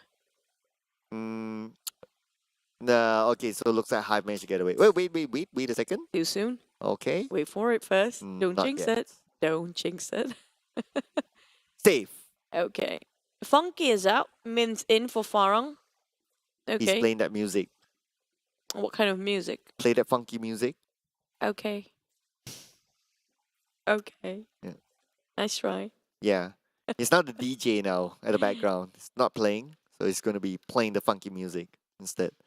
Leto, as usual, swapping in for Kacang Susu. You know what? All the teams that favoring the right side are all the teams that's really desperate right now. If you look at through MAB, Access, Bosskurr, HomeBois, RSG happens to be in the middle there. Most of the right side ones are the ones that's dying to get themselves the points. Well, Ame for Tricky. Not a tricky one. I was kind of surprised still that Ame was subbed out of the previous I think he's Miraba. tired, possibly. Just needed a bit of a break, Oh, longer okay. break, maybe. Yeah, but anyway, it doesn't matter for Mugen anymore. They're surely not going to go on to the Hey, Livik I do round. want to see them if they can actually prove that they got themselves that chicken. It would be really great. Irregardless of whether they go on to live it. Yeah. Just get the chicken dinner just for it. Just for Yeah. their dignity. If they get the chicken dinner, they could possibly okay. So the benefits of them still getting the chicken dinner and still going up maybe a few slots is Mhm. that they still get they will get more weekly bonus points. Not So just there's still that. a benefit there. That's a lot of benefit actually for Mugen if they manage to secure one chicken dinner for the last day and last Mirama match here today. Because why? If they secure a chicken, it means that they found themselves the right strategy to restart again with a clean slate on week 2. Means they're adapting. But if they don't, yes, they do have another week to figure out, another 2 weeks actually. But it means that they still need more time to do something, to actually gain something out of it. If they're gonna do again the same performance as they are in week 1 and then just gonna drag into week 2, not fixing things, it's a bit of a problem. Yeah, wait till that happens. For now, if we continue to put hope Mugen get the chicken, I worry that it will. Or maybe HYVE. HYVE got better okay, yeah, chances. HYVE almost got it. Mm-hmm. Yeah, if only they got it, there'll be something to talk about. But definitely something new, something refreshing. But what's not refreshing is Bosskurr positions right now. They are at 130 points. Yoodo Alliance are not safe. Access is still in the danger zone. Maybe Genexus onwards, who's actually quite safe here right now, because we do know definitely a lot of team will gain a lot of points, provided that if later the one that actually getting the top 5 are those actually starting from 13th place onwards. Hmm. Then Yeah. nothing's gonna change up there. Yeah, then probably nothing much going to. But let's not forget as well the elimination points will play a role. That 1 point. Yeah, still. But yeah, I guess because there's so much to talk about, right? Yeah. Like even HomeBois, there's Script VIP, RSG could if they go crazy. Are they? Or rivals. Can Forest go through? No. Not at all. No. Yeah, you ruled them out, right? Yep, Totally. already. Okay. Definitely. I'm sorry. I'm not taking any credits. I'm not taking any of their credit from their last performance. It was really great, but it's just too late. Yeah, that is the sad part about Four Rivals, right? A team that fall from grace, they call it. Like it was like super duper last season, but yeah, I remember the interview with Riv. He says that they are late bloomers, but looks like This is too late. yeah, the bus left. Like the bus has arrived at the other destination and they're still in. This is a different bus original spot. entirely. Like they want to hop to the destination, but this is entirely different bus they're hopping into. Yeah, like they want to go up north, right? And then the bus actually sends them back down south. Yeah. Yeah, it is that. It's week 2 bus that they might be hopping, but not week 1. And they are in the same bracket as teams like, no disrespect, but they're the same bracket as teams like MUGEN and HYVE, which is like if you were to put it on the power bracket scale before the season starts, I think 4 rivals wouldn't be there at all. I mean, based on previous achievement, nobody thought they will be there in the first place. Farang spraying on Team Hawk. Another team that having a bit of a dim ending here. We're talking about walking into Livik later. Team Hawk definitely have what it takes. Like they are in the first top 10, first page. Axis is not safe at all. All depends on Create VIP, honestly, from my perspective. All down to Create VIP, HomeBois, and RSG. If they manage to get more points and eliminate it quite late compared to those on top, so many teams will be pushed down there. Yeah, at least the good news is that Axis is playing this round. So they can still gain their own points. Now, that's the bad news. Now, if Axis gains points, plus Crit VIP and all the others gains points, that could mean that MAB could be out. Yeah, so, sure. Yeah, so that's the even sadder part. That's like watching a Romeo and Juliet movie. The ending is tragic. At least everybody knows that ending. Yeah, this one we don't know. Yeah, that's the thing. Yeah. Genexus, they have been a bit more calm today. Not too quiet, but not as loud as the past 2 days and also yesterday. Dingoz for Sem 9 today seems like a bit cool for them. Not as fierce as they were in yesterday's performance or even today. But they still maintain in the top 3, so it's not a bit of a problem. Not even a problem at all.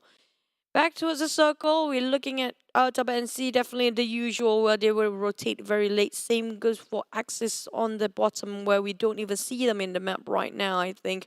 A lot of teams that really wanted the points are, tanking the blue zone for a bit more. Just to be sure that they will avoid all the unnecessary fights, which going to be on top of La Benita. Yeah, that's going to be high. So that's why that's why in the previous round when the stats showed like 3 minutes ish in the blue in this round and they got second place. Not too surprised because that's the same thing that they will always play. They'll always do the same thing. And I think this was mentioned by Yuha in the first interview as well. Teams in PMPL MYSGPH like to do the same thing. Only a few teams like to switch around. So that's why even like for us sitting here, we've seen it so many seasons. They were like, yeah, they're going to do that. That's the playstyle. Exactly what HYVE is like doing now. For me personally, that's not really a good thing because you're so predictable. This is the game of probability and unpredictableness. So that's where the teams that are not predictable, very unpredictable, can actually have advantage of it. If you're not doing the same thing over and over again. Because every single round, nothing will be the same, especially the flight path of a circle. Why do the same thing? I guess one key factor of teams repeating what they always do, regardless whether it's good or not, is because of they always have the same drop spot.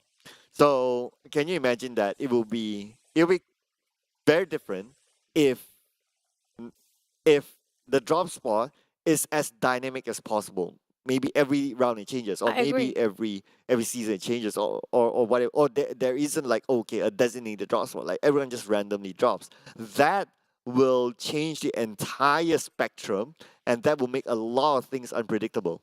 I'm sorry, now you kind of remind me of one point that I want to mention in the previous game. It's totally different topic entirely. Sorry to sidetrack now. Imagine in Sunhawk or any other maps if they want to put in. Since we got, especially I want to mention Sunhawk here. Why? Because there's so many healings, right? Instead of they drop, PUBG, if you want to listen to this is yours to take. Instead of dropping a lot of healing, first aids, split the healing utilities only to 50% and put in another utilities that can actually use. Which is going to be maybe some nuts and bolts to repair the car. Wow. in So- case it's almost being shot down. So they're being mechanics now. Yeah, they can play the mechanic Wow. game. Okay. too. Like, So it's like that car is like smoked out. Then yeah, you can heal the player, you can heal the car. so you can heal the car too. Wow. Okay. So you can use it, even though like you found yourself a flat tire car. If you got yourself the tools that you need to use it, Hmm. you still can actually do it. What if I make another element interesting? I'll Yeah. add one more. Imagine if like their weapons Mhm. have a lifespan. Like you can Now shoot. that's really hard for the you players. shoot X amount of bullets, and then your weapon will wear out, and then you have to discard it and get a new one. I mean, like that's applicable maybe for pans and melee Nobody's gonna use weapon. a pen unless for throwing. So that's why you make it weapons. Yeah. But I really want to see if they reduce the healing instead, but put the healing tool towards the vehicles. That one would be. And imagine if like the amount of time that you need to heal, it depends on how big of size of a car. Especially the Wow. minivan. Wow, that minivan will take like you send it to the mechanic. They'll ask you to come back next month. Yeah. But more Wait, I'm still. But more people will be using motorcycles then. Oh, back. Never mind. Sem9, Genexus, the Nemesis, or the classics, so we call it Genexus, Team Secret, Sem9. This is the all-time veterans, very experienced players on top of Minas Generalis. Genexus, when they actually have to face the fight that had been taken onto them, they can always defend. But if it's the reverse, it's always not going to be so well for them. Which is a surprise for me. I would expect Genexus to be able to take fights with teams. I guess that was the case during the early of the week. But recently they've been kind of okay. They've been stepping up their game, hence giving them that definite top 12 finish at least. So far so good for Genexus. Yeah, they could tweak a little bit here and there to get more to get better placements at the other day. But yeah, at least I think for Genexus fans, they'll be like, oh, at least we are in the top 12. Secure, they're happy. Secure, yeah. Yeah, if they can actually add more points, why not? Just to solidify their positions. But HYVE playing the blue zone still, while we're having Team Hawk and also Mugen, I think it's just next to each other. And also, if you notice, Mugen and MAB, they have almost similar colors when it comes to the name tag. We're starting with AMS, and the colors even almost the same. Just easily get confused. Yeah, some of them are quite similar in terms of colors. You remember back in the day where their name tags have numbers? Oh, yeah. Yeah, then it's very easy to just, That's compare easier. numbers. But now you have to depend on like, okay, now you have logos. So colours. that helps. Yeah, logos. Colors you kind of like have to remember. But Rush, remembering where Team Hawk is at. Yep. Can you get one? Oh, counter fire. It's Ouch. really painful. But the Blues are closing in as well for Rush. I think he can make it out alive when his teammates actually start to open fire. So they'll be attracted towards their own team. He's Frankie and also on the side, Magix, I think. There you go. Magix almost got clipped entirely. But lucky enough, Yoodo Alliance have to be butting into this compound too. I don't know where they're standing right now. But definitely that saved a lot for Tabah NSEA. Virgil just going to take the blue in. It's still the third phase. Still okay. Got 4 first 8. He wants to explode the vehicle. Ooh, okay. Amir goes down to Flex. Flex flexing his guns. Now Rush will need to move in. He only has 4 first 8. Should be alright. But the circle doesn't seem to favor NC.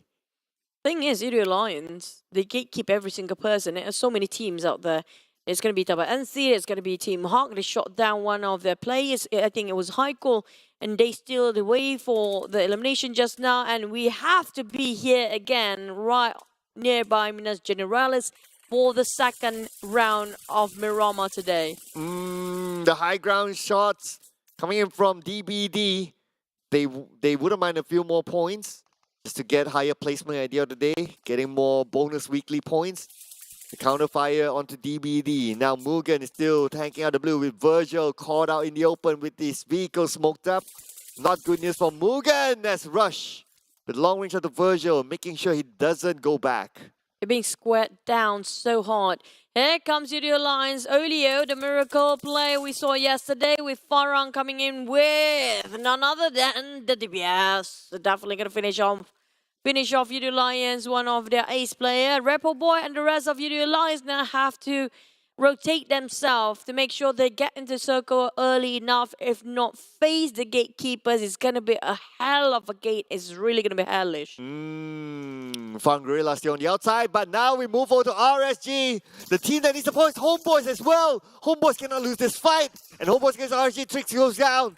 Taken out by Ranger. Ranger will secure the elimination point. Thumb goes down as well. 6 on the other side. Long range onto RSG. But 6 is still on the outside of the circle. This is bad news for HomeBois. It's worse than bad because why? Access is there. These are the teams that have to put everything in this game right now.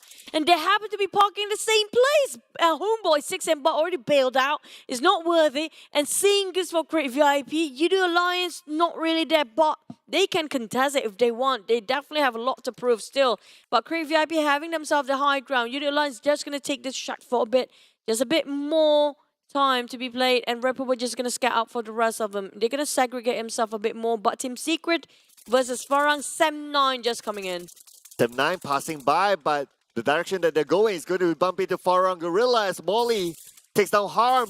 And now Izane will want more, but Harm being eliminated together with that. That means number 16 for Sem9 in this round. Well, it doesn't cost them that much. Still okay for them. Tabah NSEA will take the hopes away from the side of RSG if they manage to take this entire team down. Don't forget about RSG. Nearby is going to be HomeBois too. Team Secret firing onto the side of DBD. It's not really make that much of a difference when it comes to overall. But Oh! This is big, Choo-Choo. This big HomeBois out. That means we won't see them in Livik. Oh, no. Still RSG in the fray. Create VIP might just actually cut off MAB. Have to remember about MAB for the overall rankings. But for the side of DBD, they got finished off by Blazer. Genexus, on the other hand, having a go against maybe Team Secret. Team Secret just nitpicking fight with everyone. Oh, eye shots once more. And now eye shots onto Farang Guerilla. Farang Guerilla, they're playing on the outside of the circle as well. The circle seem to move away from Team Secret. Crit VIP may need to move as well. But they can play the gatekeeping role as Zuli goes down to the zone. That means Team Mark is out at number 13. No points in this round. Still a lot of difference for Create VIP and Bosskurr there. While RSG start to fight against Tabah NSEA. RSG, they have that shot, but they have a hack. They have to do a hack and a lot of number of eliminations just to be on the top 12 here. Axis, they might lose this. There seems like a bit fumbling there if they lose quite too early with 0 eliminations right now. 12 points, 12 teams remaining with 44 players. And Create VIP still have 4 singers for Bosskurr. RSG is going to gatekeep NC as Axis starts to move in. Bravo goes down to Izane. Ranger has a high ground against NC. NC doesn't have the circle. The blue will put pressure onto them as Kim goes down. This could be an opening for NC, but they need to pick up Frankie at the same time. Kim is currently down but not out yet. And Tabah NSEA only have 1 Frankie to save them all, but there's too many grenades there. He almost lost it. Flux managed to reset with 3 bleeding out. 3 of them are knocked down. Farang coming with it. Shotgun. Get it in the face, he said. And that's going to be Team Secret. And see this one coming. Aizen trying to make a damage control from the back line. Backstabbing every single Farang. Team Secret, they're trying to salvage whatever they can here with Molix, the last person for Farang remains. Oh, Molix. 1v1 versus Izane. And Molix steps up, but Izane, he has a nade. He keeps his nade. No time for him to pull the trigger. But then again, not necessary as Molix will be finished off by Sam from Crit VIP. There's going to be Crit VIP securing that elimination point. And Sam once more gets one to Izane. Fighting against Team Secret. Sam being countered by a pawn. Still alive, but need to reset himself. RSG tried to get the dominating. So many teams dominating for the eliminations here, including Crit VIP. They have a shot here. Sam Z can reset himself, but not enough first aids in the time being. Well, 4 rivals. They are struggling, but they managed to squeeze in. Sam Z, the last person for Crit VIP to get into the safe zone. RSG tried to take down Yoodo Alliance. They can actually make it if they got themselves this chicken. Oh, even Crit VIP is dominating now with the points collected. They could find themselves in Livik, but they need more points in the bag just to secure themselves as Yoodo Alliance fighting against RSG. RSG still at full squad, but they don't have the high ground. RSG on to Yoodo Alliance. Yoodo Alliance is still in this, but Kim needs to be picked up again. Yoodo Alliance, the moment we want to mention about Helton, straight away on the grind. It's going to be by Crate VIP. They're trying to close out the gap and gets Bosskurr, but the points will be enough here. Look, last stick of health. Managed to first aid himself. In the meantime, RSG still there, 4 of them. All they need to be have a bit of a reset, and Bosskurr is driving as well. They need to open the gap between Crate VIP. If not, they might be the team that will be relegated for the next Livik match. Oh, Bosskurr at the circle at this moment. Crit VIP is still on the outside of it, but they need to deal with RSU, who's currently closing in. And we can see the jumper goes down to Xiaoboy. Xiaoboy finishes up Voki. Xiaoboy counterfire point by Appy. Genexus number 8, 3 elimination points. Crit VIP still a full squad, but they need to move. 15 more seconds on the clock. RSG will not make it easy for them. Insomniac wins over Rex. Big as well onto Helton. Are they waiting for the right timing, finishing up RSG? But there you go. Long range from Insomniac and Razor finishing off Yoodo Alliance. And at the same time, Crit VIP managed to win that fight against the side of RSG. Bosskurr is still there. X is trying to survive here, but it's just so much for them. Bosskurr got himself the high ground, and Axis in trouble. They're losing more men here, down to 2. And it's going to be all the rest of the other teams remaining with the top 5 here, still with 4, except for Axis. And Team Bosskurr also actually dominating. They might try to contest against Crit VIP for the last few rounds when it comes to secure the top 12. Axis challenging Bosskurr for the high ground. Axis starting to move in. Axis then to the circle. But look at this Crit VIP starting to move into the circle as well. Hainum goes down to Zigzag. And Iman tries to get one over Axis. Dell is still alive, but Dell is out. That is it for Axis. Bosskurr wins the fight. And now down to 3 for Bosskurr. They are at disadvantage right now. Crit VIP getting still forming. Full rivals and HYVE as well. HYVE again back to back and full rivals. Getting himself in the top 5. Such consistent. Bosskurr managed to reset himself with that revival coming from the teammate. But Crit VIP and Bosskurr, they needed 4. And it's going to be Voki fighting. 4 rivals, 4 against HYVE here. And it's going to be tough because Crit VIP and Bosskurr will take advantage of this. That is it. Another nade from the other side. HYVE looks like they're falling apart. Endote tries to get one onto Voki. Manages to do so. Endote still alive, 40% health. Appy tries to counter fire onto Blanks. Blanks is still alive, 10% left. Appy can't finish off HYVE. Oh boy, this is really hard for the side of Crit VIP and Bosskurr. Both of them have so much number of eliminations, and they are neck to neck when it comes to squeezing the top 12. While HYVE and also 4 rivals have so much to prove to all of us. And Edo10 and the rest of HYVE really try to make space to reset themselves. They're being knocked down to only 2% remaining. While the rest of Crit VIP, Bosskurr and 4 rivals, they have 4! Samzy still managed to secure one more against 4 rivals this time. And the circle will close. Who will in favor? Famous Bosskurr and Crit VIP. This is their moment. HYVE will find it difficult to go on to the other side. 4 rivals in front of them in the same situation. It's going to be the 2 teams highly likely to secure the final chicken dinner before we get to Livik.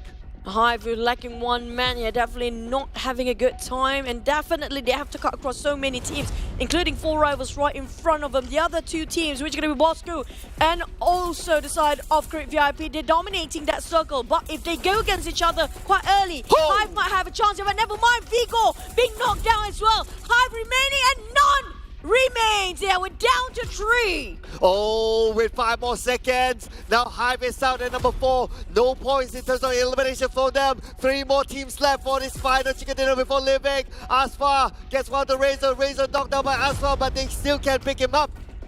Crit VIP are creeping towards Asfar's side. They got 1 for Bosskurr. Now this is really critical for VIP. They need this so bad. Same goes for Bosskurr. We can smell their desperation, but 4 rivals might ruin for both of the teams here. Shredded almost happy for his vest, but he tried to find a vision coming from Crit VIP, who's crouching into the compound slowly, trying to pick themselves up. But luckily enough, the moment the smoke dissipates, everything will be clear and clarity, everything unfolds. Crit VIP buying time with the Molly, and the same time jumper knocked down by Sam. Voki taking out Rizzo, but there's a trade here. Zigzag taking out Voki. Voki finished off by Bebek. That's a steal for Crit VIP, and Bosskurr coming from behind, focusing on the 4 rivals. 4 rivals now sandwiched between 2 teams. 4 rivals having 7 eliminations, while Bosskurr having 8. I'm not sure about how much Crit VIP have their hands. Probably going to be more. But Bosskurr start to move forward. They have to push. While Crit VIP, they're holding to as a circle.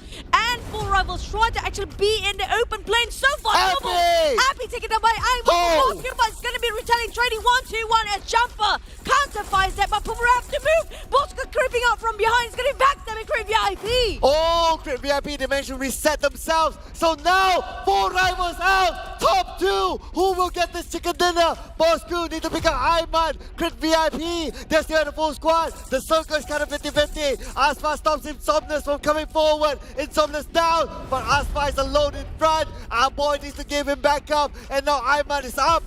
Everything is widespread coming up from Bosskurr. They managed to reset themselves here. Even though we knocked out efforts for Zigzag, but he doesn't have to heal himself. Yes, Tamsin is down. Zigzag is still not healing up. Crit VIP, I guess down to 2 here. Seems like Bosskurr have the man. All they need to do is push up forward. Aspa going for it. Aspa just don't have anything else to lose. Bosskurr securing chicken with a solid win. What a number of eliminations too. That's gonna be like, how many is it? 13 eliminations, I think. 15 make it even.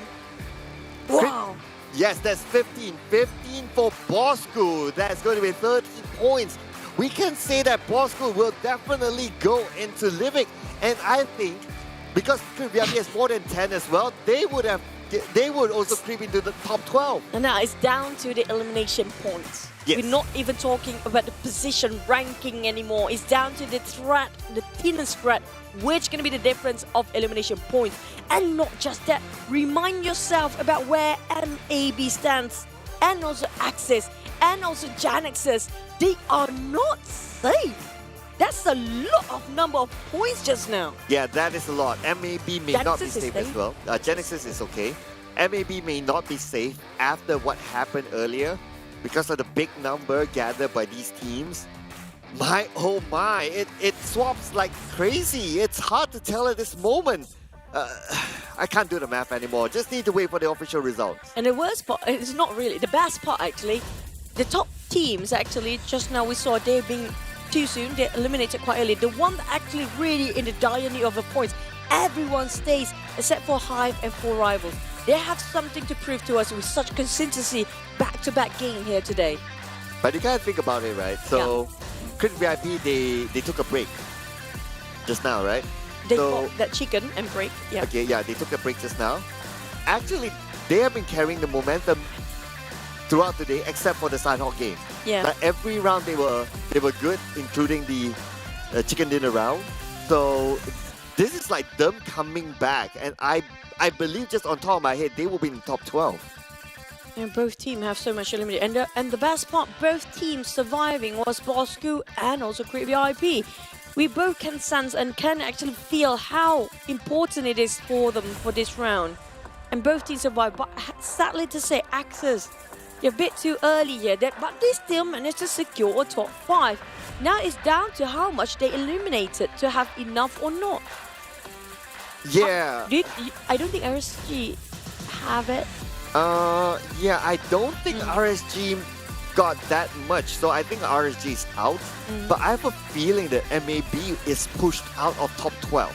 I have a feeling that to that extent. Oh. I can't wait. Just give us the results. Yeah, like let's skip every graphic. Let's just go straight to the Okay, this is like, okay, the same old numbers so far. It's just the average number. Nothing like until 40 of smokes, grenades, or even hand grenades. So, okay, but except for the HYVE coming up from the blue zone, they had a long rotation. I have to say, it works quite well for them, for both 4 rivals and HYVE when it comes to Miramar today.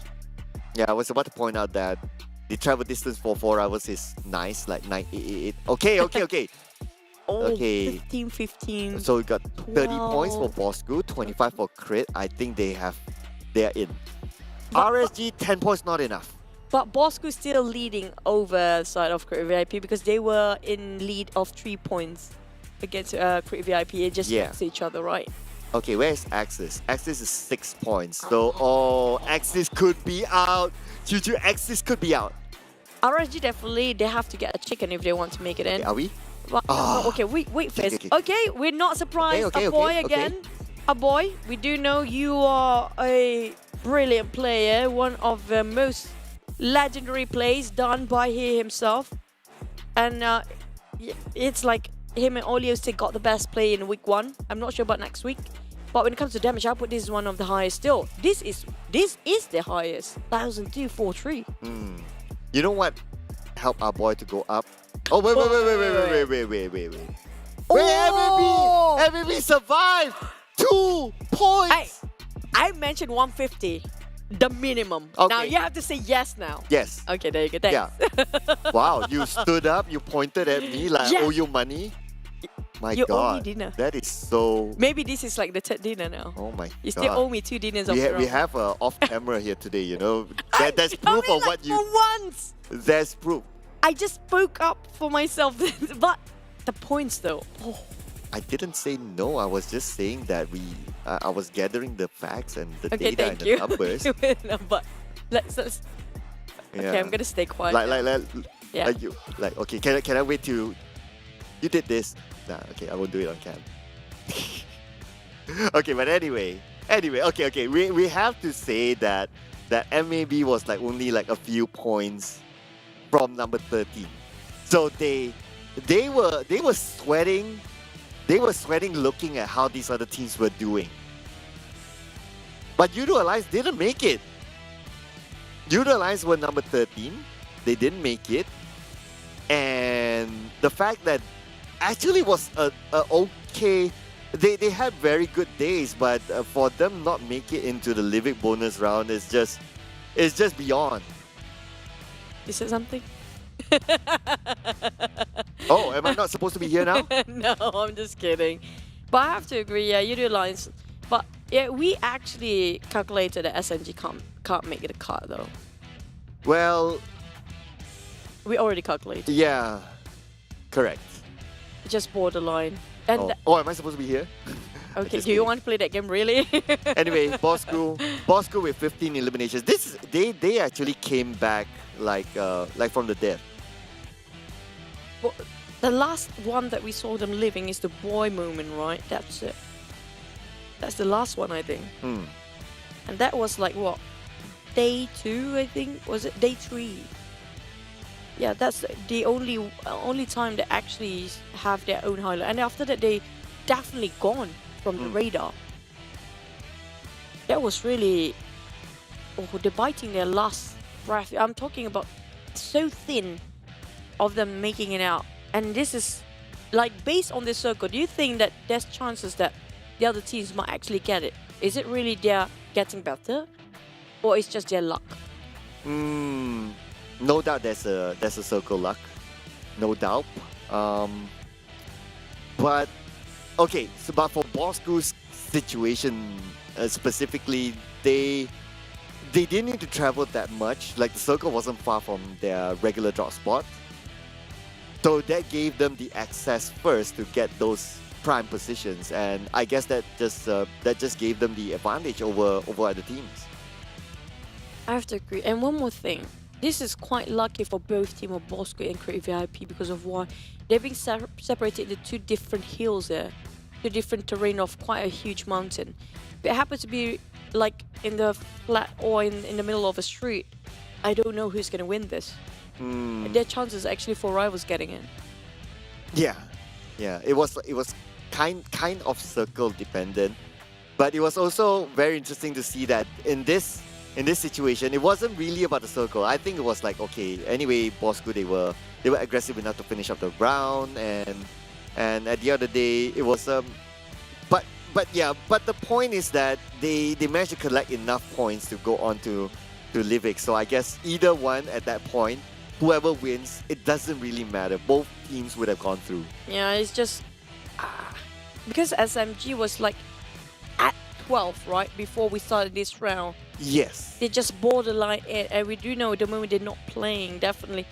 Unless if Bosskurr and also Create VIP didn't actually didn't get into the top 5, that's a totally different story for SMG. But we have one more Livik, and definitely you guys know your top 12. But before that, we're gonna hit the break and the breaks for a bit, before we get into the smallest map that is. Stay tuned with us after this.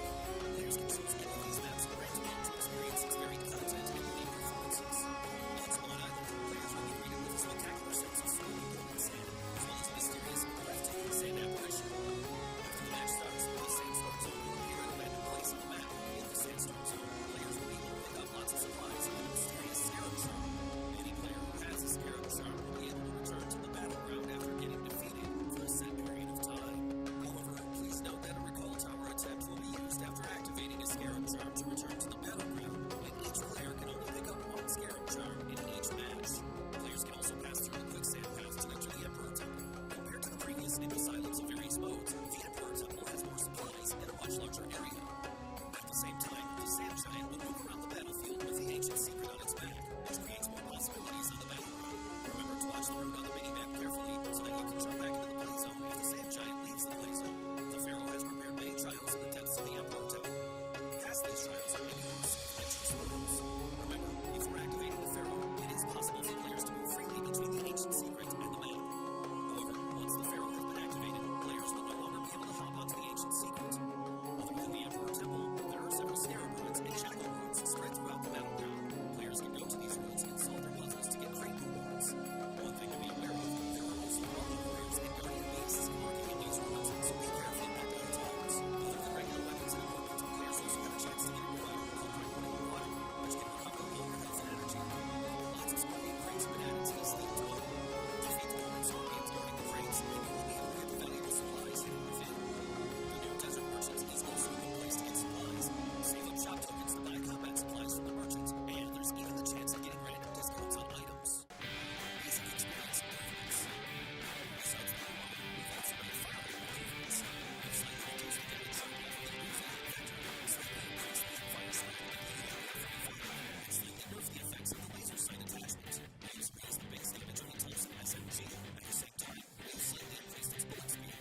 As for the PP-19 Bison, we've slightly increased its rate of fire to improve weapon efficiency. In the case of assault rifles, we raised the load damage of the AK and slightly improved its aim assist. We've also reduced the recoil of the Scar M and slightly increased the base damage and damage drop off at longer distance than other weapons.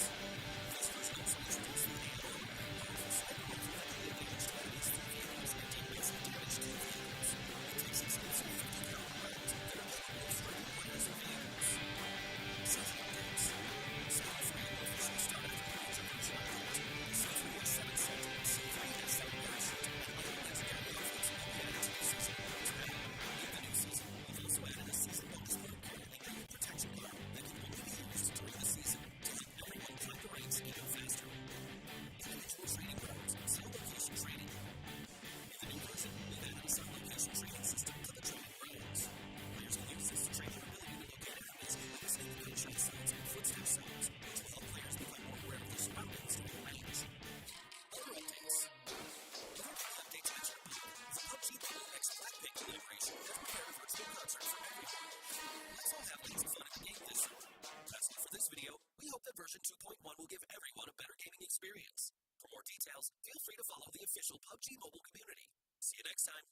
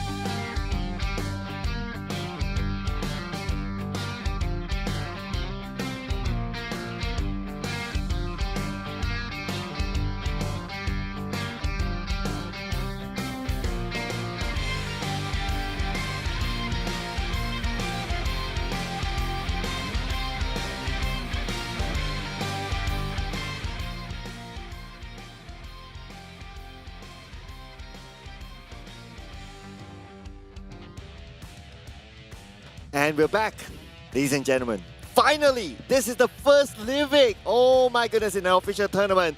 This is the 2022 PMPL MYSGPH Fall, brought to you by PUBG Corporation Tencent Games, as well as Lightspeed and Quantum Studios. My name is Sir Cloud, together with Choo Choo.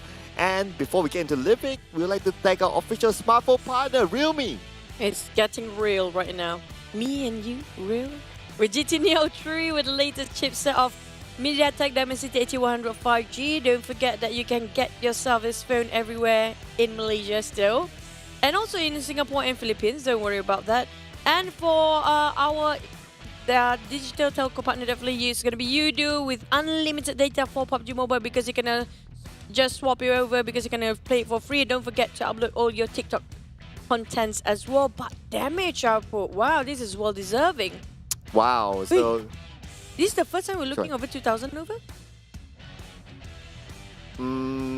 No, we had, because remember the 17 elimination, that's still the record. Oh, yeah. So yeah, that one automatically goes 2,000 over. But it's the first time we see a crit VIP player on one of these overall charts. So Sam is in it, our boy, well, what can we say? And it's also the first time for Luke. Yeah, that's true. Luke is Luke. Looking at a boy. But I like how Luke and also a boy actually have the same sort of there with their chin. Well, Samzy, you can see he's a bit more friendly when it comes to the pose. Yeah, he has a little bit more of a straight low. But okay, first Livik. Okay, let's talk about this. The top 12 teams on the weekly rankings will compete in one additional match on new map Livik as the last match of each Sunday. So yeah, that's how we get into. Points earned from Livik matches will be counted towards each team's weekly rankings. So that is not the bonus ranking, but that is the weekly ranking, so that could still change the 1 to 20.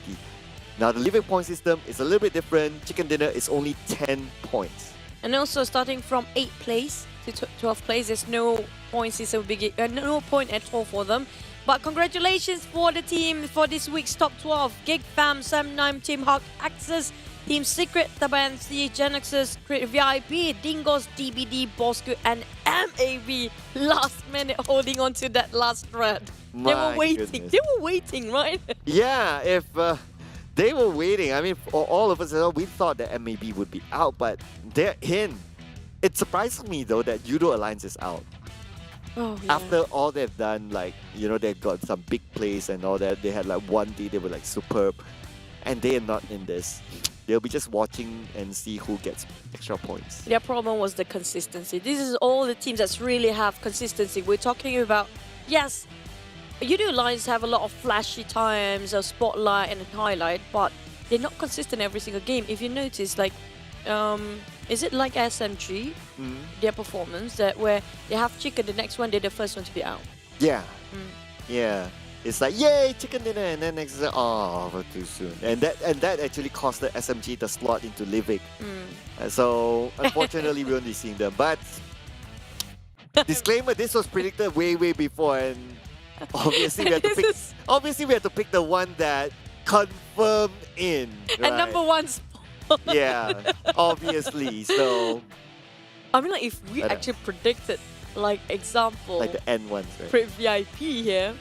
There was like, we are like, they were like, we are the door oracle. is that way. Yeah, I'm like, we're too incredible for that, yeah, right? like, I'm done. Like, you know, contract, keep getting another job. Yeah. If they can actually pull it off next week. Wow, that we're will out be, of a job. Yeah, they'll be saying that. The door is that way. We probably won't even come to the next few weeks. They'll be like, okay, it's yours. Like, bye. But this one for us to be safe. It's either Team Secret, Sam9 or GEEK Fam. We get to choose that. At least that's nothing changing. Yeah, that one won't change, right? It's funny if we really pick like the number 12. Ooh! Oh my god. We should do that the next time, you know? Just try it out. Just put it on the screen. It's not because we're predicting them getting chicken, actually. It's like we predict who is like the end, like, ngam. They will probably do that for our final week. Yeah, we should do that. We change that. That would be interesting. Now, I challenge Keith and Contra to do that next week. If they dare. Yeah. They'll probably be like... If they're man enough. Oh, wow. Oh, wow. That is the ultimate word, you know. That's From like me. gone case. Yeah. Yes. No, they have to do it. Yeah. They have to. I can't say the same because I'm not as manly as Keith because he has this mustache that's so luscious. Is it just the moustache thing, or It's it's also the biceps? Don't forget about that. Oh. Someone's been checking him out. But, unfortunately for teams like, there are a lot of names here. Yoodo Alliance, let's see here. HomeBois is out as well. HomeBois is actually very sad because they had a chance. They had 2 games to play, but they too soon the last game. They were the first one to be out of, was it? Of the last game, yeah. Yeah, the last game, the first one to be out with 0 elimination points at that. What? Oh, I can't put myself in their shoes how disappointed they might be. But this is gonna be, like you mentioned, our first official. We did witness a lot of show match, but this is the first one we're looking at players taking this map seriously.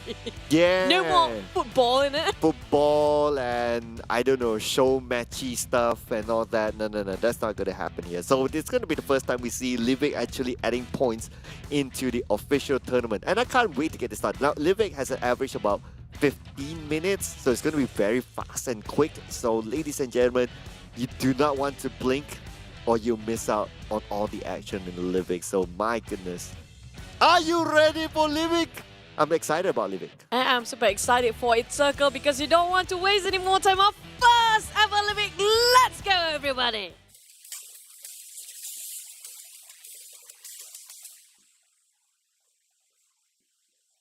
I want to see the circle, how it works in Livik, honestly. I've totally no expectation. I mean, I've seen it in like custom rooms and all that, but that's not the same. This is a tournament we're talking about.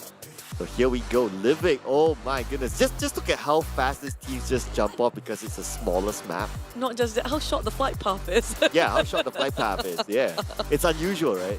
This is just too cute. I mean, like if Bosskurr should ace this. Bosskurr should ace this. Yeah.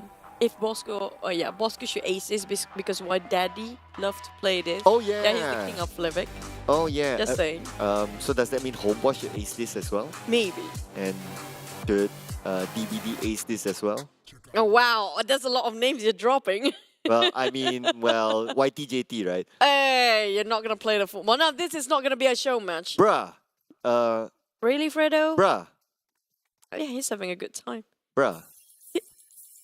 You know this one not show match, right? Oh, okay. Oh, he's gonna pick out a couple. Oh, He won. Okay, that's smart. That is smart. Yeah, okay, I forgot. I forgot that works. I thought it's like, he thought this is a show match or something. I have a feeling he's thinking this is a show match. I think that's a shortcut to get everything that's gonna work in this game. It is, but I didn't expect to make it like a show match. But anyway, Genexus and Damroot. Okay, 2 captains. Here we go. Where are the rest of the team though? Genexus.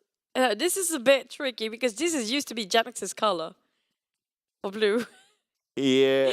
And that's supposed to be like GEEK Fam color before this. But never mind, Damroot being sniped from afar. It's gonna be snipes actually. No, who is actually shooting against Damroot? Well, it's off screen, so can't really see. You don't know. That gives Damroot like 70% of health. But Damroot, okay. First one onto Biu, but Lone comes in and follow up. And that is it for Damroot. It's going to be first blood for Xiaopoi, in fact. I think the players, even them, need to get used to it. This is a real match. Yeah. I think some of them forget that this is a real match. Yeah, because you always have a good time in Livik with the hot springs and with the football field and everything. And even the ads back then, remember? Where everything seems like very friendly when it comes to Livik. I know, right? And this is like the round where you play like, in between scrims, you have nothing to do. If you're too soon, then you I just open a Livik and play for fun. Classic. It has to be a different mindset now. So hopefully they remember is that. Especially someone like Fredo who plays a lot of show matches, right? He might get used to this as show match. Yeah, he forgot. Even have his... The thing is, nobody actually tried to think the same thing as he does. To loot up from the goals coming out in the football field. Oh yeah, so also to share as well, I think our regular players or regular classic players out there know that inside Livik there's this recall function. So recall function is not, you cannot use recall function for these players. If these players use recall function, the points will not be calculated for Livik. So basically it's a penalty. So yeah, basically they can't. So the moment they actually attempted to do so, they will be sort of disqualified straight from this Livik. Yeah. Okay. So in other words, just they can't use the recall function. Okay. But I think we both actually predicted GEEK Fam to be a chicken dinner, but they already lost one of them here. Mm? I'm surprised how actually there's no skirmishes yet in this very small map. I am. Why? I would have expected more than just that one elimination. I would have expected like maybe like one, Already like one 4 more team at teams. least. 4 teams at least. Start the Yeah. skirmish. This is Yeah. like very quiet. Yeah. This is just below my expectation, to be honest. I thought like, oh yeah, Livik, yeah, super small man, yeah, let's go. Even Sandhawk had more action. I agree. Mm. Very agreeable because one thing is very rare for them to actually put this as an official match. So everybody just take every corner there is. Like we can see the Axis sort of have one corner, Dingoz one corner, Bosskurr one corner, Creep VIP just wherever they at. But I do want to see how fast the blue shrinks in this. Well, you know now. So the first string happens in 2 minutes. Okay, so that's gonna take a while. But yeah, I don't know. I'm kind of disappointed. We hope something more. Yeah, I was hoping that Livik, yeah. The highlight just now was okay, Damroot being shot down And then Fredo getting a lot of loot from that sort of machine. even that that goal. he treated it like a show match. Like, It feels like a show match. Now Yeah. he's playing like that. you know what? Even show matches have more action. True. True. Everyone just drop anywhere and just fight. But okay, so this is a weapon that's unique to only Livik. Mm-hmm. Yeah, so this AMR is only unique to Livik. So let's see if it will be played here, and I want to see how the pro players actually use it. Or do they like it in the first place? Imagine if MUGEN finally get themselves in this game and Amir using AMR. Okay. Yeah, you don't get it? I don't. Amir, AMR. Oh! It's just one letter difference. Oh, okay. Yeah, there you go. Amir's weapon actually exists here. He's born to be in Livik, but he just Unfortunately, didn't that's make the it. only way he'll be getting the Livik. Ooh. Oh. Amir in just- remembrance. Oh, wow. Ouch. Sorry, Mugen. We're just having fun. Sorry. Yeah. Yeah, I mean, yeah, we're just enjoying the view. Yep. I love this rainbow. I never noticed there was a rainbow. There was since like the trailer for this map. Remember the boat coming up from this waterfall? There's a bit of a rainbow on it. Oh. Yeah. I think maybe because when I play, I don't really go there. It's I too would normally far. go to Midstein and just play around from there. Mhm. So I never really noticed the rainbow. It's pretty. Because you don't have time to notice it's a rainbow. Somebody start to shoot at you. Yeah, that's one as well. Yeah, exactly. That's how I felt Livik was. Even playing like classic, right? It's like, okay, you go down. It's like, oh, everyone's like left, right, and center because just how small the map is. You move a little bit, you bump into someone else. But in this case, everyone's Nobody just like, wants to bump into yeah. each other. Okay, I think it's because it's an unusual map, so they don't know how to rotate. They'll be like, okay, where do we go?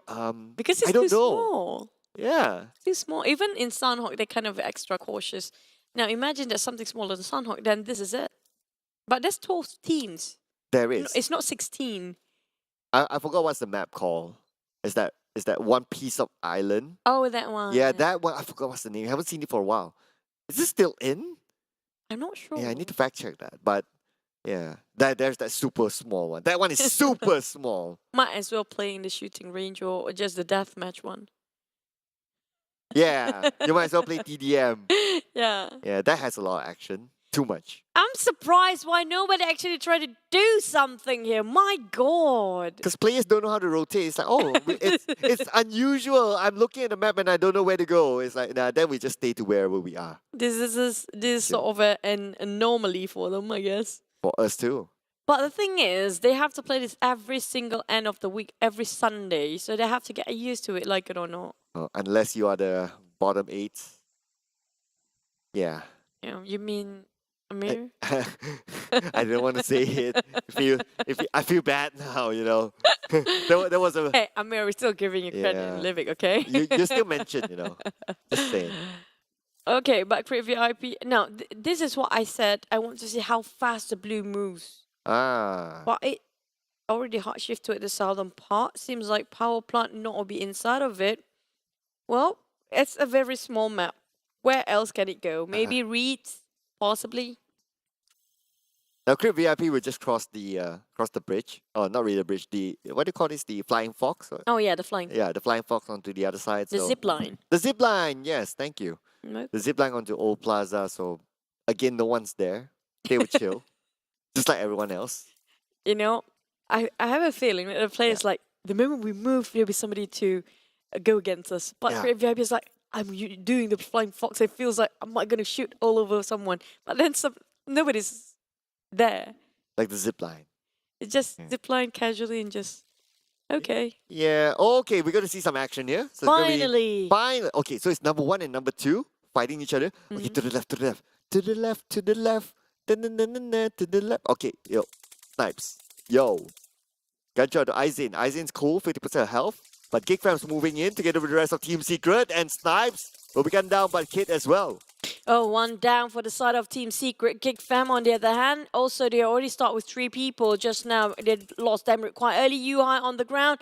Now left with only Mika. Will be charged by the side of Team Secret coming in full force. Fredo with M416 definitely knows and heard where Mika is because I should already give him that information. That's going to be a bit of a wall here. Mika been cooking up the nade for the longest time. There is mid-air explosion, hits nothing. A little bit too premature of a nade there by Mika. But Mika now seems to be kind of stuck as Team Secret will be playing without Fredo. But here we go. Mika goes in and GEEK fam. That's our First prediction. team to out. I think that's our prediction. Oh, yeah. To be the first one to be out. It's not actually the Well- chicken, right? We were correct. But the other way around. Yes. Yes. We're going to claim this. At least we get something today. Yeah. We got it that right. right. Yeah. Both of us. Oh, Oh my god. guys. This is not a show match. It is not a show match. Guys. It Oh, doesn't matter. it take a bit of a dip of a very relaxing It's not a show match. hot People. spring. People. It's not a show match. Dingoz. Yeah. Batman. Tell your boys it's not a show match. They're having a great time. It's all about the fun here. You know, I clearly think that I really think that they don't know where to rotate because it's a new map. That's all. They'll be like, this looks nice. We just be here. This Like, I don't know where to circle. move. Honestly, I feel like to remind them this is not a show match. Maybe the next one we make this. We can ask the circle to be even faster, so they will be panicking all the way. Yeah, like make the circle like I don't know how to do it. It's like 2 times more speed. yeah, like 5 times more speed or 5 something. times? Yeah, No, let- that's let- punishing. Yeah, let's go. Tabah NSEA and Dingoz greeting here. Oh, on top. Look at that. Dingoz NC. Like what you said. Yeah, we're gonna put focus onto there. It's gonna happen. Is it really? They're just gonna let him go. Oh. Okay. All right. But wait, who shot him? Is Axis actually? Wait, not even NC? What? Okay, but never mind. NC got their own. So Ate goes down to Flex. And 2 from Dingoz is currently bleeding out. Where is Axis shooting out from? I want to see that. Funny Because- that is, even though it's a really small map, but we can't see them. There's a lot of off screen. I mean, like, this is really zooming into the map as we speak. Oh, there you go. Ah. Just right across them. You can see Tabah NC from there as well. So, but I have a feeling they're actually parting ways or not moving straight towards where this fight is. But Flex, they're being very careful, aren't they, for Tabah NC? Yeah, they just like, they know that Dingoz might come again, so they're just chilling there.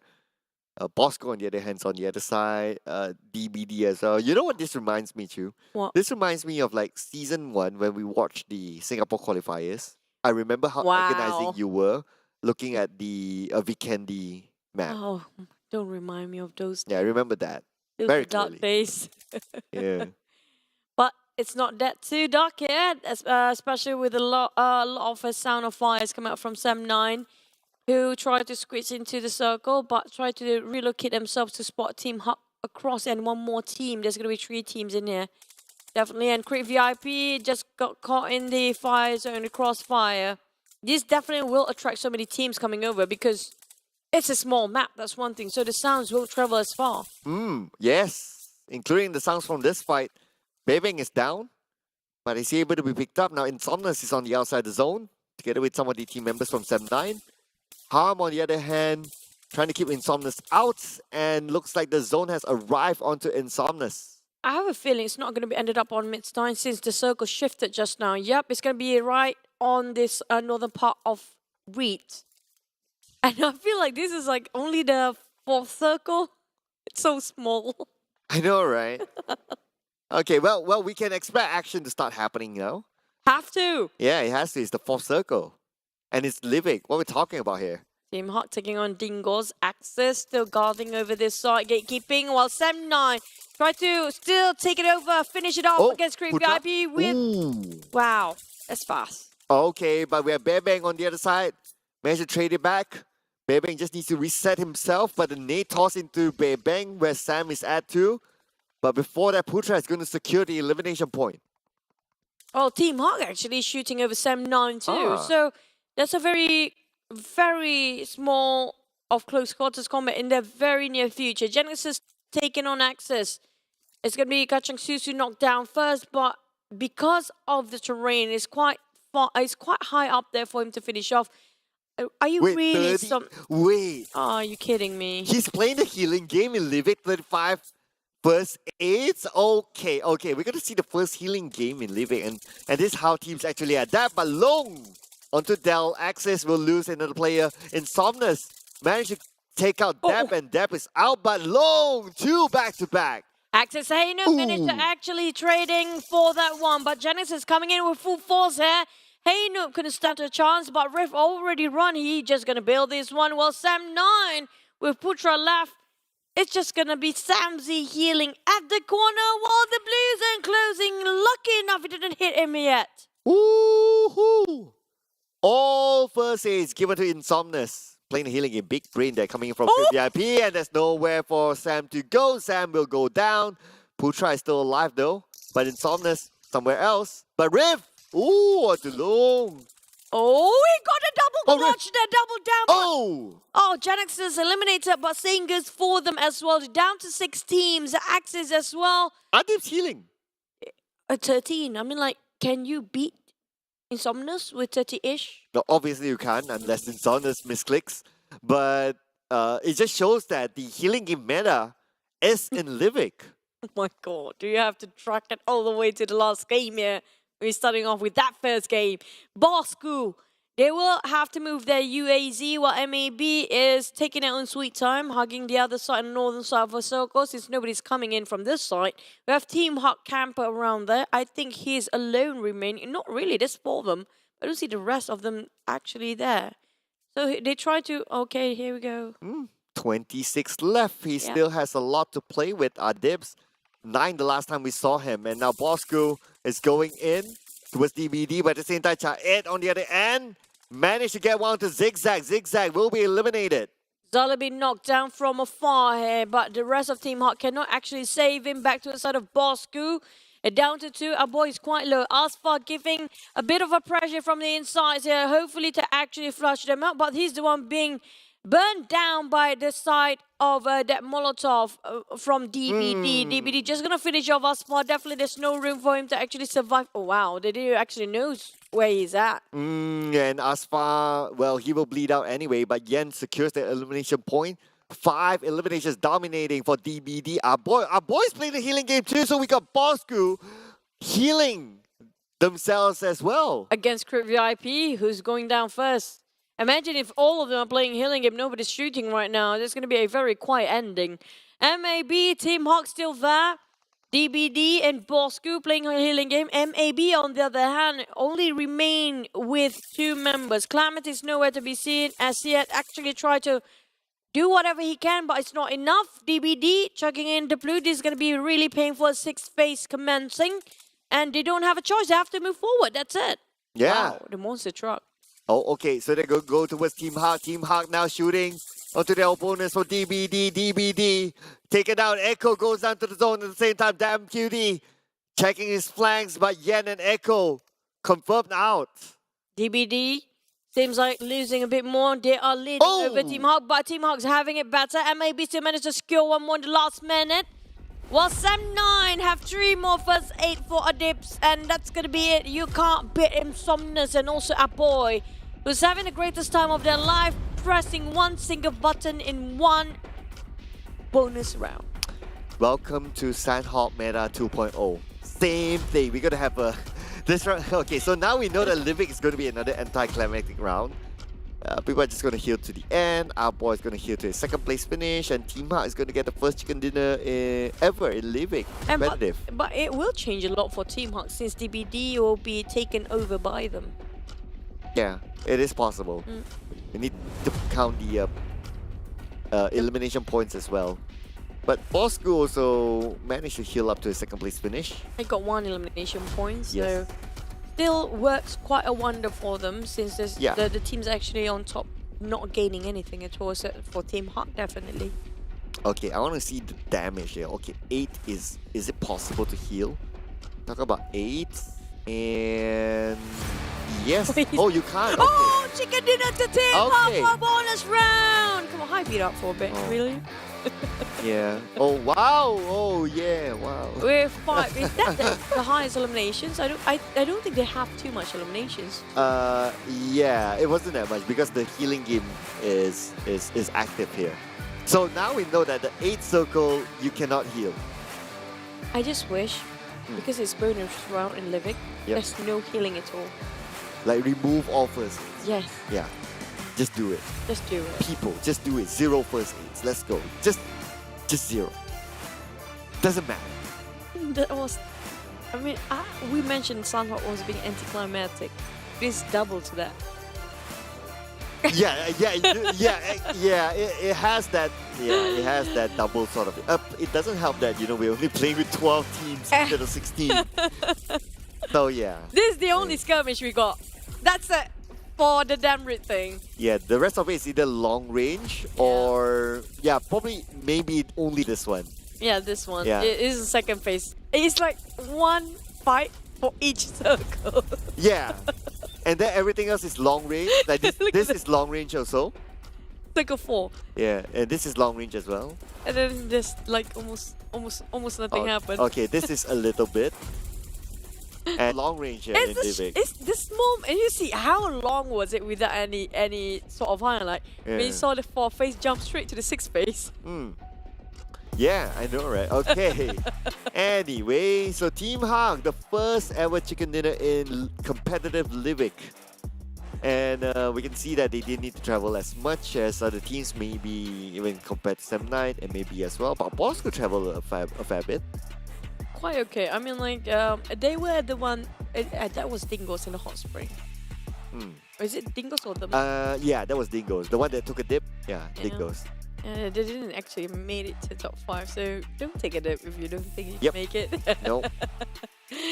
But for the others, time in the blue, because both of them, Insomnus and a boy who's actually playing the healing game, hence the longest time. But eliminations, like we mentioned before, they access actually quite a number on them. Oh wow, 8. Okay, interesting. I think a lot of them were from the long range shots. So in fact, they got the most eliminations in this round. And they got only 1 rank point. This is contributing quite a lot in security. Imagine if they got a lot of elimination plus as well as the ranking points. That's going to help them so much to push when it comes to getting the overall rankings later. Yeah, it might shuffle a bit. Will it change much for GEEK Fam? Okay, GEEK Fam, Secret, Sam9 not too far off, so I don't think it will change for GEEK Fam, so they will still be number 1. But here's our first MVP for the Livik map, Riff. I think this is his first MVP this season. That's true. That's true. And he's well deserving. We saw his performance for the entire week has been sublime, but the thing is, it's still longer elimination distance than like what Sunhawk. Sunhawk is what 81 meters. We've seen longest. Yeah. Sometimes. So this is 100 over. And Yeah. It's smaller than Sunhawk. Yeah, although it's a smaller map, but there was so many long range shots. But okay, let's see what has changed. Okay, so Team Hawk went up. There was a worthwhile chicken dinner for them. 182 above NC, and Bosskurr went up as well because of their second place finish. Everyone else, okay, only Crit VIP went down, MAB went up 1 placement, and pretty much everyone's the same. Yeah, because we Very do know different 13 to 20th place will stick where they are at. But GEEK Fam, it's still a gap between Team Seeker, but now it's a bit closer.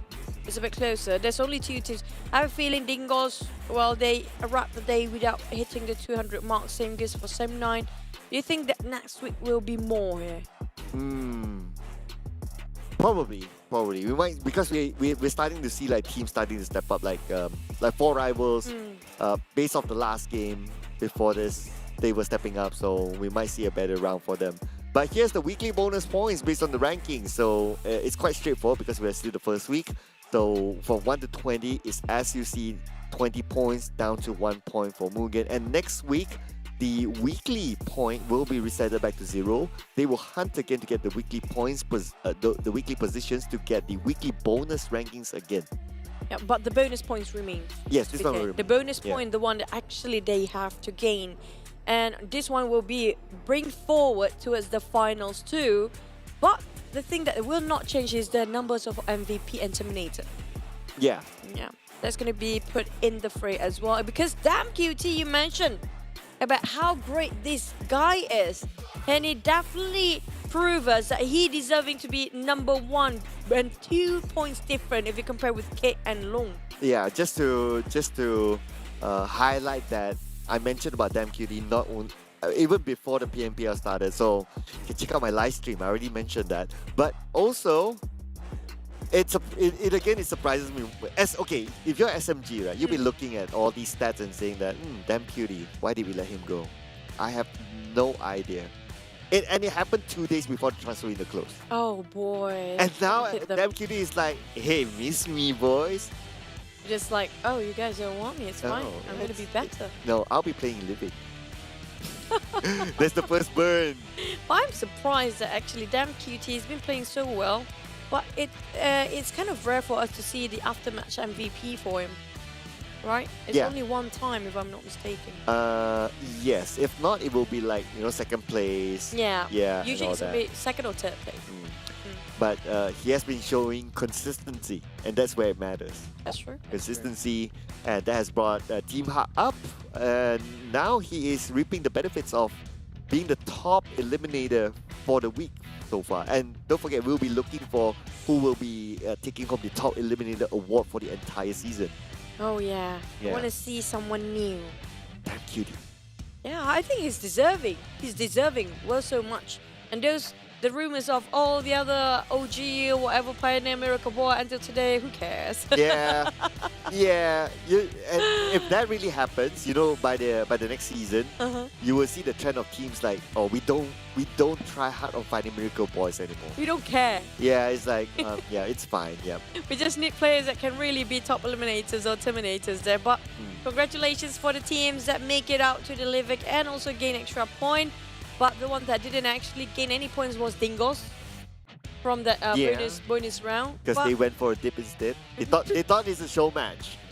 They were like, oh, we got points, wait. They can't see the benefit of it. They're like, imagine if you get yourself quite a double-digit elimination plus the rank. Even though it's 10 for chicken dinner, but it still contributed to like 20 points. That can change a lot when it comes to entire overall ranking. Yeah, it could. It definitely could. So you have to take Livik seriously. So if you maybe this is the first Livik, right? So they were like, oh, we don't know how to treat it like a tournament. But anyway, speaking about tournament, let's check out this next interview together with GEEK Fam.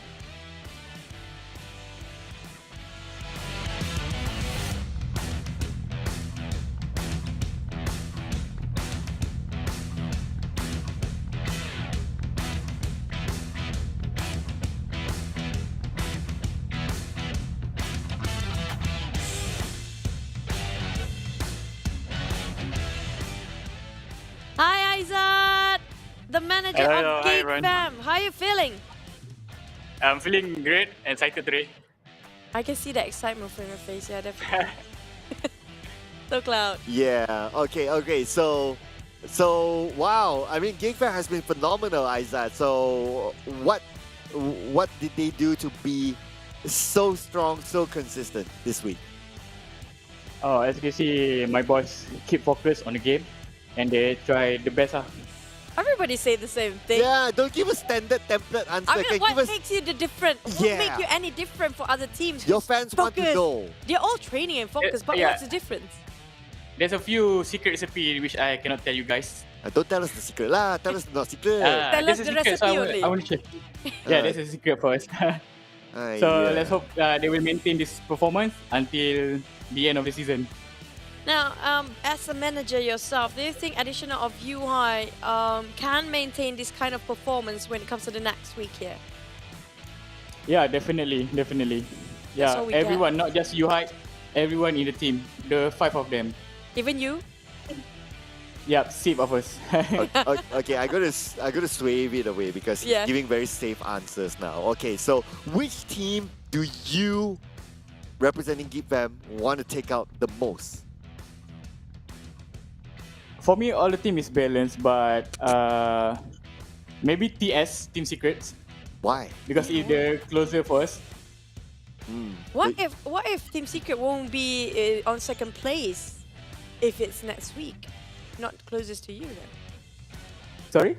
What if that's because Team Secret this week, right? They perform in second. What if it's other team? Which one do you think will be? We will focus more on Dingoz. Oh, why Oh. Dingoz? Why? Wow. Why? Because the. Sorry, hello? Yeah, why? Why? Why We're waiting. Why Dingoz? Why Tell us. Dingoz? Tell us the hot stuff. Oh my god. Tell Yeah, us. because Dingoz is the top team in the PMCC one. So that is our next target. Oh, PNGC. Yeah. Okay. Yeah, I think I'm not really mentioning any team. For Geek Fam, all of them. Oh, okay. Just gonna Everything. say you can't erase everything that. really. It's too late. It's Too late. It goes out the live stream. Okay, Too late. Dingoz, you be careful, Geek Fam going to find you, If I'm watching the out for you. manager say Tabrak. already, We're going to Tabrak, you guys. Let's go! Tabrak it is. Tabrak it is. But last one, shouting out for all your supporters out there. What do you have to say as a manager for Geek Fam? Hey, and one bonus. What? Say a word to Dingoz at the end. Okay. Let's go. Okay, for the Geek Fam community, Geek Fam family, keep on supporting us no matter how we perform. Because without you, we are nothing and we are family, big one family. Once a geek, always a fam. Oh. And to Dingoz. Okay, to Dingoz, keep trying hard. And let's hope not too soon. That's too nice. Like, keep trying hard, but we're still number one. You should say something like that. Yeah. Macam Come tu on, baru Aizat. content bang. Actually, I don't think I need to say it because everyone know. Oh, that is how we start. Actions louder than words. Exactly. Once again, always a fam. Thank you so much, Isaac. Good luck for week number 2. Rest well. Thank you. Bye-bye. Guys, M. Isaac. Oh my Oh god. my god, this all these people, right? You want to get the juicy stuff out of They're them. like, It's like, no, no. I'm being safe here. And not, no. It's if like you are my on hands, camera. My hands. Yeah, it's like, no, you're on camera. You have to tell us the juicy stuff. It's content, ladies and gentlemen. Now I wish for next week, Livik, there's something more. And I challenge for Contra and Keith. Predict the number 12. For Livik, right? Yeah. Yeah. It has to be your last game prediction, Livik prediction. Yes. That 12 spot. We will be watching, you know. Yeah. Yeah. We'll be watching. We'll be watching. That's how Geek Fan watching Dingoz. Oh my god. What do you think of week 1, Cloud? Oh, okay. So just to sum up week 1, right? Yeah. I think week 1 is super exciting. We saw like every day is like different team performing. Yeah. Yeah, and then I really like the top 12 thing because there was a super race towards the end. Like Crit VIP made that crazy comeback Oh. and maybe almost went out. Mhm. HomeBois had 2 games, but they bottled it. So what a week has been. But you guys, you can feel more the heat if you actually watch together with all of your friends. Next week is gonna be Johor. So let's fly over to Johor if you don't want to drive. Or you can drive yourself to Johor. Are you going Johor next week? Well, fingers crossed. I'm looking at my calendar, to be honest. Okay, to the 9th to 30th of July. Then we're done with the 24th of July today. 6 and 7 August in Ipoh Parade, Perak, and 13 to 14 August in Sabah. I would love to go Sabah. It's beautiful. I haven't been to Sabah yet. Yeah, same. That- Sarawak and Sabah. That means they should bring us to Sabah. Just saying. You know, we can talk. You know, And we wouldn't mind. PMTP. We can buy our own meal. Yeah, Just only the- the meal. Only the meal. Everything else will be, you know, It'd be great. yeah, it'll be nice, It'd be perfect. beautiful, That's like how the ending of today we kick fan number one. Perfect. amazing. But we're done for week number one. But before that, thank you again. This is brought to you by Tencent Games, PUBG Corporation, Livestream, and Quantum Studios. You guys have to stay tuned for next week for 2022 PMPL MYSGPH fall season, which is also sponsored by none other our beloved Realme GT Neo 3, which equipped with a MediaTek Dimensity 8100 5G chipset. Also, always use the best line ever to play anything, to listen to anything, even Blackpink concert. Which are gonna be Yoodo. Switch over to the telco right now, and don't forget to upload your TikTok challenge #BeTheOne as our official live stream partner TikTok, and all of our TikTok page, which is gonna be what's it again? Official PUBG Mobile MY, official PUBG Mobile Esports.sg, and PUBG Mobile official PH. And that is it, ladies and gentlemen, from us. Next week, you will be joined with Keith as well as Contra. And for us, we'll be seeing you after that. But that is all for us for today. We'll be missing you guys. Don't miss us too much. My name is Sir Clark together with Choo Choo. Enjoy the rest of the day. And we'll see you in the future. Da!